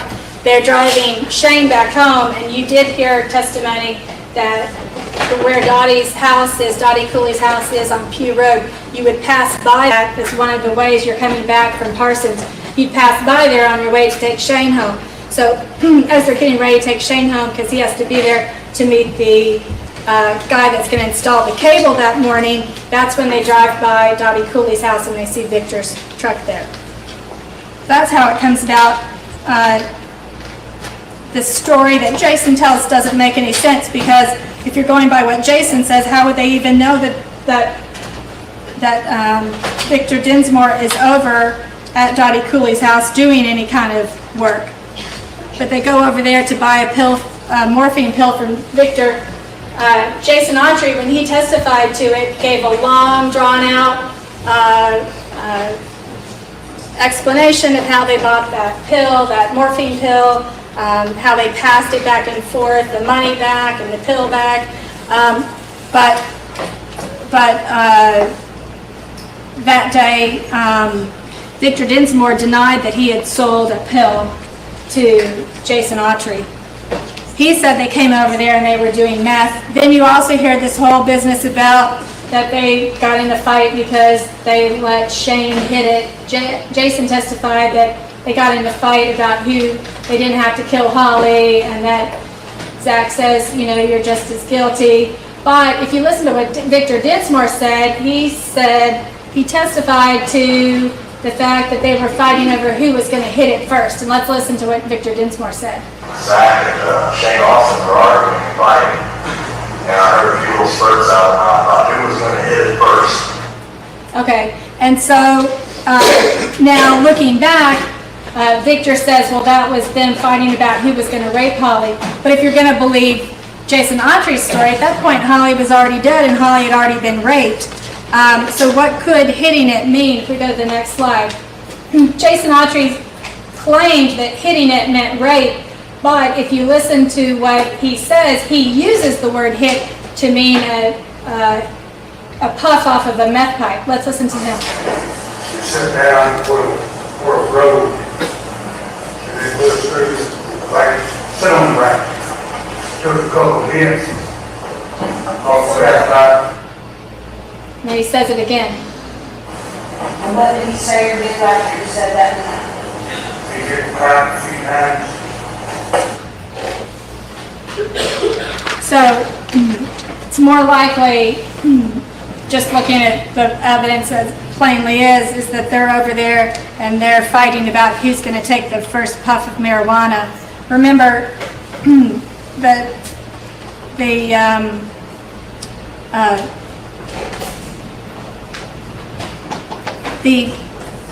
statement that they gave to Terry Dicus was that they went to Parsons and then they used drugs for the rest of the day. So it would make sense that then they're using the meth, that then they're over there smoking marijuana with Victor Dinsmore.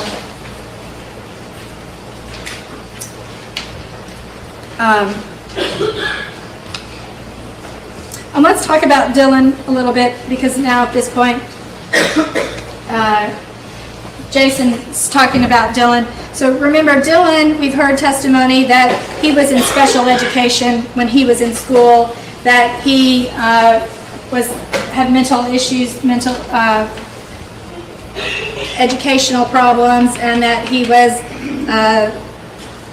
special needs. He couldn't tell time. He lived with his grandfather. He wasn't able to handle his money.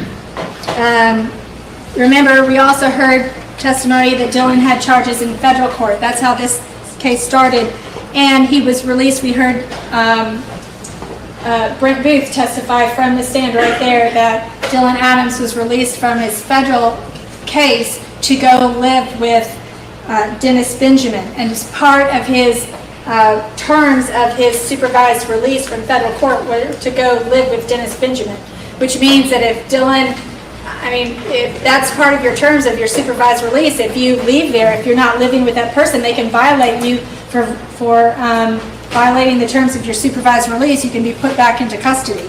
So he's sent to go live with Dennis Benjamin, and Dennis Benjamin is somebody that Dick Adams said he didn't think Dylan even knew Dennis Benjamin. Dennis Benjamin was not a friend of the family, nobody that they were close to at all.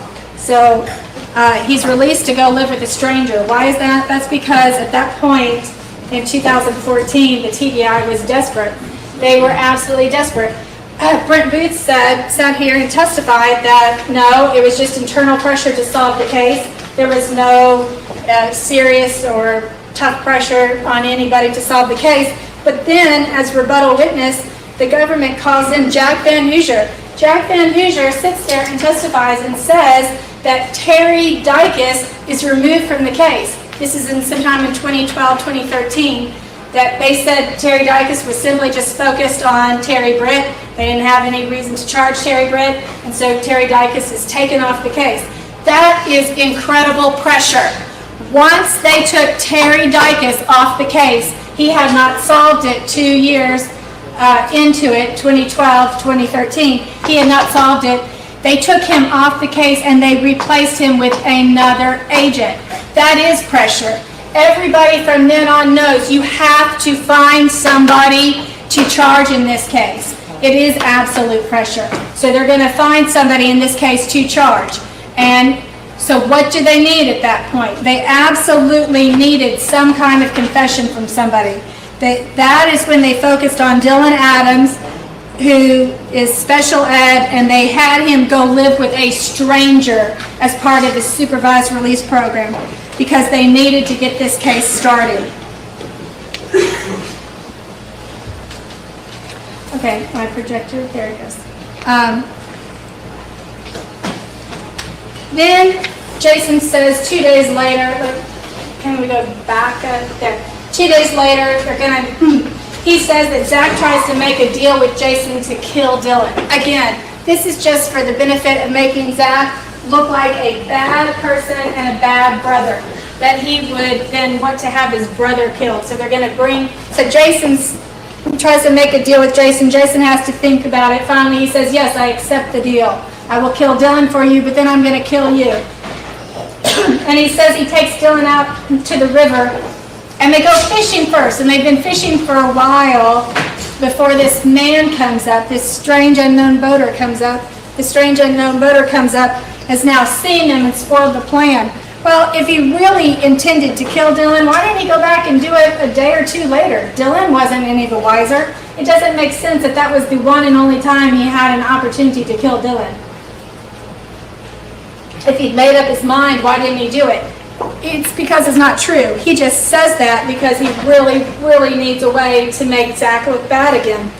Plus, it also kind of, by putting him maybe in a little bit of a crime, it makes him seem like he's kind of bought into the whole crime thing, so he's not perfectly clean hands. But again, Jason Autry weaves that needle through that material so nothing sticks, because it's not actually a killing. He doesn't actually kill Dylan. He doesn't actually bring any harm to Dylan, and so there's no crime that you can actually come back on him and say that he's done something wrong.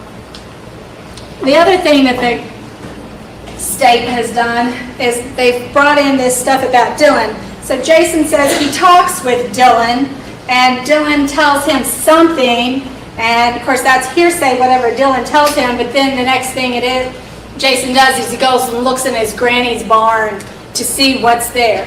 Well, again, that's just a backdoor way of trying to get in. They're certainly implying that some kind of rape or something occurred in his grandmother's barn. This is Jason's grandmother's barn, just like Shane's grandmother. It's the grandmother that they share in common.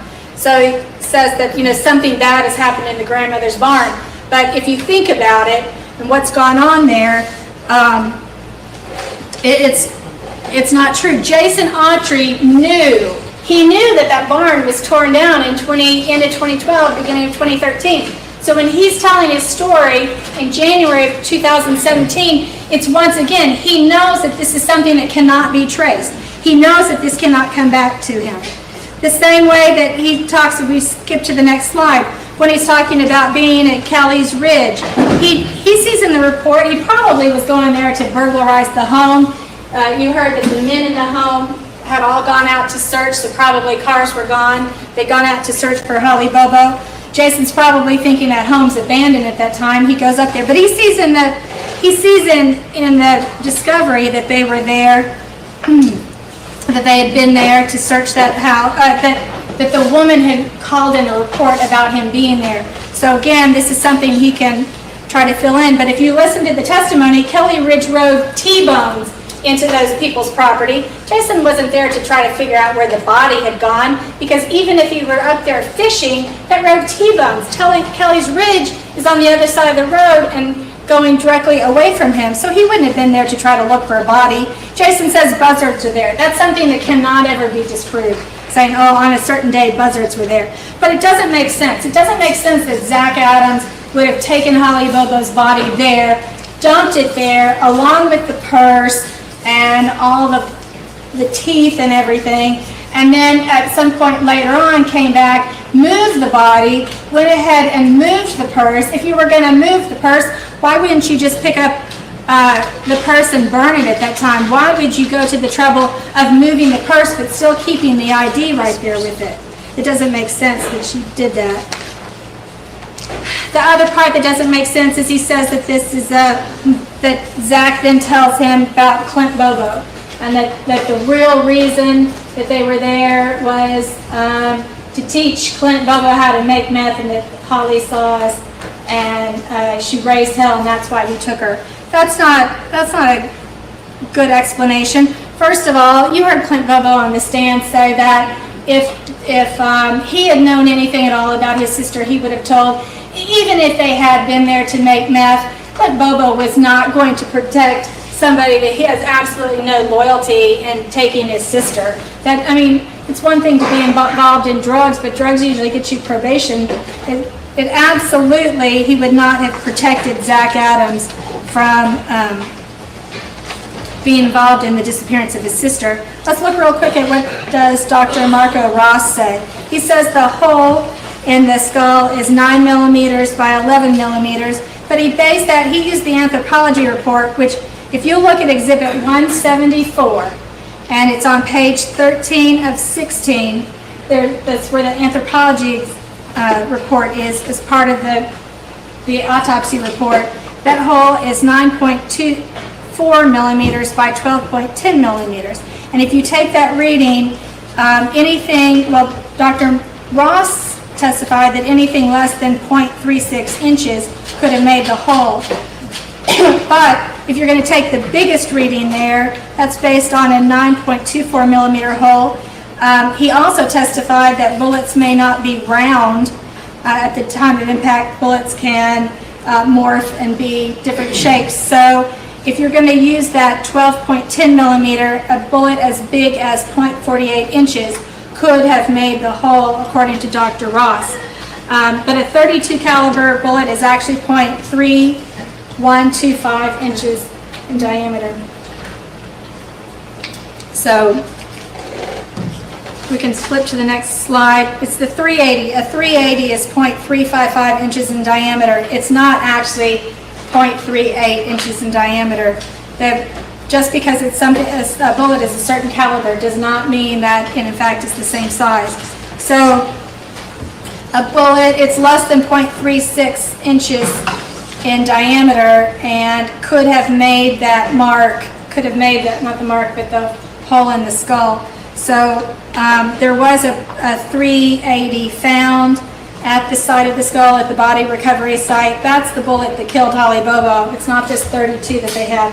Holly Bobo was murdered where her body was found. What happened is the person that took her drove north. If you look at the cell phone records and her cell phone records, the person that took her drove north, and that's where her phone pauses. Her phone does not pause in the Yellow Springs Road exit area. The phone pauses up there when she's on Shiloh 2, Shiloh 1 area, like our cell phone expert showed. That's where her phone is for 30 minutes and is unaccounted for. Once it hits Yellow Springs, once it comes back online and they start doing the pings, that's when the phone actually is moving. The phone moves. Each time they ping, they get a different number because the phone is not staying still. The phone is actually moving. So starting at 8:56, when they get their first ping, that phone is moving constantly and it moves quickly by where Jason Autry's grandmother's barn would have been. The phone moves by there very quickly and then goes down to where it's seen at 9:25, which is the last ping they get off of it. But so what happens is the person that takes Holly takes her up there, probably rapes her at the body recovery site where the body is eventually covered. It's up there beyond the Verizon cell phone tower, so that's not a tower anyone's pinging off of. Takes her up there, rapes her, leaves her purse because Holly's probably had her purse with her, was carrying it on her shoulder, takes her up there, rapes her, kills her there, just leaves her purse, pulls the $20 out of it, but does not bother to take the ring. If this were a bunch of meth heads, and if meth heads truly are doing something just for the money, they would have taken that diamond promise ring. But the person that took Holly didn't do it, leaves her purse there, gets back in the car, and as he's driving away, the person that took Holly, probably Terry Britt, as he's driving away, he then no longer has Holly in the car. He's making a big circle back towards his house. He's throwing things out the window. That's why he would throw things out the window in front of the grandmother's house, Jason Autry's grandmother's house, and Shane's driveway, because it's not Shane. Even the biggest meth head wouldn't throw evidence of what they've just done right out in their driveway in front of them, especially if they had a burn barrel. So that's what's happened there. Victor Dinsmore initially did not remember that the white pickup truck was hidden in his garage. It's only after Brent Booth, and Brent Booth was under a lot of pressure at the time to solve the case and to get additional evidence for this trial, that Brent goes to see him and in May of this year and says, let me tell you what's going to be testified to. It's going to be testified to that Zach Adams' white pickup truck is parked in your garage. And Victor says, no, absolutely not. And then Victor suddenly remembers, oh yeah, it was. I'm sure that Victor Dinsmore at some point was a suspect, even if not very long. He knows he was a suspect. He knows that things were thrown out on either side of him. He was told by law enforcement that Zach Adams was trying to use him as an alibi. That made him mad. So he's, of course, thinking that Zach is trying to somehow use him as an alibi. He wants to make sure that doesn't happen. He gets mad at Zach, although they had been friends at one time. He gets mad at Zach, and so he is going to agree with what law enforcement says, because he absolutely, wants to assist in law enforcement, and there's a $250,000 reward out, and because he's irritated with Zach, thinking that Zach has somehow tried to put him in the middle of this. But initially, Victor Dinsmore said that it was the 38 or 357 that he traded with Jason Autry. And again, a little bit of truth is always something. Remember, Victor Dinsmore said that he had a second 32. Now he identifies this gun here, this rusty gun, is clearly that's the same gun he saw then. But remember, Victor Dinsmore said he had a 32 that he threw into his cousin's pond. His cousin who lives up there in the Parsons area, he threw a 32 in her pond. Years before they got rid of this gun that Jason Autry brought him. Well, remember, they put this gun in the water. The first, they had to have somehow, we didn't hear from Sandra Dinsmore, but we must know that somehow she said that the gun was there by the water, but they got a backhoe and they were digging along the side of the road. What does that tell us? That probably Sandra Dinsmore initially said the gun was buried on the side of the road. They brought them down several times. When they couldn't find it, suddenly Sandra Dinsmore says, oh, I remember where the gun was now.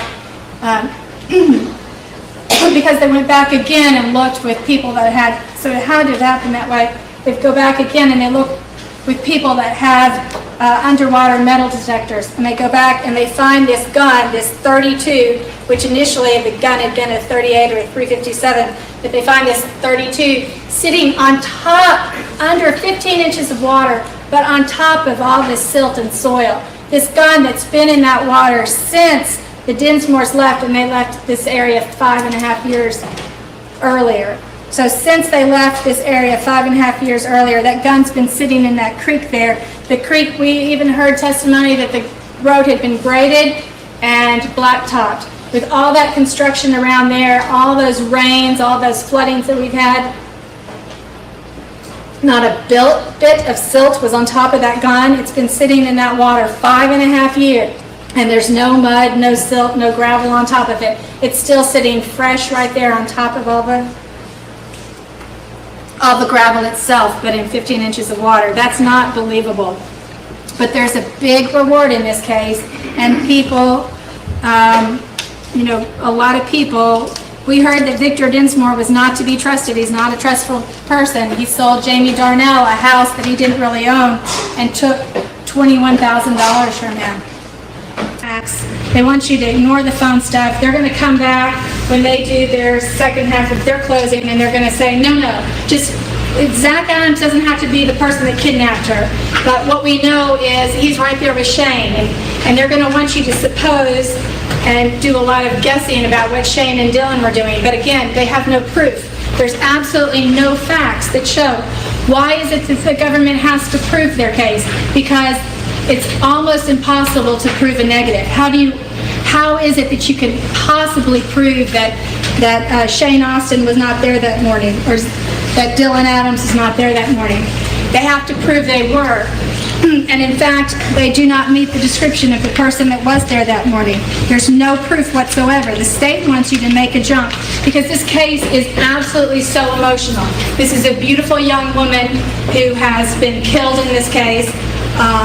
And it's a tragedy. It's a tragedy for the family to go through. But that doesn't mean that Zach Adams is responsible for this. He's absolutely not guilty.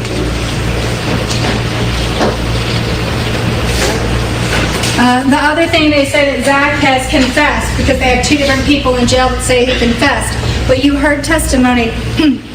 You heard testimony about where Zach Adams is staying in jail. He's in the Williamson County Jail, and he's in protective custody, which means he spends 23 hours a day locked up. 1 hour a day, he can walk around, but without anyone else who can touch him. He's separated from everybody. You also heard through the people from the jail say that there was one phone in the pod for everybody to use. They can hear the television through their doors. Some of them have to stand, some of them can sit on the bed, but they can hear the television through the door. It's also easy to assume that they can hear people talking on the telephone through the door. So when they're using the one phone, which is out in the public common area, everybody else can stand there and hear what they say. What they say perhaps to their attorney, what they say perhaps to their families, what they're saying about the case. So once somebody gets just a few facts about the case that they can use, then it's absolutely nothing more for them to say, well, and then he said he did it. But with all those confessions that you hear, there's no new information. Nobody has any information to say that Zach Adams confessed to them, and they have learned details that you wouldn't just otherwise know through something else. There's no aspect of this that has been explained, like who it is that went and took Holly, where it is that they took her, how they got away with it, where was the car parked when James Barnes walked by there. Nobody can answer those questions. And why? Because these jailhouse confessions are just not accurate. All it takes is a little bit of information, and the state has just jumped on that. Yes, we hear them say that Zach said to the people in Chester County, no body, no gun, he'd never get convicted. But those people came forward, although they came forward at first to say that he was threatening his brother to send a word to his brother in Chester County, the whole got no body, got no gun. Those were all things that were said here in court on the stand. There's no evidence that they said no body, no gun before. They said those particular phrases before they had found Holly Bobo's body.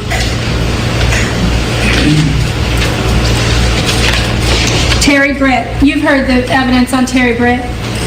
It is compelling. He had a history of stalking young blondes. He lived closer to Holly. He lived fairly close to Holly, within a few miles on Jeanette Holiday Road. He had a history of rape. He was a sex offender.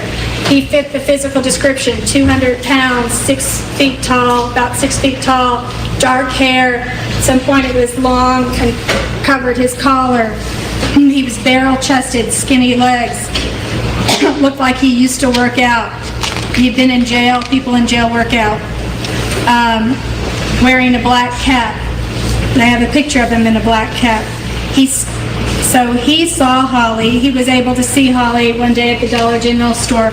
Once he saw her, he has a history of stalking women. He knows how to find women. He drove the paper route there, so he's always back on the roads. He said he'd even get drunk and drive the roads. So he's on those roads. He's watching for people. He has one of those rape vans. He has a white paneled van that he even talked about. He has got a rape van. The other thing is he's got 2 vans, identical. You know what? Shout out to her for just sliding it in there that he had a rape van.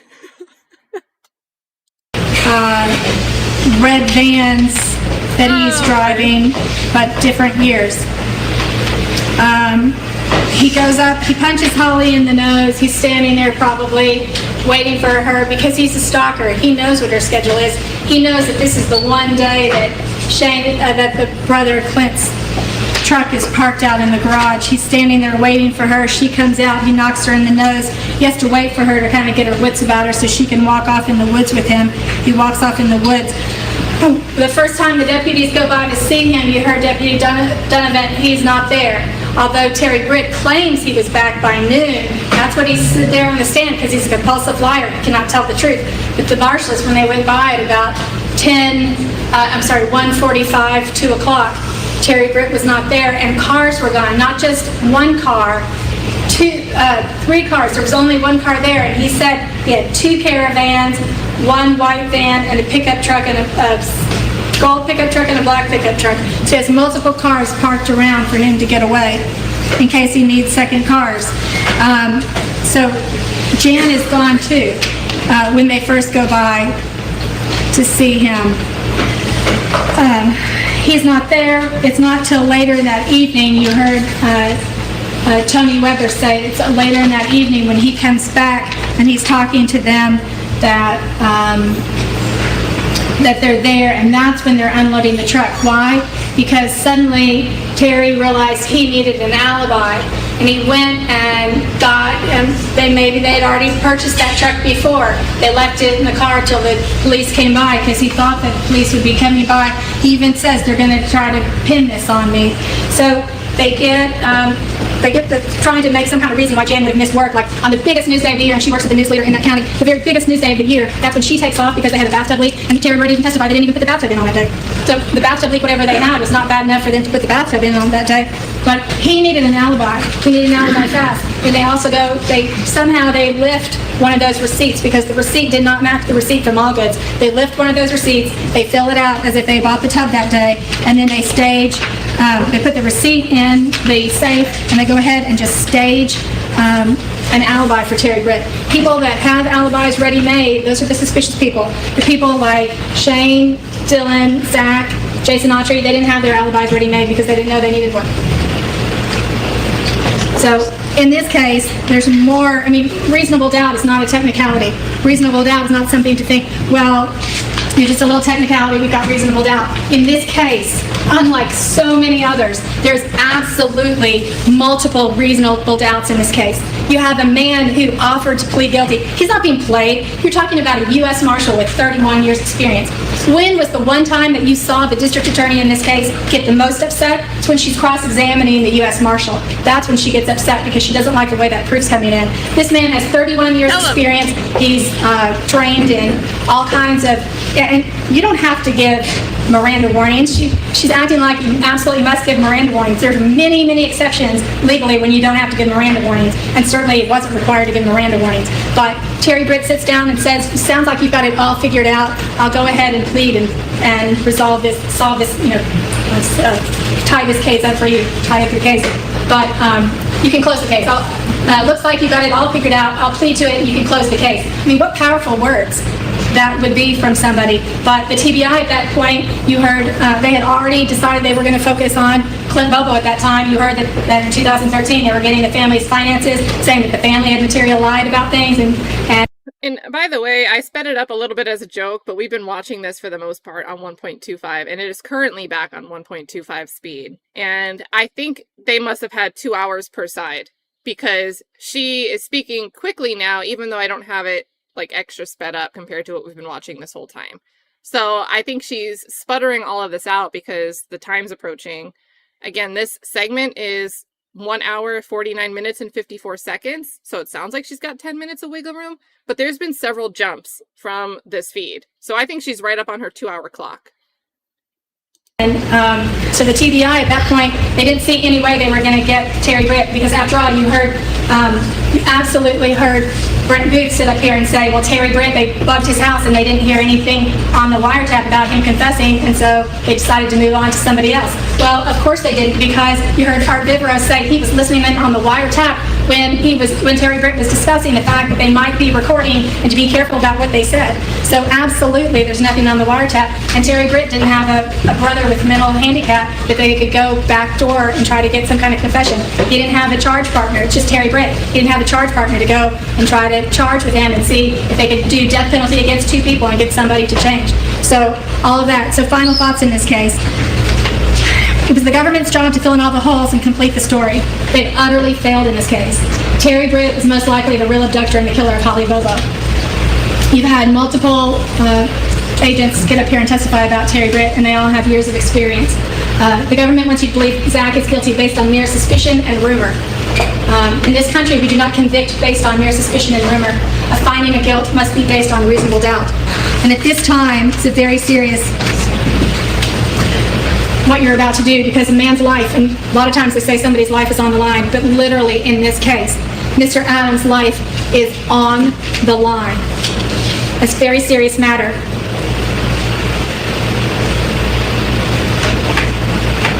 At this point, there's absolute many doubts, reasonable doubts, as to why he did not commit this crime and why somebody else did. At some point in the future, it may be that they get the evidence they need to charge the right person. But simply because there's suspicious things that have been said, or Zach Adams has been running his mouth like a stupid fool, is not a reason to convict him of the kidnapping, rape, and murder of Holly Bobo. All right, so on to the second Jennifer. On to the second Jennifer. Yeah, she was snapping for a second. I think that pep in her step, knowing that the clock was ticking, I think that really did something. I think that did something. Ariel says, I got here just in time. We are going on to the second Jennifer here. So the rebuttal closing for the state. She's got her 49 minutes and change here going. I know you're tired. Y'all are. Oh my gosh. You know what? Thompson's cooking with that, because this whole chat minus that last 10 minutes, everybody's like, is she still going? So I bet the jury was like, yeah. I'm gonna refocus. Uh-oh. Uh-oh. I'm gonna bring you back to when I was here. What took all of you away from your homes and your jobs, your loved ones. The voice. Lady. She's wonderful. When they found a driver's license, and Hold on. Do we have to boost her? I'm scared she's gonna yell. This is boosted. There's a little more we can go up. September of 2014. It says her name, Holly Lynn Bobo. It says her date of birth, October the 12th, 1990. It says her address, St. Lawrence, Johnson Road. It has a picture. It really doesn't do her justice. What isn't on this ID of Holly's? The death date. April. Her story. Oh. What happened to her? The captions aren't even picking up. And it also thinks it's Spanish. There's nowhere on that driver's license. Does it say she was the daughter of Dana? Dana who built her house. Dana who worked long hours to provide for her and her family. Dana who put that $20 bill on the kitchen bar an hour or two before she was killed to make sure she had gas money. Doesn't say anything about that. Doesn't say anything about her being the beloved daughter of Karen. Karen, whose goal in life was to be a good mama, to fix Holly's muffins that morning, who slid that $20 bill that Dana left in the kitchen bar, slid it into this billfold.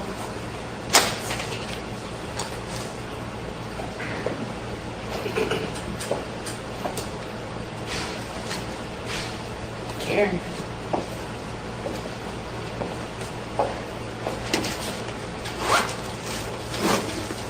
Who lovingly packed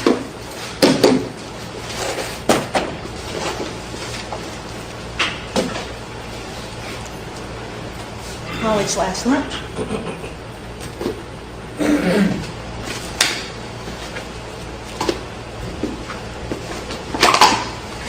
You won't find on the driver's license what you heard in trial the last 2 weeks about Holly's dreams of being a nurse,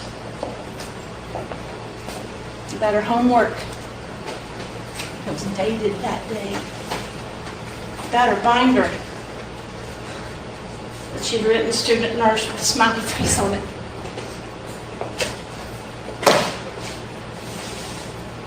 About how hard she was working. 4 days a week, every week, all day long.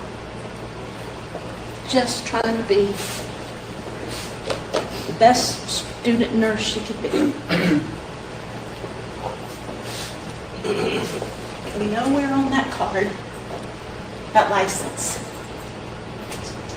does it mention the sweet love that she shared with Drew Scott. Drew who put that little promise ring on her finger less than 4 months before she died. Doesn't say any of that. It doesn't tell you that when she walked out of the house early that Wednesday morning, not just a house, her house, the house that Dana built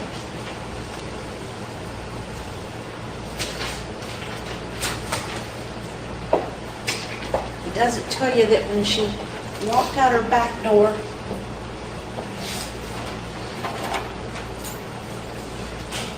keys to her Mustang, her books, the lunch that Karen had packed.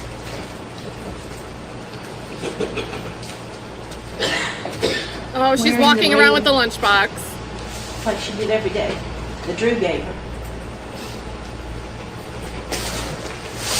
Just, She's putting on this sad voice and presentation, but it's like she can't stop smiling. Maybe her face is just stuck that way. And maybe I need to watch her post-conviction relief hearing testimony after watching her voice here. First, how she acts on the stand for the PCR.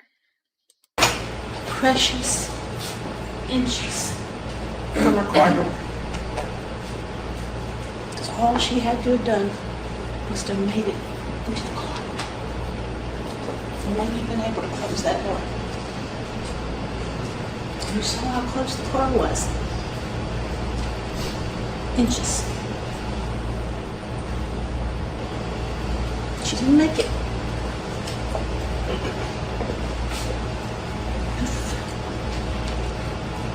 She just disappeared. But she's smiling. All of that gone.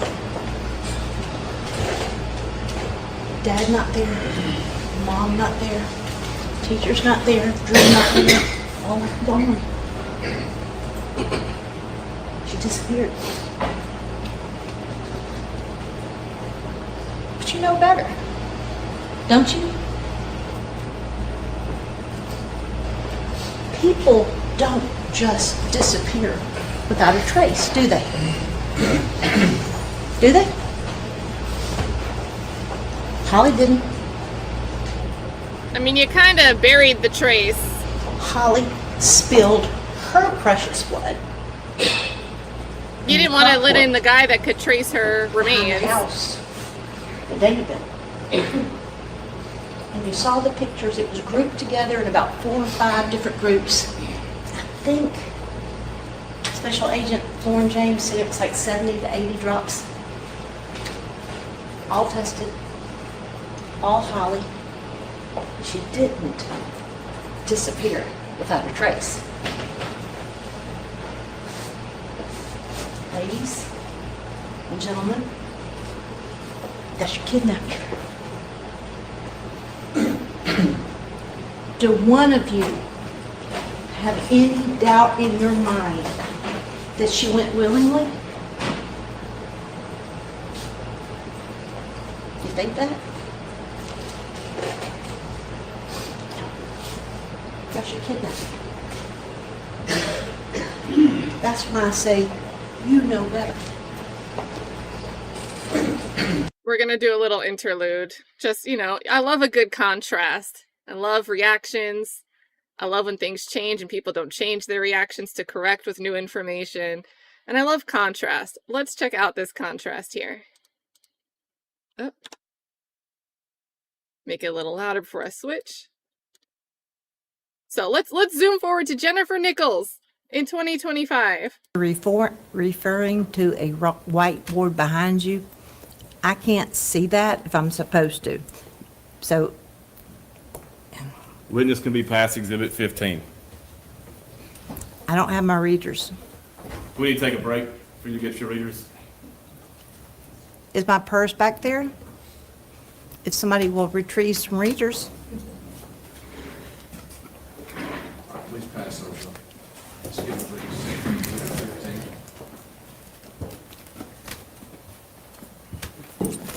I think her face is just stuck like that. Thank you. So, she did not want to be prepared to read this stuff about her case. And here she is with the soft voice over in this rebuttal closing argument. Talking to the jury when it sounds like there might be sniffling from the courtroom. Making it seem like they have everything. Holly didn't disappear without a trace. Except we hid all the stuff that would tell you that her phone was being traced and it was never co-located, and the defendants also had an alibi. So sad. So sad.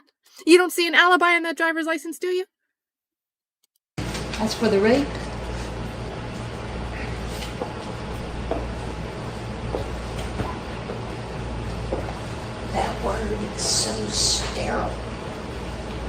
You know what I Sterile. mean by that? It's so sterile.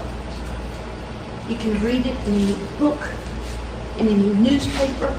You can see it on the news. You can say it in polite company, and nobody even flinches anymore. Because that word rape is just a made-up word. It's a made-up word that somebody invented. Like a lot of the jailhouse snitch quotes in this trial that you used as evidence. So that you didn't have to say what really happened.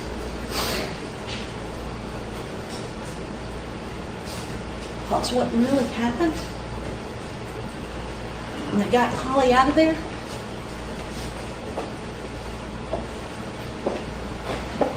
what he did, what they all did, is they ripped Holly's clothes off. Her blue jeans and her panties. What panties? One by one. They lined up, they pulled out their penises, and they shoved them into her repeatedly. Does this include Jason? I'm sorry.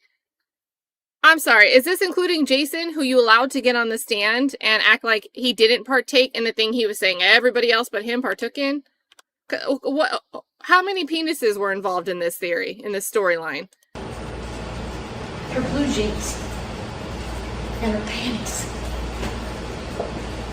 And one by one, they lined up, they pulled out their penises, and they shoved them into her repeatedly.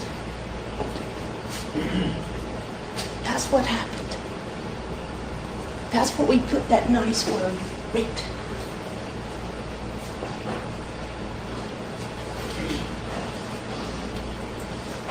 Hope she didn't know.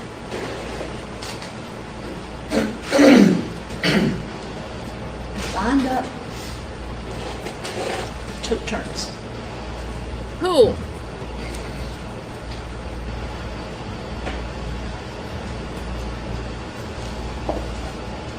That's what she went through. Her last morning on Earth.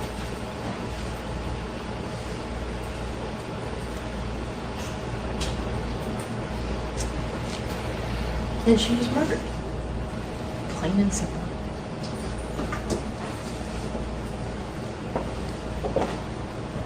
She was murdered with this .32. Ms. Thompson made some mention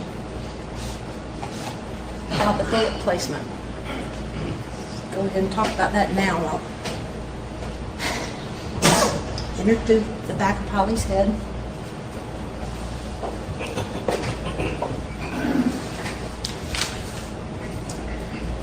Out the front. How could that be? If he and Jason had laid her on those rocks, how could that be?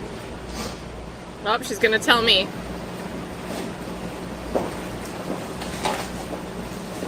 Was she gonna demonstrate it?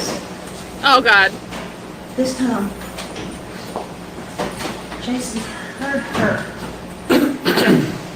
make a sign.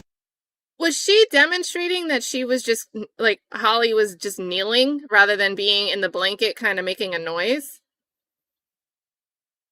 Because that is not Jason Autry's testimony. Maybe her knees are too bad. How about this? This time, Jason heard her make a sign of distress, not gas. He saw her foot move. A shot in the shoulder, arm, between her chest and her arm. Not gonna do. Have to take care of this right now. Right now.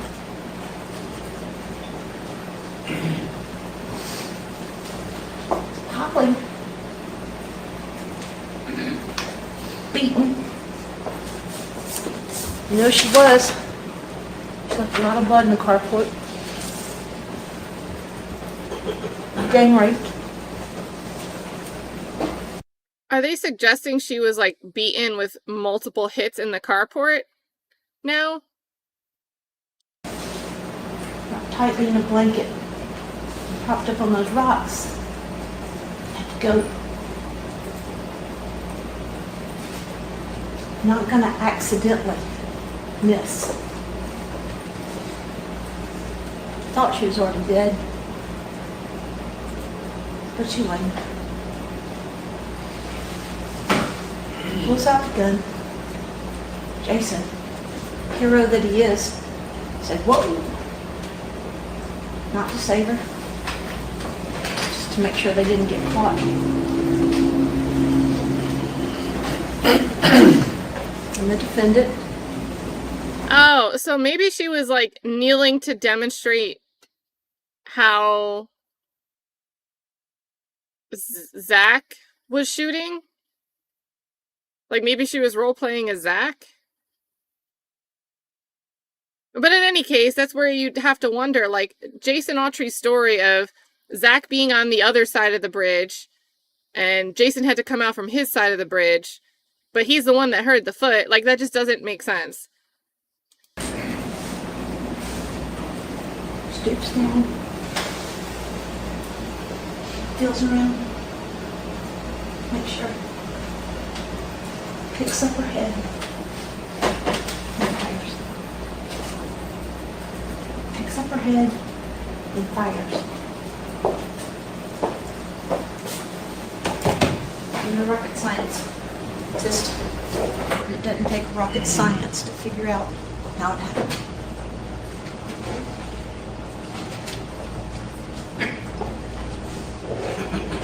How do we know it happened like that? How do we know? How do you know what happened at the hands of Batman? And why were the teeth where they found her skull later and not at the river place? How do you know? Not going to go back over everything you heard, every single one of you.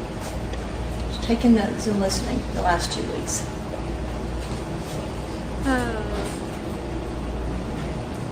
Jason Autry, number one, told you what he witnessed with his own eyes. Hey, Pam. He told you what he did. Oh, and shout out to Sheriff Chuck gifting 5. Multiple Thank you. times under oath. I was to lost you. in the sauce. And kidnapping. Because the kidnapping didn't end once they got her off of Swan Johnson Road. Kidnapping continued. I don't care how many times they moved it. It continued until Zachary Adams put that gun to the back of her head and pulled the trigger. So, you have Autry's eyewitness account. There's some question about An eyewitness account where he maintains he didn't know it was Holly. He didn't know what was in this blanket until later. Very good eyewitness account. whether it's just a coincidence that the two of them went to this place. I mean, could it be a coincidence? They just went to that place? Could it? I think so.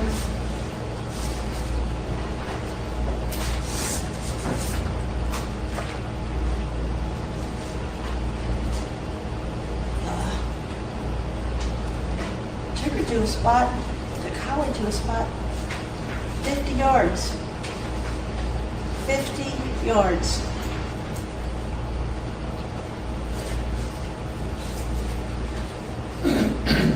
One of Zach Adams' favorite places. The place he took Rebecca Earp place he returned many times. It's no coincidence. Took her to a place that he knew and felt safe. No coincidence.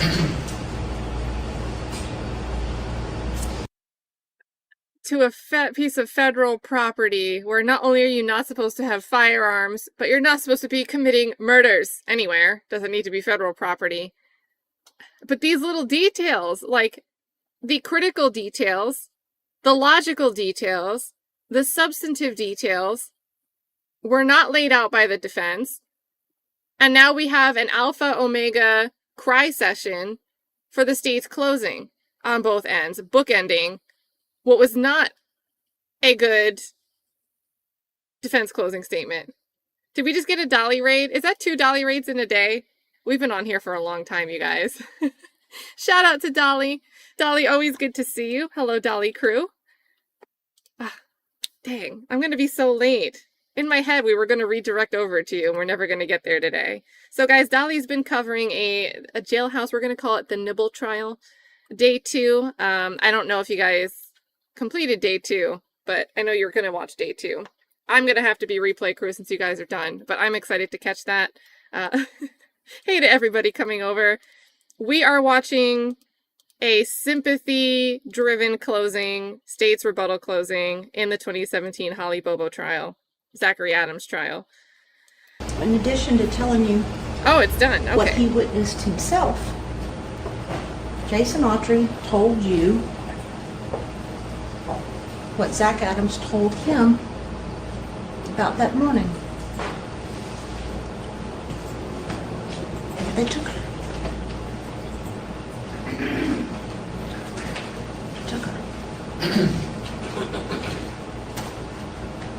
In her own house. They told them that they raped her. That sterile word again. And this is on 1.25, and it's still this Pawsy McPawserton. Those words, don't you? Because what they did, as you know, is line up and take turns.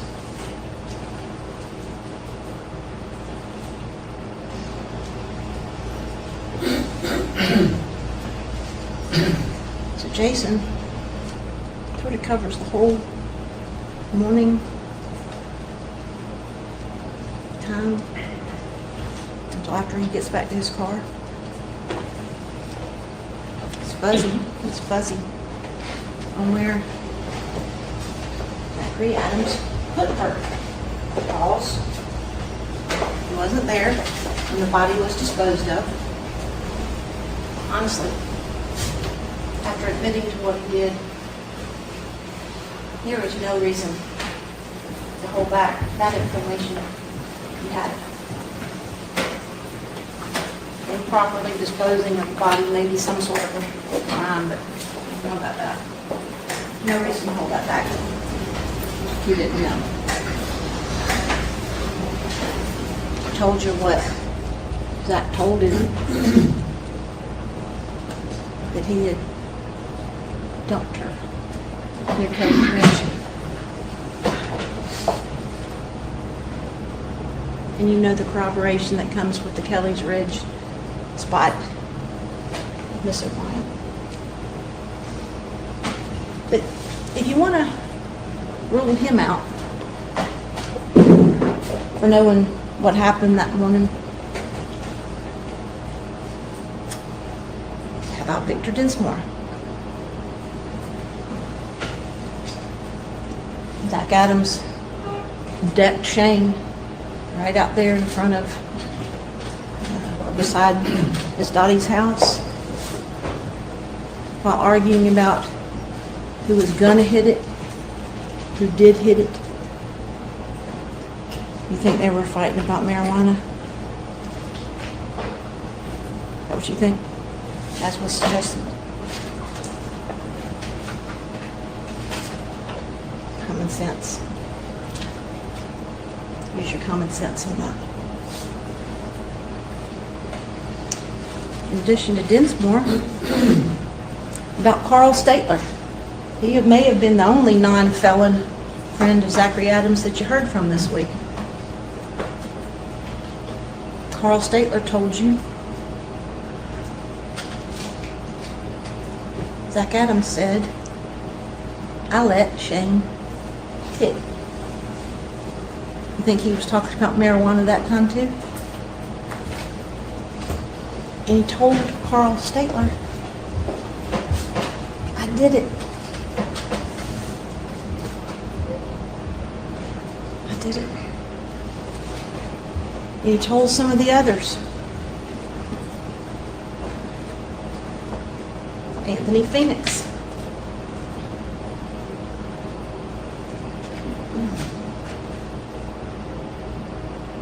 Called her a bitch. Pretty bitch. Said it was fun. Was he talking about putting a bullet in her head as being fun? Or was he talking about lining up with his friends? Was he talking about lining up with his friends and taking turns? Leave that to you.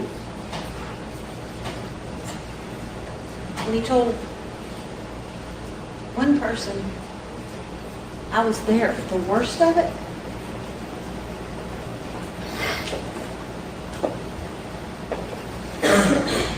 Surely to goodness, the rape was the worst of it.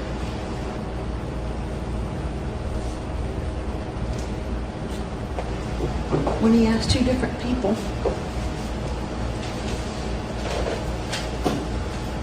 will God forgive me? State submits that's between him and God.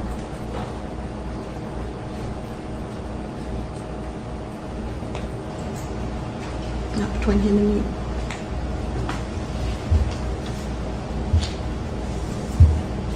Not between him and you. There's 10 or 12 statements that he made. All different people. Not in the same jails, not on the same roads, not in the same cars. And Paul and I keep going back to Corey Rivers, probably because he's a kid, literally, that got in trouble traveling through Tennessee on a driving charge. Isn't Corey Rivers the one that the defense had to tell us had a charge for like lewd behavior involving a 16-year-old?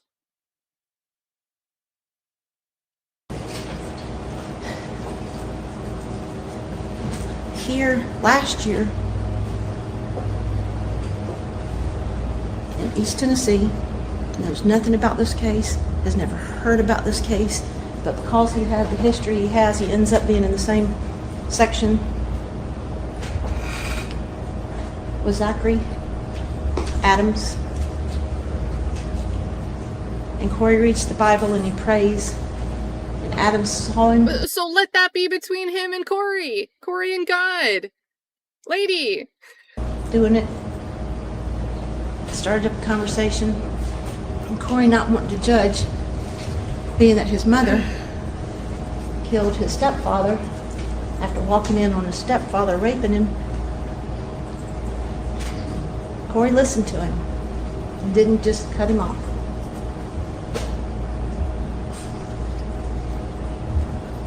Submit that Corey Rivers was what Adams thought to be a safe person to talk to, given his lack of association with anything here, the fact that he had a 60-day sentence and a ticket back to Florida.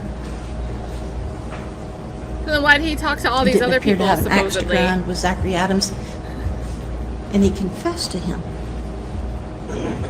He told Corey Rivers, we got her in the woods. Mr. Kidnap, we got her in the woods. And Corey saying, did you do it?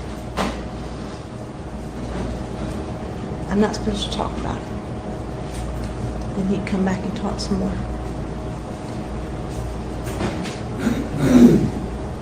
Will God forgive me? This is very much creative licensing. Saw that in.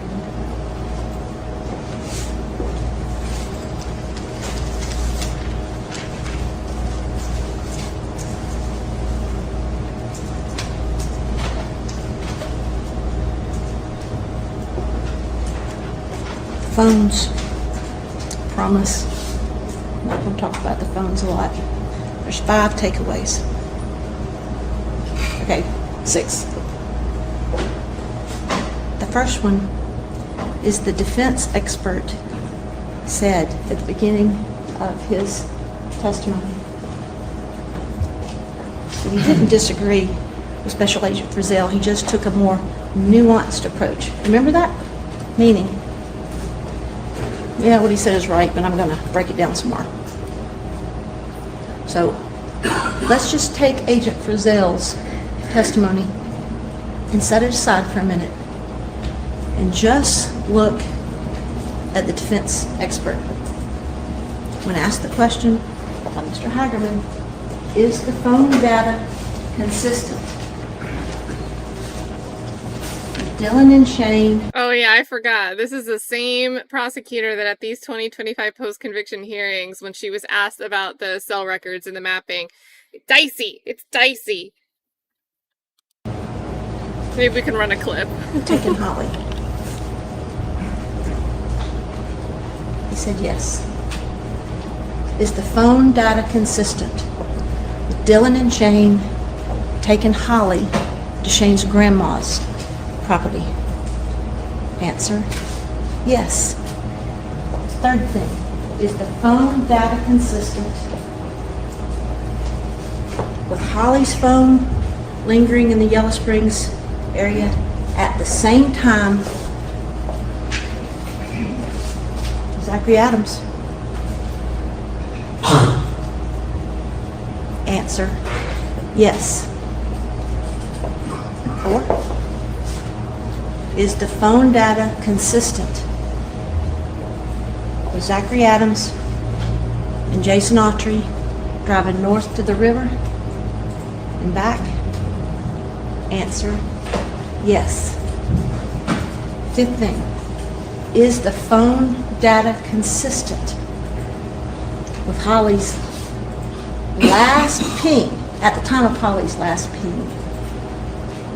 Dylan Adams driving south and getting rid of her phone and perhaps some of her other things. Answer, I know you heard it. Yes. So despite all of these maps and these colors and these times and these numbers and these crossovers between the 3 sectors, and the fact that a sector might look like this, but it doesn't really mean that, because you could be over here, or you could be over there, or you could be over here, or yes, you could be over there. Despite all that you heard, the defendant's own expert said yes to those 5 critical questions that Mr. Hagerman posed to him.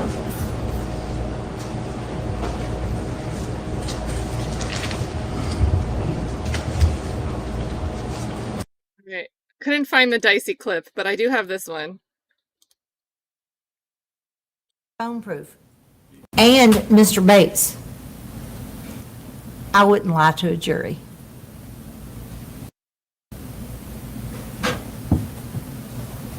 You are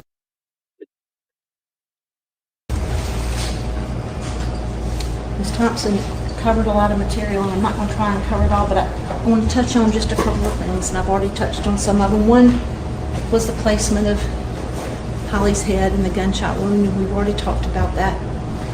The second one, that after the fact, she said they kept going back to the river, kept going back to the river. Why would you go back to the river? Go back to the river.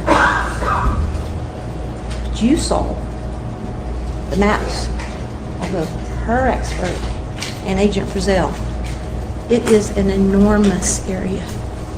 Nobody said they went back to the river. They just said they were in that area, which is their stomping grounds, which includes a bar that Autry said he went to constantly. And you remember the night of the 13th, the 911 call.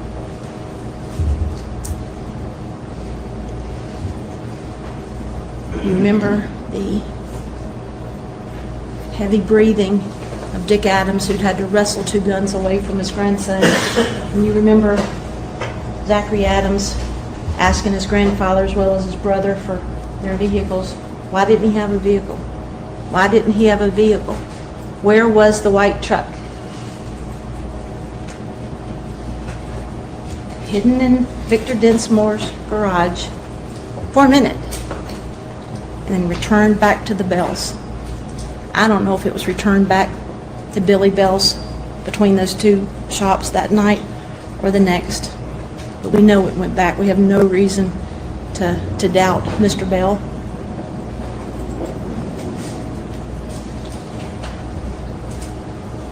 And begging for guns. Not begging, but wrestling for guns, taking guns. As a grandfather said, came in here, jumped on us, and got my 2 guns. If he comes back like this, I'll shoot him.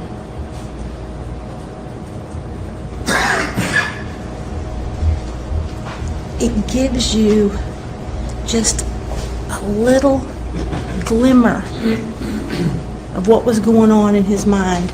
The desperation that he felt hours, just hours after they had kidnapped Holly, raped Holly, and killed Holly. He's had an encounter with Rebecca Earp, which I think the words that were used ended badly that day. And you hear him talk about that. Why does he need guns? Why does he need another car? Where was he going?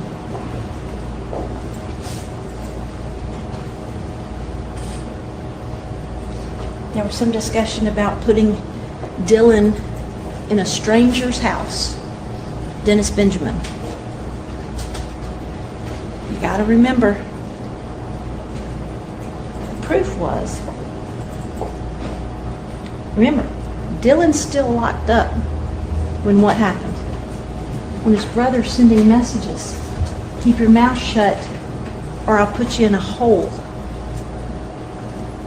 And then you heard testimony from Agent Booth about him going to someone that was an associate of Dylan's. And then you have Dylan getting out. Should they have sent him back home? Should they have sent him back home? Or should they have tried to keep an eye on him? Because that's what they did. He's still alive.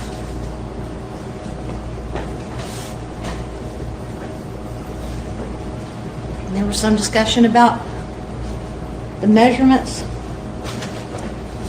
of the ammunition.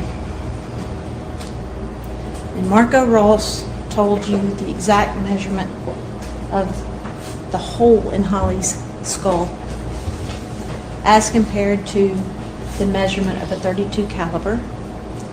And then, bless his heart, the defense witness that came in with pictures of different calibers, I have no doubt that the way he measured them is the way he reported it. But he didn't know how to measure them. He didn't know to remove the projectile from the casing and then measure it. So the expert who testified about the gunshot wound to Holly's head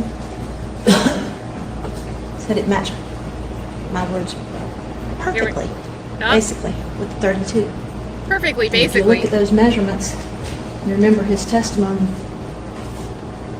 it excluded a .38. Excluded. Let's talk about the gun. What are the chances? Jason Autry finally started talking. He didn't know where the gun was.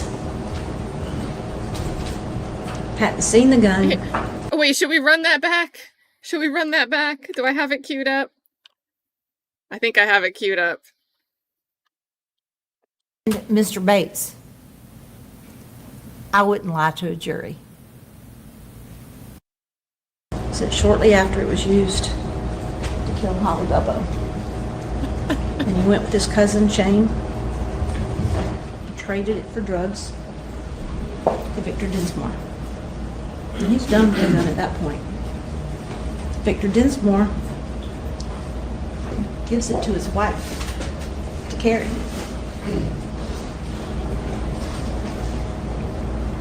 And he's sitting there one night talking to somebody, and he gets worried about where the gun has been.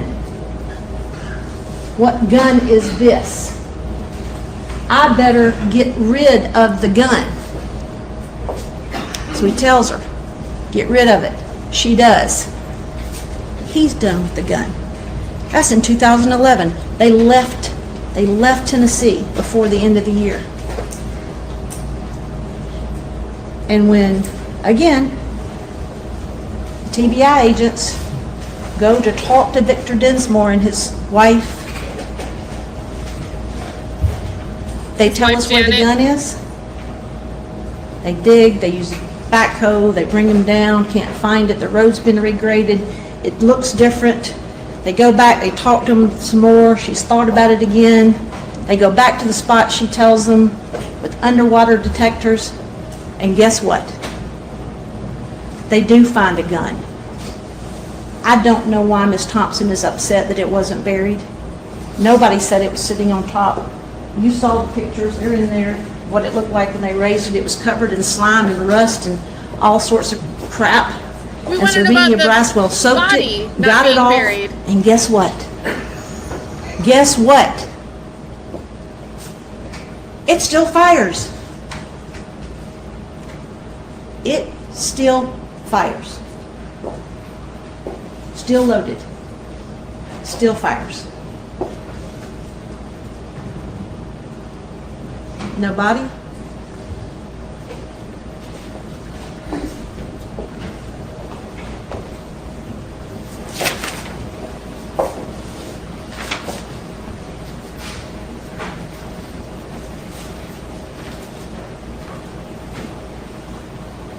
That's what's left.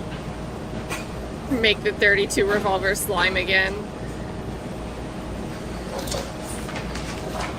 How does that happen?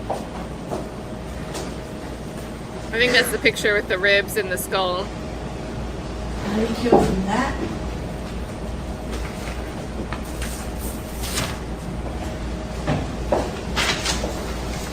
to this?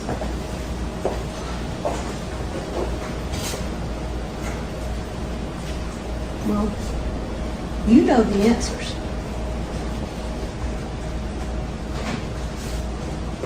And you know what happened in between.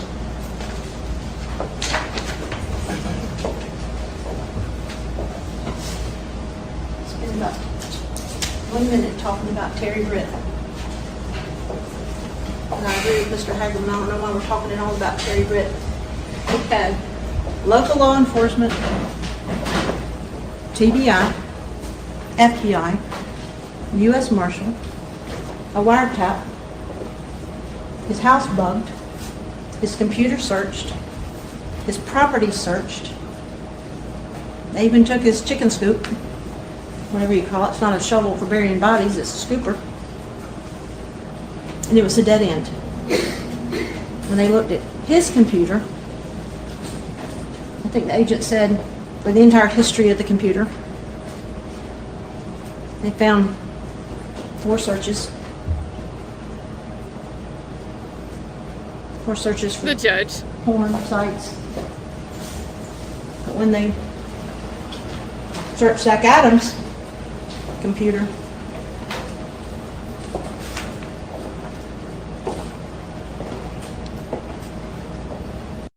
also Facebook records, not from the computer. This December 15th Facebook post. You have him posting. I wish it was in color for you. Who am I searching for? It's a Facebook photo from December 15th.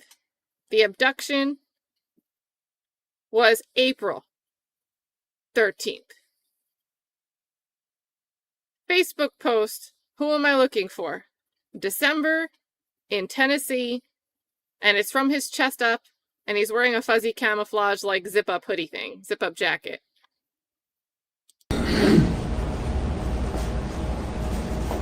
Notice how she's not saying when it was posted. What's more telling? It's his Facebook. With the comments below. Public, not hidden on his hard drive, not a search you think no one's gonna see. Not locked in a shed in a composition binder. with Holly Bobo's name highlighted in yellow and her face circled in a newspaper clipping, like in Terry and Janet Britt's shed.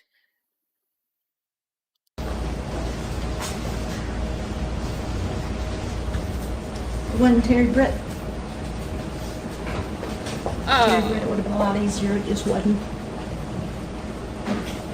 And when Terry Dicus couldn't shed himself of his belief and his desire to prove it was Terry Britt, he was removed from the case, and another case officer came on. You nonetheless heard from him. You heard from what he did, and you heard what he did. But under cross-examination, when asked, what did all your efforts prove? Nothing. Dead end. And you heard from Johnny Walker, Marshall Walker. You decide for yourself if you find him credible. If you do, all right.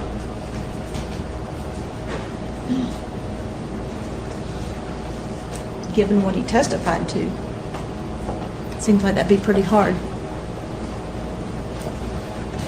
A U.S. Marshal who would go into the visitation room of a multiple convicted felon and say, tell us where the body is, and look at you and say he didn't need to give him his Miranda rights.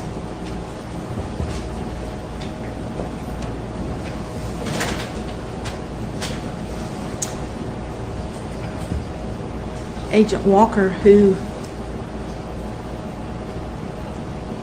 laid out, you heard him in great detail, just delighted to tell you all the things that he told Terry Britt that were not in his report. And then when asked, and how did he respond? You got it all figured out. I'll just plead guilty and close the case. He wants you to believe that that was true.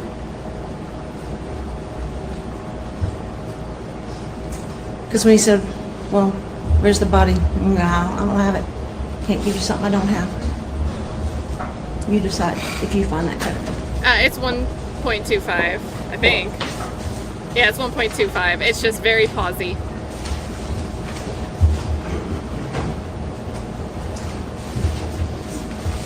For real. I'm the only one that can violate rights. That she was 5'3". Which would explain the trajectory. If someone walked her into the woods and shot her while she was being walked somewhere, that would explain the trajectory a little bit, just saying. Let's smile. We say she was 5'3" the country. What?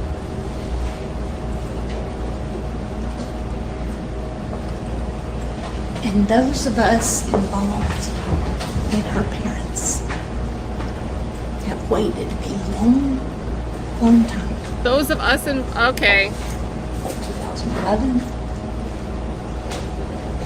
2012, all of 2013, and 14, and 15, and 16. You know, I think we're very lucky to be watching this with the camera facing the side profile. Because otherwise it would be spot on, like, And most of 2017.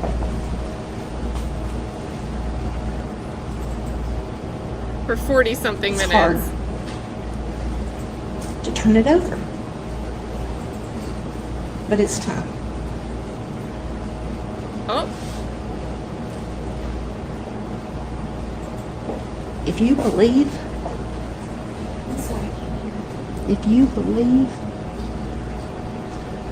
the defense theory, someone's talking in the back. if you believe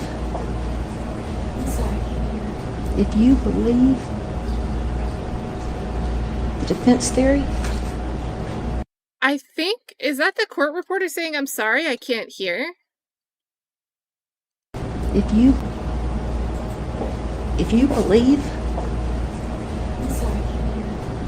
believe, I'm sorry, I can't hear.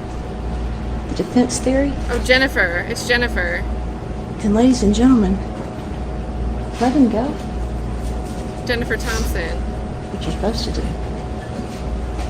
You're right. She couldn't hear during closing arguments. She told us about that during the post-conviction relief hearings. So there you go. She's calling it out. She's recorded contemporaneously saying that she can't hear. So, super credibility boost to Miss Thompson for the post-conviction hearings. Not that I thought her credibility was in question, but But if you don't, and if you see the kidnapping that continued until she got a bullet in her head, and if you see the rape, the repeated rape, and if you see the murder that occurred in the perpetration of, that was closely connected to those two,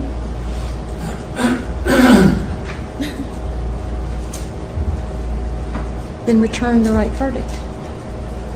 It's not one of those lessers. In fact,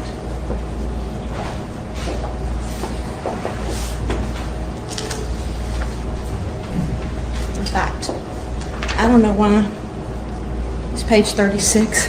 Should be page, to me it should be page 1. If you read this deliberation, order of consideration, you don't even have to consider him. what?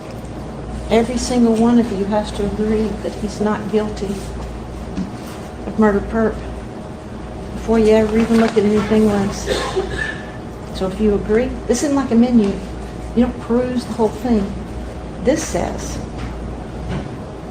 you shall not proceed to consider any lesser included offenses until you have first made a unanimous determination that he's not guilty of the preceding offense, in this case, as charged. Got it? This is important.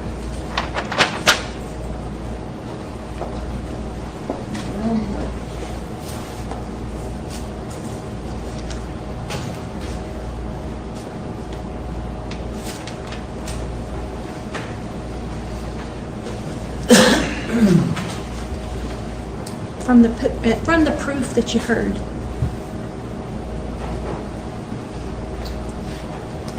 it's doubtful that Holly would have been famous. It's more likely that she would have finished nursing school, that she would have married Drew, that she would have lived close to her parents the remainder of her life. You wouldn't have known her. That she's entitled to this. justice for her requires that you be here.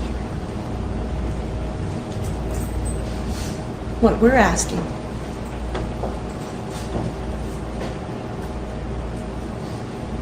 is that each one of you go back to your deliberation room with a clear head, a clear mind. Don't be distracted from your mission. You elect yourself a foreperson.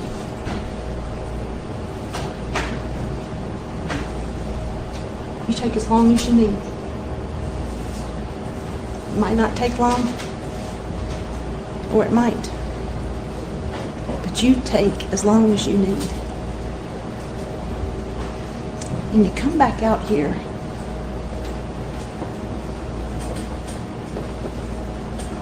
with the right verdict. We, the jury,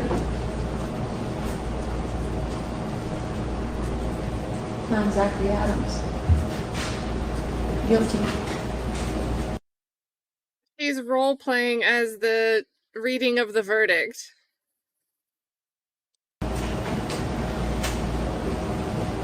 Of murder and the perpetration of kidnapping. Come back with another one. We, the jury, find you guilty of murder and the perpetration of rape.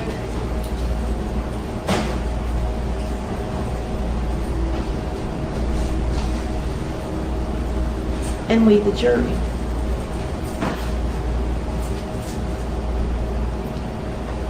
find you guilty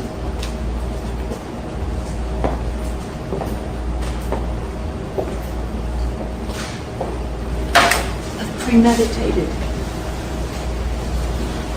murder. Well, she had her readers to put down just there to make a point.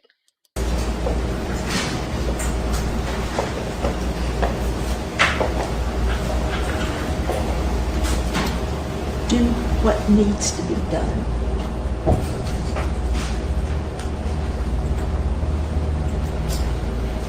I'll be waiting right here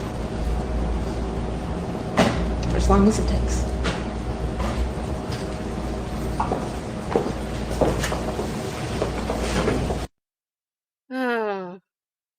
Oh, I guess there's no... The next thing that came up is just his sentencing. I mean, we know the verdict. He was convicted on the top counts. Let me just do a quick search. I'm going to search in the background.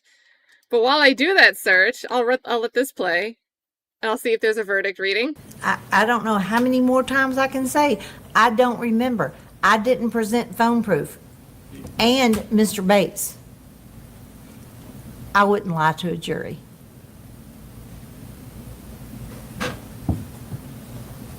You agree that the clockwise travel of Holly and her phone showed no personal effects, All right, I got it. no notes, no lunch boxes, no student. I got it.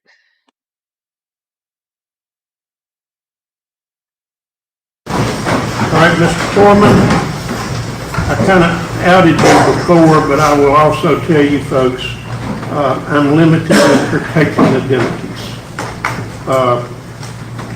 It becomes a matter of record, but I will also tell you I will support you and make sure that you're not harassed in any form or fashion. I didn't out you by first and last name, just by last, and then had been listening pretty close. But has the jury reached a verdict in this case? I want you to pass the verdict forms to me, please, through the bailiff or the sheriff. And then I'll be going over these with you.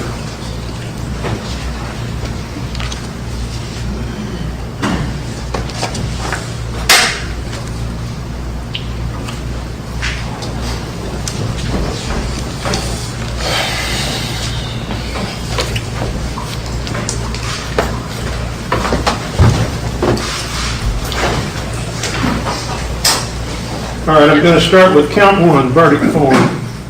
First degree felony murder of Holly Lynn Bobo during the perpetration of or attempt to perpetrate kidnapping of Holly Lynn Bobo. You checked guilty of first degree felony murder of Holly Lynn Bobo during the perpetration of or attempt to perpetrate kidnapping of Holly Lynn Bobo. Is that correct? Yes, sir. And you signed and dated it. Now, I'm going to go ahead and follow this to each count. So I'm going to start on the back corner. Number 1, is that your verdict? Yes. Number 2, Yes. and we're skipping over yours. Is that your verdict? Is that your verdict? Yes. Back to the front row. Is that your verdict? Yes. Is that your verdict? Yes. Your verdict? Yes. Your verdict? Yes. Your verdict? Yes. And your verdict. Yes. Count number 2. Verdict form count 2, especially aggravated kidnapping of Holly Lynn Bobo accomplished with a deadly weapon or by display of any article used or fashioned to lead the victim to reasonably believe it to be a deadly weapon. At that, you check number A, that guilty of especially aggravated kidnapping of Holly Lynn Bobo accomplished with a deadly weapon or by display of any article used or fashioned to lead the victim to reasonably believe it to be a deadly weapon. Is that correct? Yes, sir. Let me start with him first, chairperson. Then I'm going to come right back down the way as I did. Yours, ma'am? Yes. Yours? Yes. Yours? Yes. Yours? Yes. And yours? Yes. Back front row. Yours? Yes. Yours? Yes. Yours? Yes. Yes. Yours? Yes. And yours? Yes. Okay. Right, count 3. Count 4.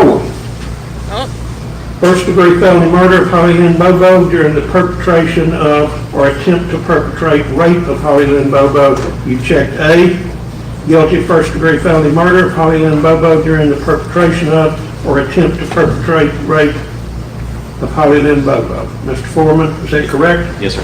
And back to the corner. Your Yes. verdict, your verdict, Yes. your verdict, Yes. your Yes. verdict, your verdict, your verdict, Yes. your verdict, Yes.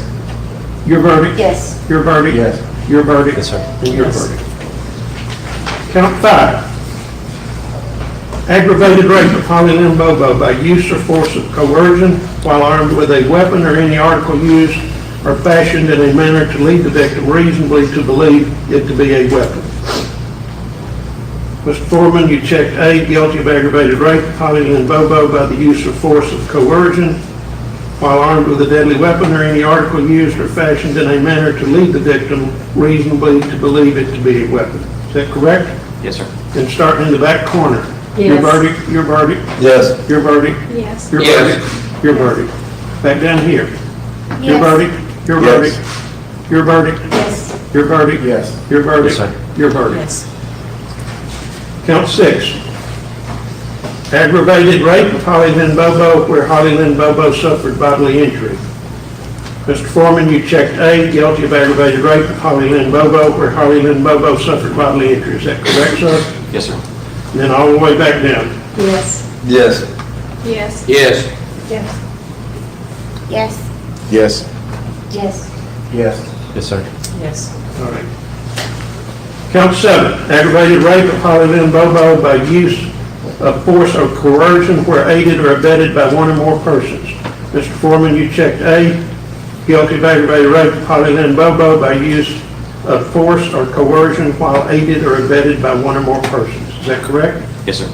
Then all the way to the back. Yes. Yes. Yes. Yes. Yes. Yes. Yes. Yes. Yes. Yes, sir. Yes. Count 8, first degree premeditated murder of Holly Lynn Bobo. Mr. Chairman, you checked A, or put in A, all of these you put X's, but they're checked. You checked guilty of first degree premeditated murder of Holly Lynn Bobo. Is that correct, sir? Yes, sir. All right. Yes. Yes. Yes. Yes. Yes. Oops, that man here. Yes. Yes. Yes. Yes. Yes, sir. Okay, that's the verdict of the jury. They've been told. All right, so let's go to sentencing. Sheesh. Maybe the captions will be going again. Oh, is the court sound off? Okay.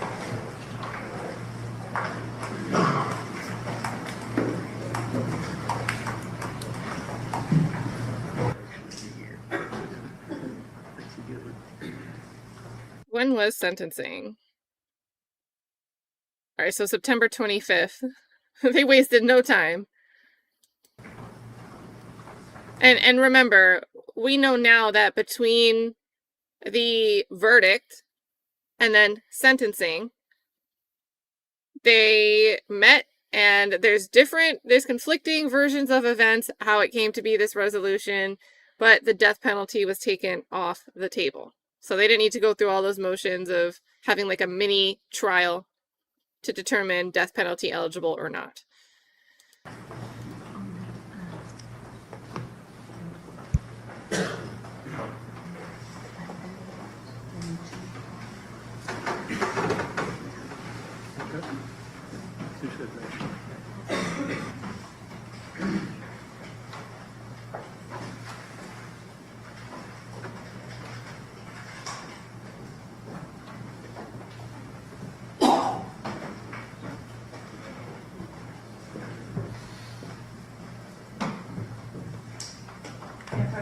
Yes. Okay, it's 10:27. We were set to go at 10 o'clock. Starting about 9:30 was when I anticipated taking up the matters so that we could proceed into sentencing at 10. I asked the jury to return at 10.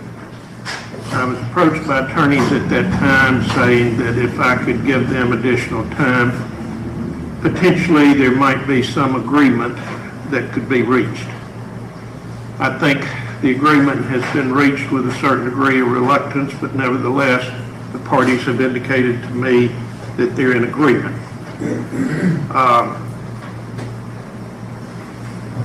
Who wants to announce the agreement? Hello, Your Honor. Okay. I probably need the papers back. All right. Make sure I get the consent, get it concurrent. I'm muted. Oops. Thank you, obnoxious. Obnoxious. I feel weird saying you're obnoxious. But I believe the jury deliberated for 13 to 14 hours over 2 days, one afternoon and all day the following day, if I'm not mistaken. I think that's important. I also think it was Kay Riggs earlier that mentioned that there may have been a jury question, something to the effect of wanting to get clarification on what they were supposed to do with the rape charge when everything was circumstantial. And I'm assuming the instruction, if it was a model instruction, was just circumstantial evidence can still be enough for a conviction, but you, the jury, it's you that gets to determine what weight you give to any certain piece of evidence. So, but I still thought it was an interesting jury question because it signals a sufficiency of the evidence. So, and also, I mean, we're gonna watch this sentencing, and then there was a short little news update about when Dylan Adams accepted his plea and was sentenced. It was like a 2-minute clip. We'll watch that too. But just so you know, like moving forward, now that we've wrapped up this trial, I've got stuff I want to cover on Friday, Monday, and Tuesday that are not related to this case. So Courtney Clenny and Cardi B hearings are on this Friday. There will be a stream for the Cardi B, Amani Ellis's motion for a new trial, and then the order to show cause for attorney Ron A. Rosenjanfaza. So we'll definitely be watching that on Friday. That's a West Coast case, so they'll probably start around 11:30 or noon Eastern time. Courtney Clenny is a Florida case. It's set for 9 a.m. Eastern. It's been iffy if there's been court feed. So if there's no court feed, I'll just read the message during our live for the Amani Ellis hearing real quick. If there's a court feed, we'll just start earlier on Friday. Monday is going to be the Alicia Andrews sentencing, so the Julio Fulio trial. I'm sure we'll have the judge also say she's denying the motion for a new trial. If you missed that, I wanted to see the arguments. That's in a video on the channel, not the lives, but the videos. And then Tuesday is from the Fonnie Willis versus Cowsert case, the special committee hearing. So, and Fonnie should be present for that one. So we'll be doing that on Tuesday. Other than that, I would love to take Trial and Error Podcast offer up to link up and plan something with Dana McClendon and also Marshall John Walker if he wants to get together. Honestly, I'm down for whatever. If they just want to come up here and get something off their chest or tell us about things that are, maybe hard for us to piece together and they can tie it all together and make it make sense, they can have the floor. If we want to do it like a Q&A, I'm down for whatever. And then we'll get into reading through all the post-conviction relief filings. We started doing the beginning documents, the initial petition, and I want to keep going through all of that stuff. So there will be a bunch more stuff. I only came across this 2 weeks ago, so I've got a lot more digging to go through. A lot more digging. And then again, we have the next hearing on December 29th. So, I'm sure by the time the 29th rolls around, we'll still be like, oh, dang, there's still more we're researching and learning about. With that being said, let's get this sentencing going. Obviously, spoiler, we know he gets sentenced to life plus 50 and change. So, but yeah, still interesting to see the dynamic. Generically, the agreement is they're agreeing to sentence. The 3 murder counts would be merged in count 8. The agreement on sentence with the parties would be life without the possibility of parole. The rape counts would be merged for a 25-year consecutive sentence at 100%. The kidnapping counts would be merged for a 25-year consecutive at 100%. And that generically is the agreement, is it not? It is. Okay. In a nutshell, it would be life without the possibility of parole plus 50 years at 100% to run consecutively. So in case number 17, CR 10, count 1, the agreed upon sentence is murder and perpetration of kidnapping, life without the possibility of parole. Count 2, on the indicted offense of especially aggravated kidnapping, the agreed upon sentence is 25 years at 100% to run consecutively to all murder cases. Count 3, especially aggravated kidnapping, count 3, same sentence, 25 years at 100% to be merged with the previous count of especially aggravated, to be merged with the, count 2, especially aggravated kidnapping. Count 4, murder and the perpetration of rape.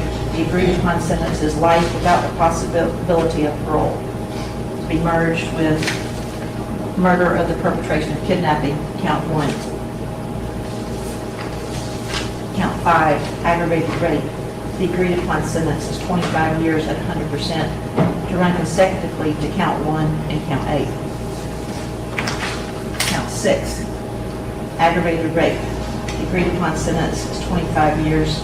That would be merged with the other alternative theory of aggravated rape and will run consecutively to count 1, 8, and 2. Count 7, aggravated rape.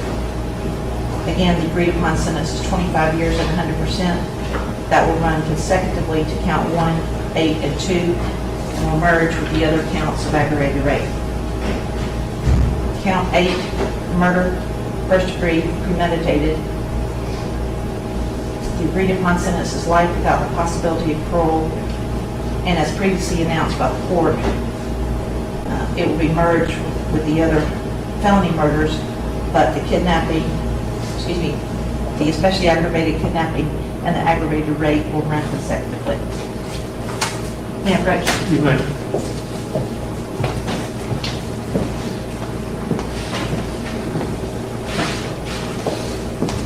Okay, Mr. Simmons, as I understand and have understood, essentially you were designated by the defense team as the attorney that would handle the sentencing issues or that phase of the trial. As has been announced with the court and further announced by the District Attorney General, is that correct? That is correct, Your Honor. The agreement is life plus 50 years. All right. Life without parole plus 50. I told you that I would be addressing your client as to voluntariness. I want you to stand, Mr. Adams. Raise your right hand. Solemnly swear the testimony you're about to give is the truth, the whole truth, and nothing but the truth, so help you God. Yes, sir. You've been present during this announcement. Do you understand? Yes, sir. Are you agreeing to this freely and voluntarily? Yes, sir. Anybody put undue pressure on you to force you to agree to this against your wishes? No, sir. Is this what you want to do? Yes, sir. All right. Court accepts the agreement. Also, as part of this agreement, I'm going to bring the jury in, all 15, and then the state, as part of this agreement, going to offer the victim's mother in the nature of victim impact. I don't know that it's pure victim impact, but it's in the nature of that, and that was part of the agreement. Is that correct? That's correct. All right. Yes, sir. Ready to bring the jury in? We'll need those 3 alternates as well, okay?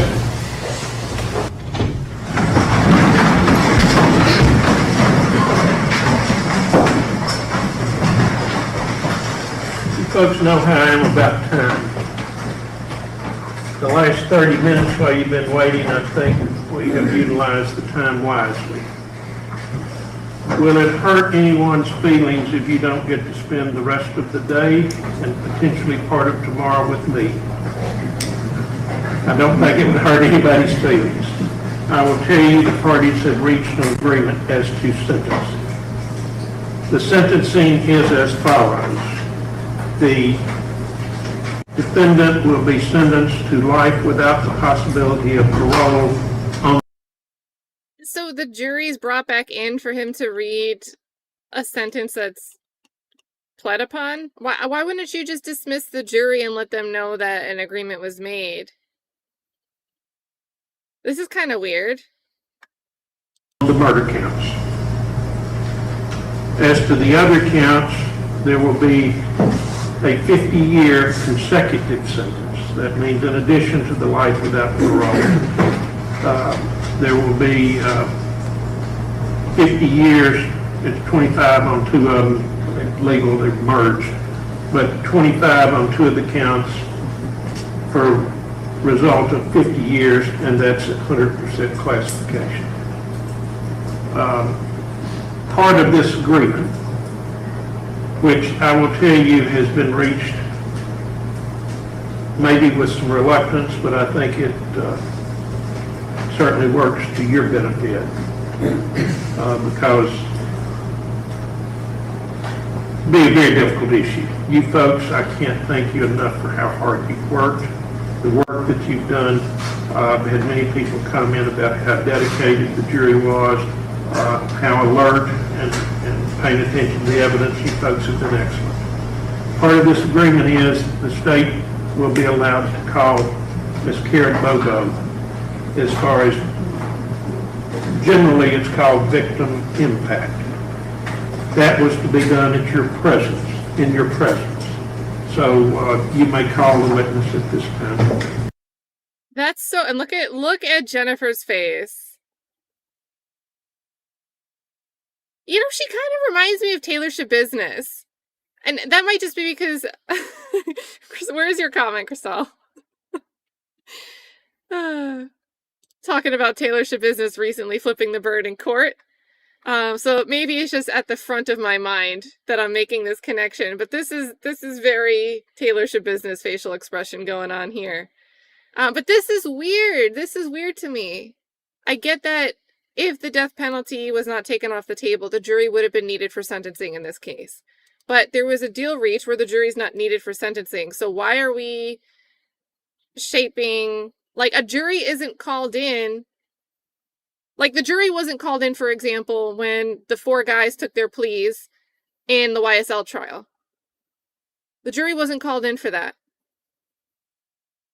So, like, this is just odd.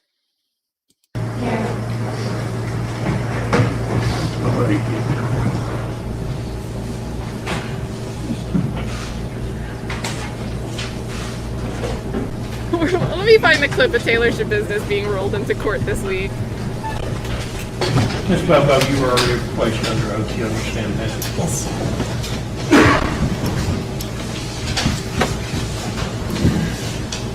The judge just told the jury that this agreement to life without parole plus 50 years was done with some reluctance. Is it fair to say that it's something that you have thought about and prayed about with your family and the people that you love? Yes, ma'am. Had we gone forward, there would have been an opportunity for you to have addressed the jury in the sentencing hearing on what's called victim impact. So I want you to take a few minutes. This is your opportunity to tell them about Holly, because all they know right now is who she belonged to, who she promised herself to, and what her career goals are. But there's more than that, right? There's much more about Holly that you should know.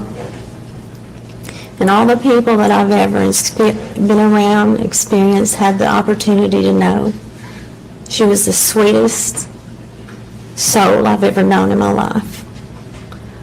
A kindness and a love for people that many people just can't even imagine. From an early age in life, I could see that in her.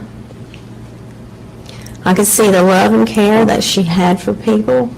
She appreciated the small things in life. We might be riding down the road and she would just look over at me and say, "Mom, have you ever thought about all the beautiful things that God made in this world? The trees, just when seasons change, she would notice those things." She also, from an early age, had a passion for helping people. If there was a new student that came to school, she would be the first one to welcome them and make them feel a part of their class. Many times she was voted most favored in her class, not because of her beautifulness on the outside, but on the inside.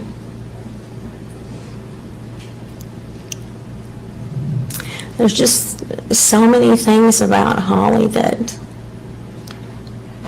even though she was beautiful, her senior year when she was elected most beautiful, most talented, she was like, heck, I wanted to get Titus ride. That was her car, In her Facebook post where she described herself, "I'm a country girl and I wouldn't want to be any other way. I love God and I'm a Christian. I love Drew Scott with my whole heart and always will." When he gave her that promise ring on Christmas, they started making plans for their future. She asked Dana and I, could they live beside us? All of those things were taken from her, from us. Part of her reason in wanting to, besides help others and become a nurse, was to take care of her grandparents when they got old. And when she was a child and they used to take her in a store, they'd say, pick out something, and she'd look at him and say, doesn't that cost too much? Holly wasn't materialistic at all. When she went in a store, she'd go straight to the clearance rack because that's what I taught her. Started working at a very young age, cleaning, making her own money because we were just an average, hard-working family. She was raised in a Christian home filled with lots of love and laughter. There'll be none of that anymore for all of us, because there's a piece of us that will always be missing. When we sat down to Sunday dinners, which was one of her favorite things to do, there's one of us missing. Can you tell them some of the things that you described to me regarding the impact, the actual impact that her loss has had on you and Dana and her grandparents and the rest of your friends and family? I've had to watch my parents in their what's supposed to be called golden years. And it's so sad every day. Not a morning since this has happened have we not woken up with Holly being the first thing on our mind when we wake up and the last thing on our mind when we go to sleep. Last night, I saw my husband smile for the first time in 6.5 years.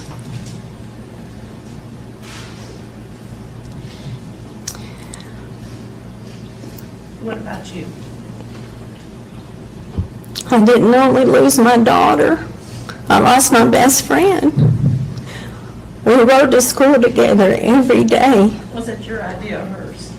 It was her idea. And then when she got old enough to get her driver's license, she didn't just kick me out. She was like, Mom, let's ride together. And then she, instead of me dropping her off at school and picking her up, she dropped me off and picked me up. What changed in Dana? I'm sorry. What's the change you've seen in Dana? Dana changed from one of the strongest men I've ever known to one of the weakest.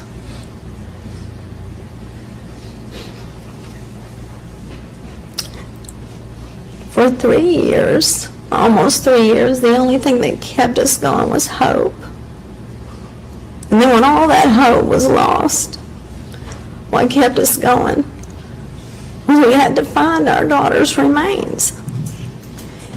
And then when that happened, then we began still on that long, hard road that we've been walking on for over 6.5 years. But it changed to getting justice for our daughter. And I want to thank you, each and every one of you,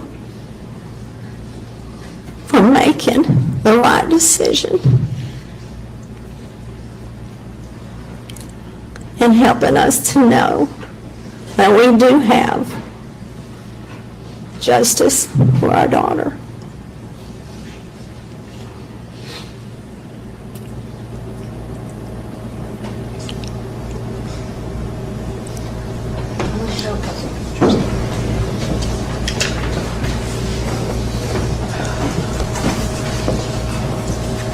Who is that a picture of? That's Holly and myself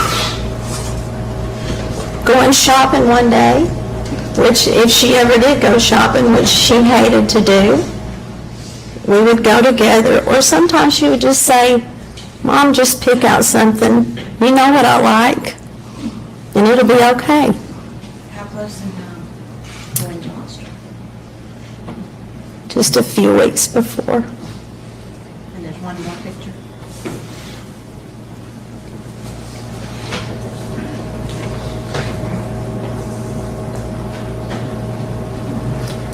That's Holly and her nursing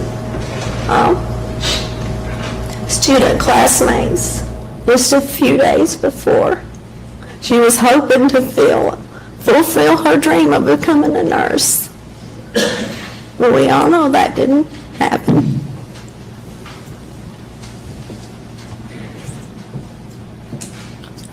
Is there something that you want to say to Zachary? Here we go, Chad. First of all, I would like for you to know that this decision that was made this morning had absolutely nothing to do with that animal. It had to do with the future of our family. She means a decision to take the death penalty off the table. If there can ever be any more joy in our family, to maybe give us an opportunity to find at least a little joy.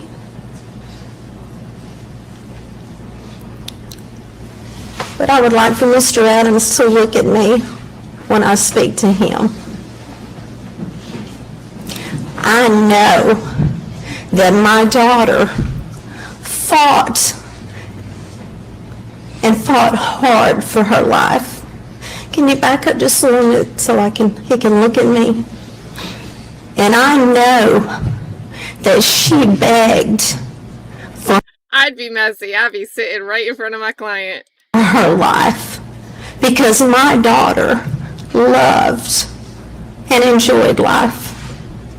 But you chose to take that from her. And you have shown absolutely, look at me please, you have shown absolutely no remorse. You know who might not be able to show remorse for something? Somebody that didn't do the thing. For anything that you have done.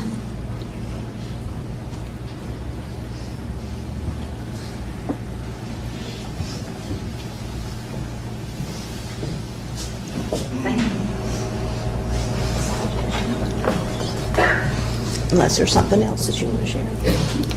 I would like to say that I appreciate each and every one of you that have stood beside us, picked us up, physically taken care of me when I couldn't take care of myself. And our church family who's been with us all the way. And then I want to thank this prosecuting team that once we got together, I had full confidence in you, and I still do.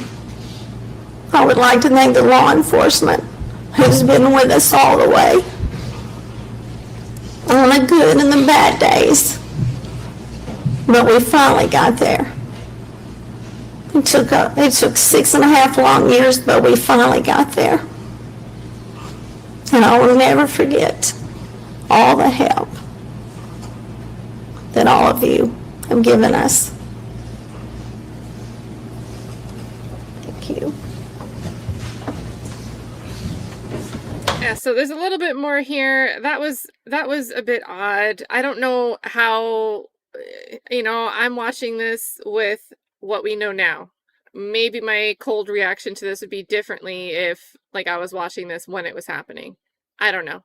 And I don't want to disparage someone that has grief to deal with. But this was a weird process. This was a weird thing. And in general, I really hate the expectation that somebody needs to show remorse after they've been convicted. It's such a catch-22. Even when it comes to things like parole, sentencing after you're found guilty, parole hearings, a judge wants to see remorse.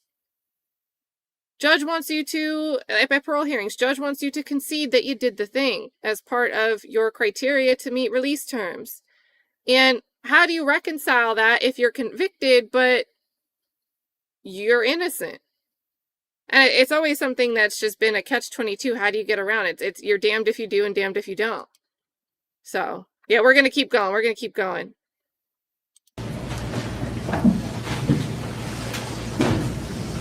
And also, I feel like we had victim impact throughout the trial. So that's another weird thing, right? This is particularly weird. It's supposed to be a victim impact statement. There's oddities about it. It's different than how I usually see victim impact statements go down. Usually standing at the lectern and you're facing the judge. You're not speaking to the jury. And I get something weird happened here. The jury's still present for this. And you're not necessarily speaking to the defendant, although I've seen people are making their statements, they dart their eyes over and they make a sharp statement in the direction, but they're still up there to address the court. And sometimes the court will even say, I understand, but address towards me. Or the prosecutor or the defense counsel, whoever's calling the person, will nudge the person to like refocus, reorient. So, but yeah, there was victim impact sprinkled throughout this trial. A whole separate issue.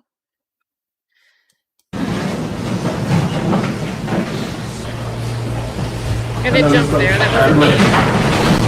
I don't blame you. I'm going to discharge you at this time. So now they're discharged. Here's some instructions. First of all, I told you I can't safeguard your name. But I also told you that I will protect you. If someone wishes to discuss the case with you, that's your option. If you don't want to, you're not required to. If someone persists in wanting to get you to discuss this case and you don't want to, you get word to the clerk's office or the sheriff, and I promise you I can take care of that, okay?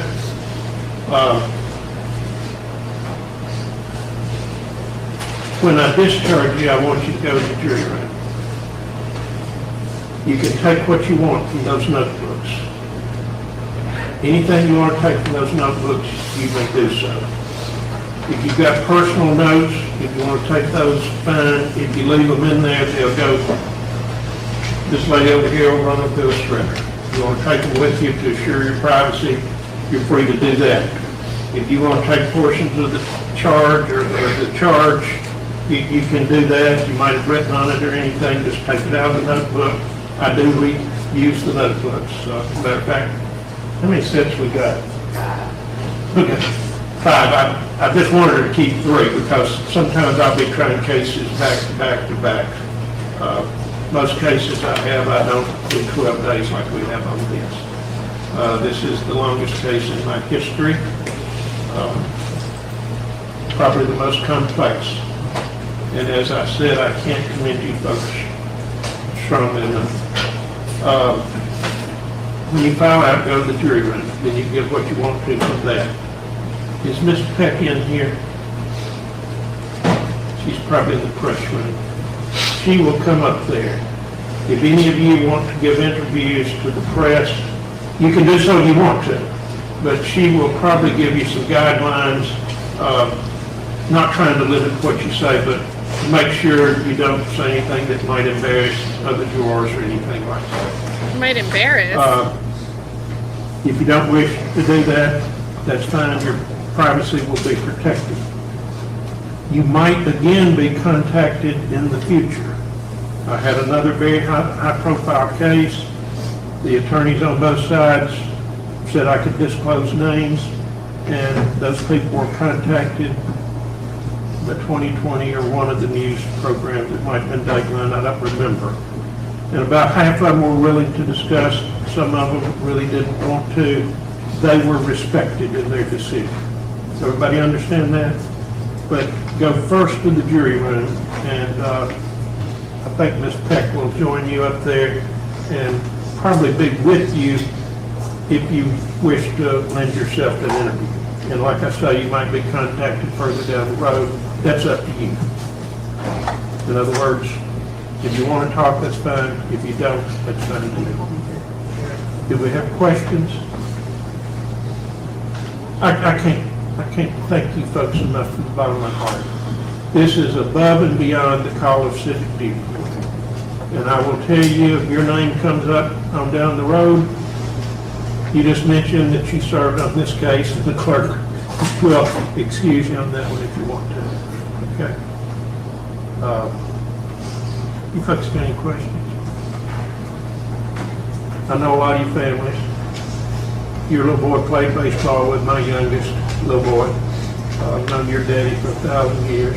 And know you at the bank. I'll try not to come up to you and put you into a cold sweat if you see me before long.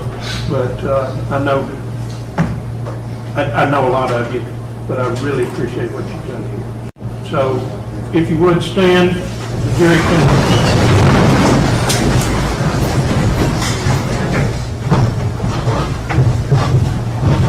his son played baseball with, and it wasn't my son. I'm on the next generation. I'm gonna have to have these redone. Believe it or not, I picked up some things on it. But I think it's better if something can be added. Probably white out, but it has to do with the counties and so forth. Anything else prior to being dismissed? All right. The date, the reset date? November 14th, we've got to check with 2 other attorneys, but it looks like that at 2 p.m. Okay?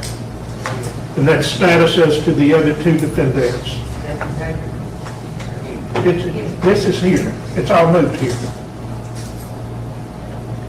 Be in this courtroom. Okay.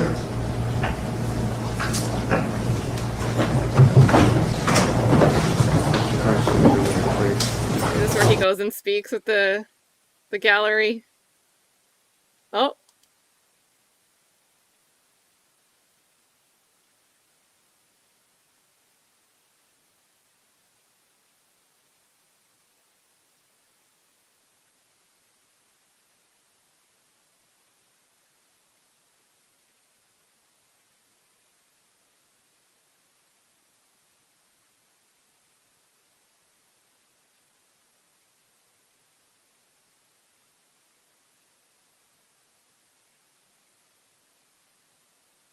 I wish I could hear what was said in that exchange.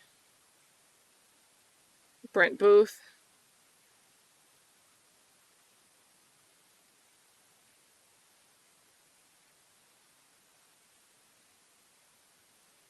Yeesh.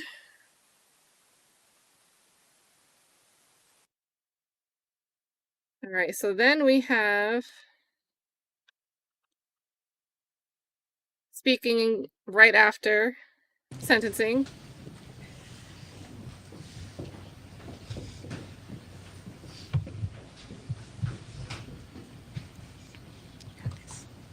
Okay, first of all, I would just like to say that I do 100% believe that God blessed us with the best prosecuting team that we could ever ask for.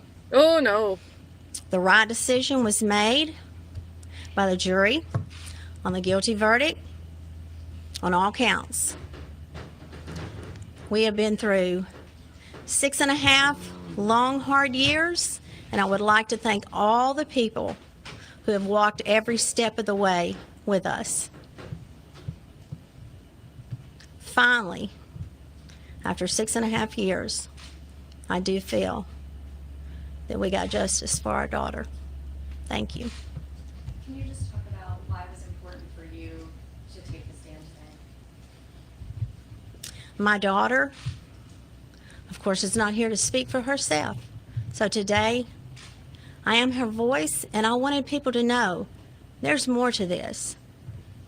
It was not just a girl that was lost in someone's lives. This affected many, many people.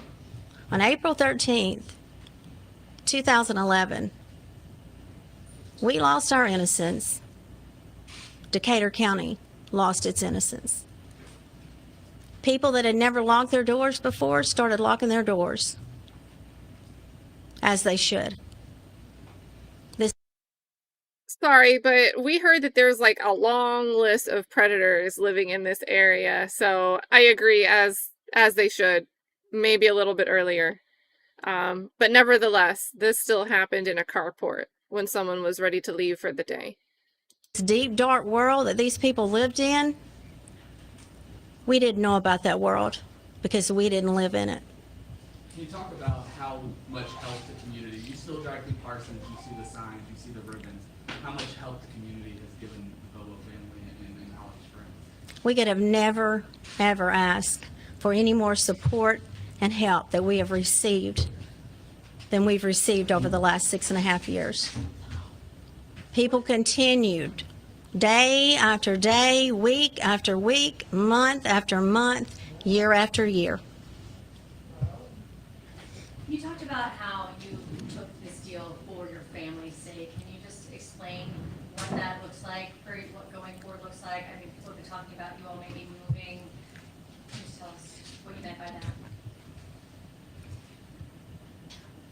going forward, About the death penalty appeals, because I know that a lot of times in the past, like with Paul Reed and everything, he got in the news every month for 10 years and you had to relive it. I was wondering if maybe that was part of it.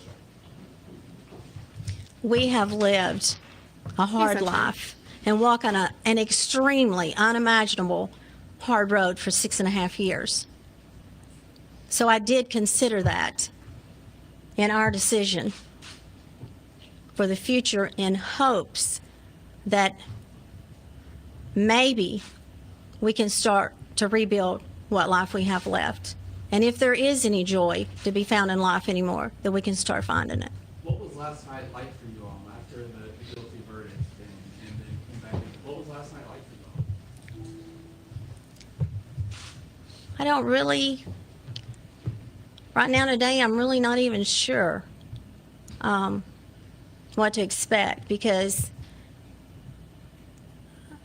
we didn't realize what families went through, had no idea, and so I just don't think anyone can possibly even begin to understand what you go through. So I think that's going to just take a few days, because from April 13, 2011, we had a different normalcy, and so I don't know how long it'll take us to get back to even somewhat of what we were. What are your feelings towards Zach Adams right now? I'm sorry, sir. Feelings towards Zach Adams right now? I think those were clearly expressed in my statement. And how really, I'm sorry, you really wanted to look at him. What did you see when you looked at him? Absolutely no remorse at all. Just the animal he is. 2 other people are charged in this case. I know you all have gotten a sliver of justice, but I mean, it's still a long way to go. Absolutely. You said you saw your husband smile for the first time in 6.5 years. Did you smile? I did. I'm hoping that smile. Jennifer Nichols took all the smiling out of everybody else. Nobody else has room to smile. Can get bigger through the years. Where's the strength coming from the family to stand up here in front of all of us and talk about that, to confront it? Where's the strength coming from? From God above.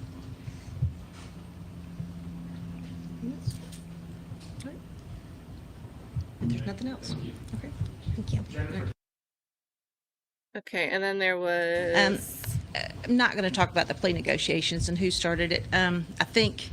I wish you did talk about who started it, because that's in 2025, that's a question that seems up for debate. I heard Karen say... Oh, we're smiling. ...on the stand that with reluctance she accepted this, and y'all can read between the lines on that. So it's probably... Oh. Well, that seems to go more down the Jerry Gonzalez and Paul Hagerman route. Like Jerry told us, and not like what you told us. Oh, this is gold!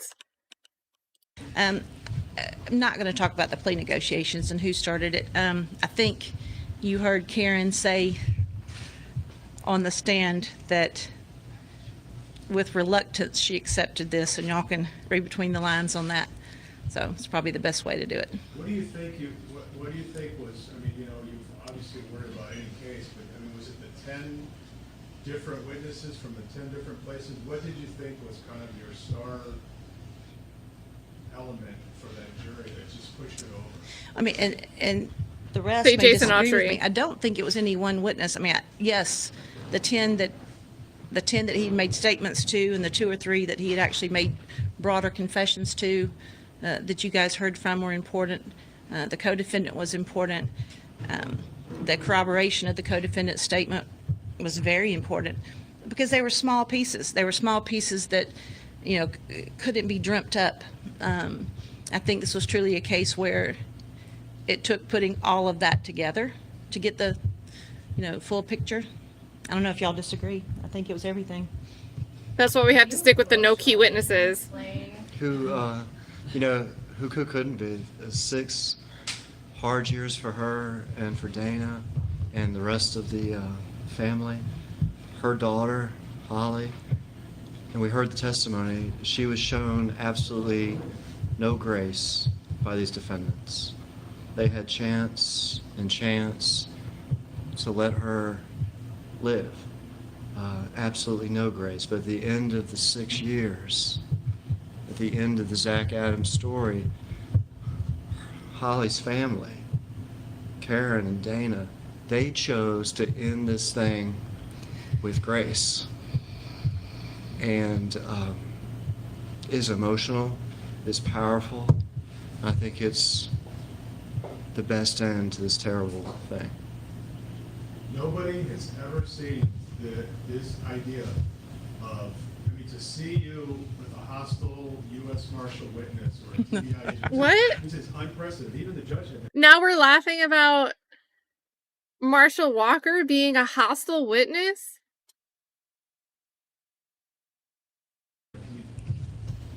You had to deal with this misled investigation, and then you said, but this second investigation is on the money. I mean, what was that like, having to kind of like disqualify and yet give credibility at the same time to the same agency? Well, I came in 3 years ago.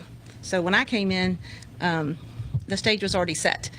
And so it is certainly a very different than the norm coming in after things have been in place and different agencies have done different things. And I don't think it was, you used the word discrediting an agency. I never felt like it was discrediting an agency because the agency was working all along. I think that Mr. Hagerman started in an opening statement saying about missteps and mistakes, and then Special Agent Booth talked about missteps and misdirection. And then you heard from Jack Van Hooser, who came in with a fresh set of eyes and was able to put his finger on where the missteps were and where to go from there. No question, it was different because that doesn't usually happen on cross-examination. But I think the jury understood what had happened, and it's pretty clear by their verdict, what they believed. And you saw that. Did you? I think what got us through that, I mean, like you said, you saw us confront officer, marshal, whatever it is. I think what got us through that is our job in this case, from the second she got involved and from every second we spent on it, is just to do what is right. Just to do what is right. And if that means standing up or asking certain questions. If that means obscuring an ATM video and acting like we don't know that it exists, changing the file names. Later, when new defense counsel Doug Bates comes in, Katie Spirko comes in, they're pushing for this video. We've got to sneak around the procedural steps at that point in time and try to get the equipment first so we can get the evidence before the defense team does. Is that what we're doing?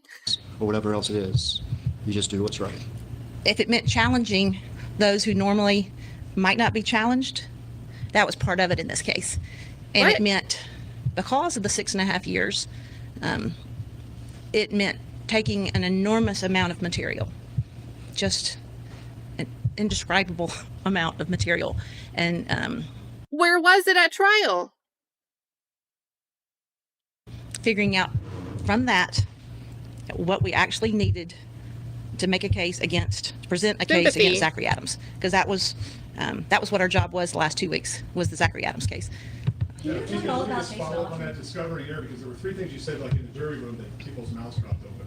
One was that alibis weren't checked, which, you could hear in the casket here. Shane Austin was clear because he didn't have a car, so of course he couldn't do it.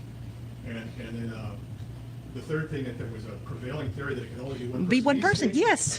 are astounding. Right. And the public is just, what are we supposed to do? It's astounding. It was. And in the end, as astounding as all of those things are, truth prevailed. And the jury, one after the other, resounding guilty on all counts, not a hesitation exhibited on any of their parts. So I say that to be, yes, it was pretty astonishing, but in the end, truth dominated all of that. And the Bobos were able to sit here today and make the decision themselves for the first time in 6.5 years. From when Dana went to work that morning and from when Karen went to work that morning, yesterday is probably the first time they've been in control of their family's destiny, their family's desires and wishes and what was going to be best for them going forward.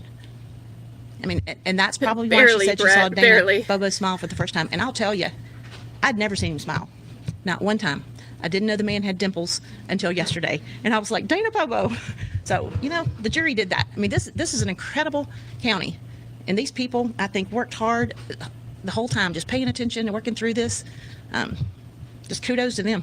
Follow up on Dennis' question. Do you feel like you lost a lot of physical evidence that could have been gathered had the TBI followed what delegation? You know, I don't want to talk about, you know, the evidence in particular, because we do have, you know, we have 2 more defendants. And, you know, those are different cases against, you know, different individuals that we have to.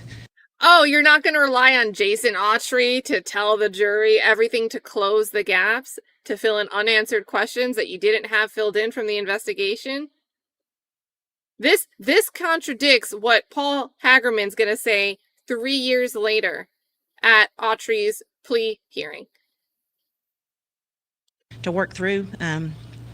I will say, generally speaking, you know, common sense tells you that if you learn something 6.5 years after the fact, for instance, you know, it's been out there about finding the gun, and I got to say, there were some people digging that you'd be surprised that knew how to hold a shovel, but the point is, like, you find it sometimes, and sometimes you don't, and so, you know, say that with a general terms in terms of, you know, what we might have lost or whatnot.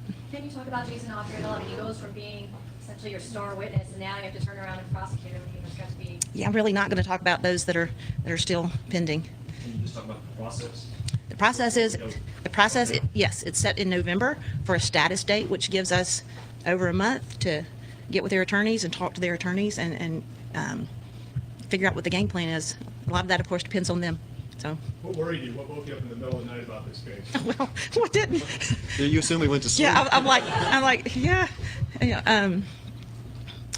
For me, and everybody may have a different opinion.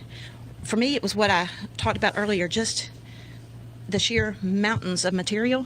Oh, we got the mountains. Much of it not relevant, but still collected. Much of it important, and trying to come up with the best way to present what happened to the jury. A lot of times that's not a problem. You know, you think about it, most cases. The best way to present it. So, X to the Dylan Adams box and a check to the Jason Autry box. You guys cover, you got 10 or 15 witnesses, you got 5 witnesses, 6 witnesses. You put them on and you're done. And this was totally different. This was trying to figure out the different pieces and, you know, dealing with a lot of people that were locked up in different locations and finding them and, you know, following up with them. It was quite a task. You met with the jurors? Actually, very briefly, yes. Talk about that. I just took the Bobos up there to meet them and thanked them myself, and then left the room. So they, yeah. Can you discuss at all what aggregating factors you were prepared to argue in this case to seek the death penalty? It's filed in the file. When we filed the death notice 2 years ago, it's in there. Only 2 years ago. Record. Any specific ones that you were going to stress more than others? No, all 3 of them. I mean, there was 3 of them, and they're in the file. When the jurors asked the second question about circumstantial, what was your feeling at that time? I was fine with it. I really was. Was it a good sign to you? You know, we'd had another question before then that didn't worry us, and I think in light of the first question, I think we were. I thought their questions were smart questions and thoughtful questions. What was the first question? I don't think the judge released it, so you'll have to. The defense said that they were worried about issuing the talk. They were worried they prepared back. Wait, so the jury questions, I mean, again, possibly, I don't have the wording of it, but they were concerned. They had concerns about convicting on the rape charges and questioning the available evidence for them to get there. So, but again, jury was probably instructed, you get to decide what weight you put into the evidence. So they had a pathway to go the way they wanted to go. Seems like, can we get there rather than did the state meet their burden? Were you guys worried that you would come back the other way? Always concerned, but I think we all felt like that the witnesses who testified were credible.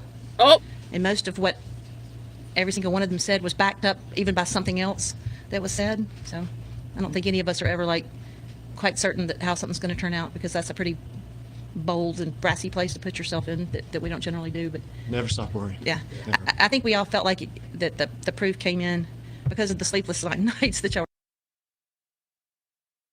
This sounds like two people that aren't sure of what Jason Autry's actually going to say. Maybe concerns that they would be suborning perjury by putting him on the stand. Is that not what that sounds like they're scared of? Bold and brassy, ever like them said was backed up even by something else that was said. So I don't think any of us are ever like quite certain that how something's going to turn out, because that's a pretty bold and brassy place to put yourself in that we don't generally do, but Never stop worrying. yeah. Never. I think we all felt like that the proof came in because of the sleepless nights that y'all were talking about, came in the way it needed to. What happens with Mr. Autry now? And his case is still pending, so we can't talk about it. But we love him. Your colleagues, your district attorney colleagues around the city opine that when the question came in about circumstantial, that juries sometimes are looking for permission to convict because they, even though they know circumstantial, they can rule it, they want to make sure and be told again, yes, exactly, you can use that to prosecute. Did you take it that way? Because other DAs clicked in and messaged people and said, oh, they're asking permission to convict here. Did you feel buoyed by that? I wasn't worried about the question. I mean, again, I thought it was a smart question. There was certainly circumstantial proof in this case. And then we had direct evidence, in the form of eyewitnesses who heard and saw things that Zach Adams said and did. So I think from certain aspects, circumstantial evidence, played a part. So I don't know whether I started making that leap to, I don't know, I wasn't following what people were saying, but it didn't scare us. No, this was a good bunch. Since there was an agreement made on the sentencing, does this mean that he cannot appeal his sentence? No, it does not mean that. It does not mean that. He can appeal his sentence, but but there was an agreement as to what the sentence was. Was there an effort to compel him to testify as part of the agreement, saying, we're not going to say that penalty, but you go up there and confess and tell his family what you did, you scoundrel? I can't say that there was an effort on the part of, yeah. Because if there was an appeal, you could use all that, right? If you made a statement. Anything that was said under oath would certainly be admissible in any appeal. The family didn't need to hear Yeah. from him. They didn't need to hear from him. Karen needed to look at him, and she needed to say what she needed to say. She didn't need to hear from him. And wasn't she graceful and articulate? And I think anybody watching her saw the teacher come out and They're like look at me, Muppets. look at me, and then can you scoot back so he can see me? I mean, she wasn't missing a beat. I honestly just think we're all so proud of them and the restraint that they've shown and the just good sense through the course of this trial. So it was good for her to get to do that. What will you guys all do tonight? Pack. I don't know. Pretty keyed up right now still. We'll be sad to leave Savannah tomorrow. We'll be back. They've treated us great. Oh my goodness, they really have. Done. Anyway, anything else? All right, thank you guys. Well, chat. Well, that is the time. We knew what the verdict was going to be when we did this 2017 trial rewatch, but somehow it's still, I don't know, still catching me a bit off guard to see some of this commentary, some of the celebratory demeanor of the prosecutor. And as a lot of you are pointing out in the chat, someone's life was lost. And we're still it's like she couldn't stop smiling through that whole speech. She couldn't stop smiling through her whole closing statement. Rape is just a word, she said during her closing, while smiling. I don't know. A bit odd. I judge that as somebody that would lie to a jury, despite her saying she wouldn't lie to a jury. So that wraps up the 2017 stuff, you guys. What are the captions talking about? Did they think someone said Al-Qaeda? Al-Qaeda? What is this? Anyway, the captions have been a good time throughout this trial. Yeah, this is crazy. This was crazy. And I'm glad it was Kay Riggs that said, hey, hang on and watch the last part of the sentencing when galleries all chopping it up with each other. Just very, very weird stuff going on. And again, this was a county over. They did move this to a different venue, but it still does not seem like there was a fair shot for anyone that they would have put in that seat, not just Zach, but anybody that they would have chosen to put in the crosshairs and bring these charges against and take to trial, I don't think they would have had a fair shot. And again, this mountain of evidence, I think they would have, it's a bunch of molehills that potentially could point to any number of possible suspects. And whatever molehill they wanted to focus in on and present to a jury, without a really strong defense team there to counter it, and especially what Marshall Walker couldn't get in, especially a better drill down on the circumference, a 380 casing, what's the significance of that? I don't think anybody really had a shot. I don't think anybody had a shot, because I guarantee you they would have been able to find somebody to be these 1, 2, 3, 4, 5 witnesses to say something that they needed to say to inflame a jury. So, and again, guys, we're going to keep going down. We're going to keep reading the stuff on the docket for the petition for post-conviction relief. Dana, whenever you want to work out something, I can be flexible with my time outside of, I don't know why. This calendar for December, I think courts were trying to get their hearing scheduled before the holidays. But this Friday and Tuesday, and then real quick Monday morning, I think Alicia Andrews' sentencing will be quick, and that's Florida. So probably be free most of Monday. But whenever you want to work something out, Dana, if you just want to take the floor and get something off your chest, if you want us to shape it as a Q&A, we can do whatever. I'm totally down. But we've got plenty more stuff to look at between now and the next hearing, December 29th. So, Courtney Clenny trial probably not till next year, but there's a hearing Friday morning. So it's scheduled for 9 a.m. I don't know. I didn't see like a media order, but there haven't been media orders published on that docket. But sometimes Law and Crime or Court TV have been in there. So maybe we'll get a feed. And then around noon Eastern time, the Cardi B trial, the hearing's going to be televised. So we'll be streaming that on Friday. So, well, let's send good vibes to Dana McClendon. He's got a trial. Got a trial starting. Keep your focus on that. Keep your focus on that. Whenever you have the time, let's be in touch. Yeah, take it to trial. Good to see you. Another channel, you guys, looking into this case, but also covering Brian Walsh. Let me get Take It to Trial's link. Their link is also in the description already if you're watching on Replay Crew. And we're about to wrap it up, you guys, because this combined is like, I think, 11 hours with our first stream where we looked at the post-conviction hearing testimony of Terry Dykes. If you missed that, great stuff. Go watch it. Yeah, and I'm not sure why they haven't been uploading with new documents either. But once we get through them, and I plan to download them all because they say they're going to pull them after January 2026.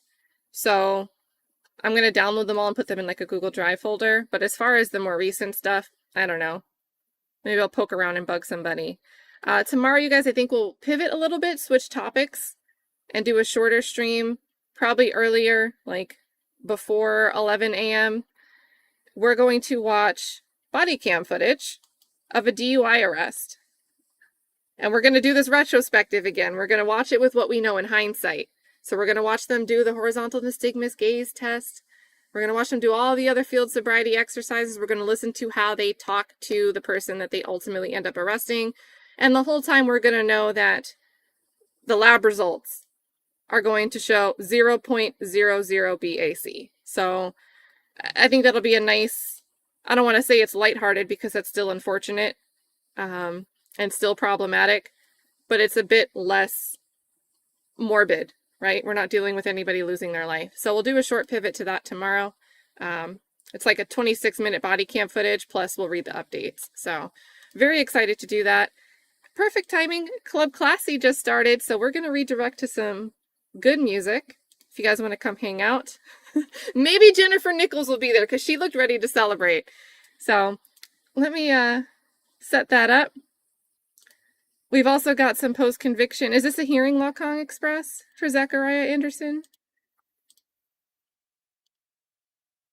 So allegedly January 15th.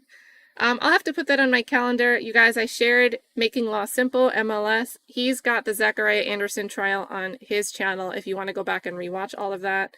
A lot of similar issues and issues of their own, issues of its own. Let's see. Redirect.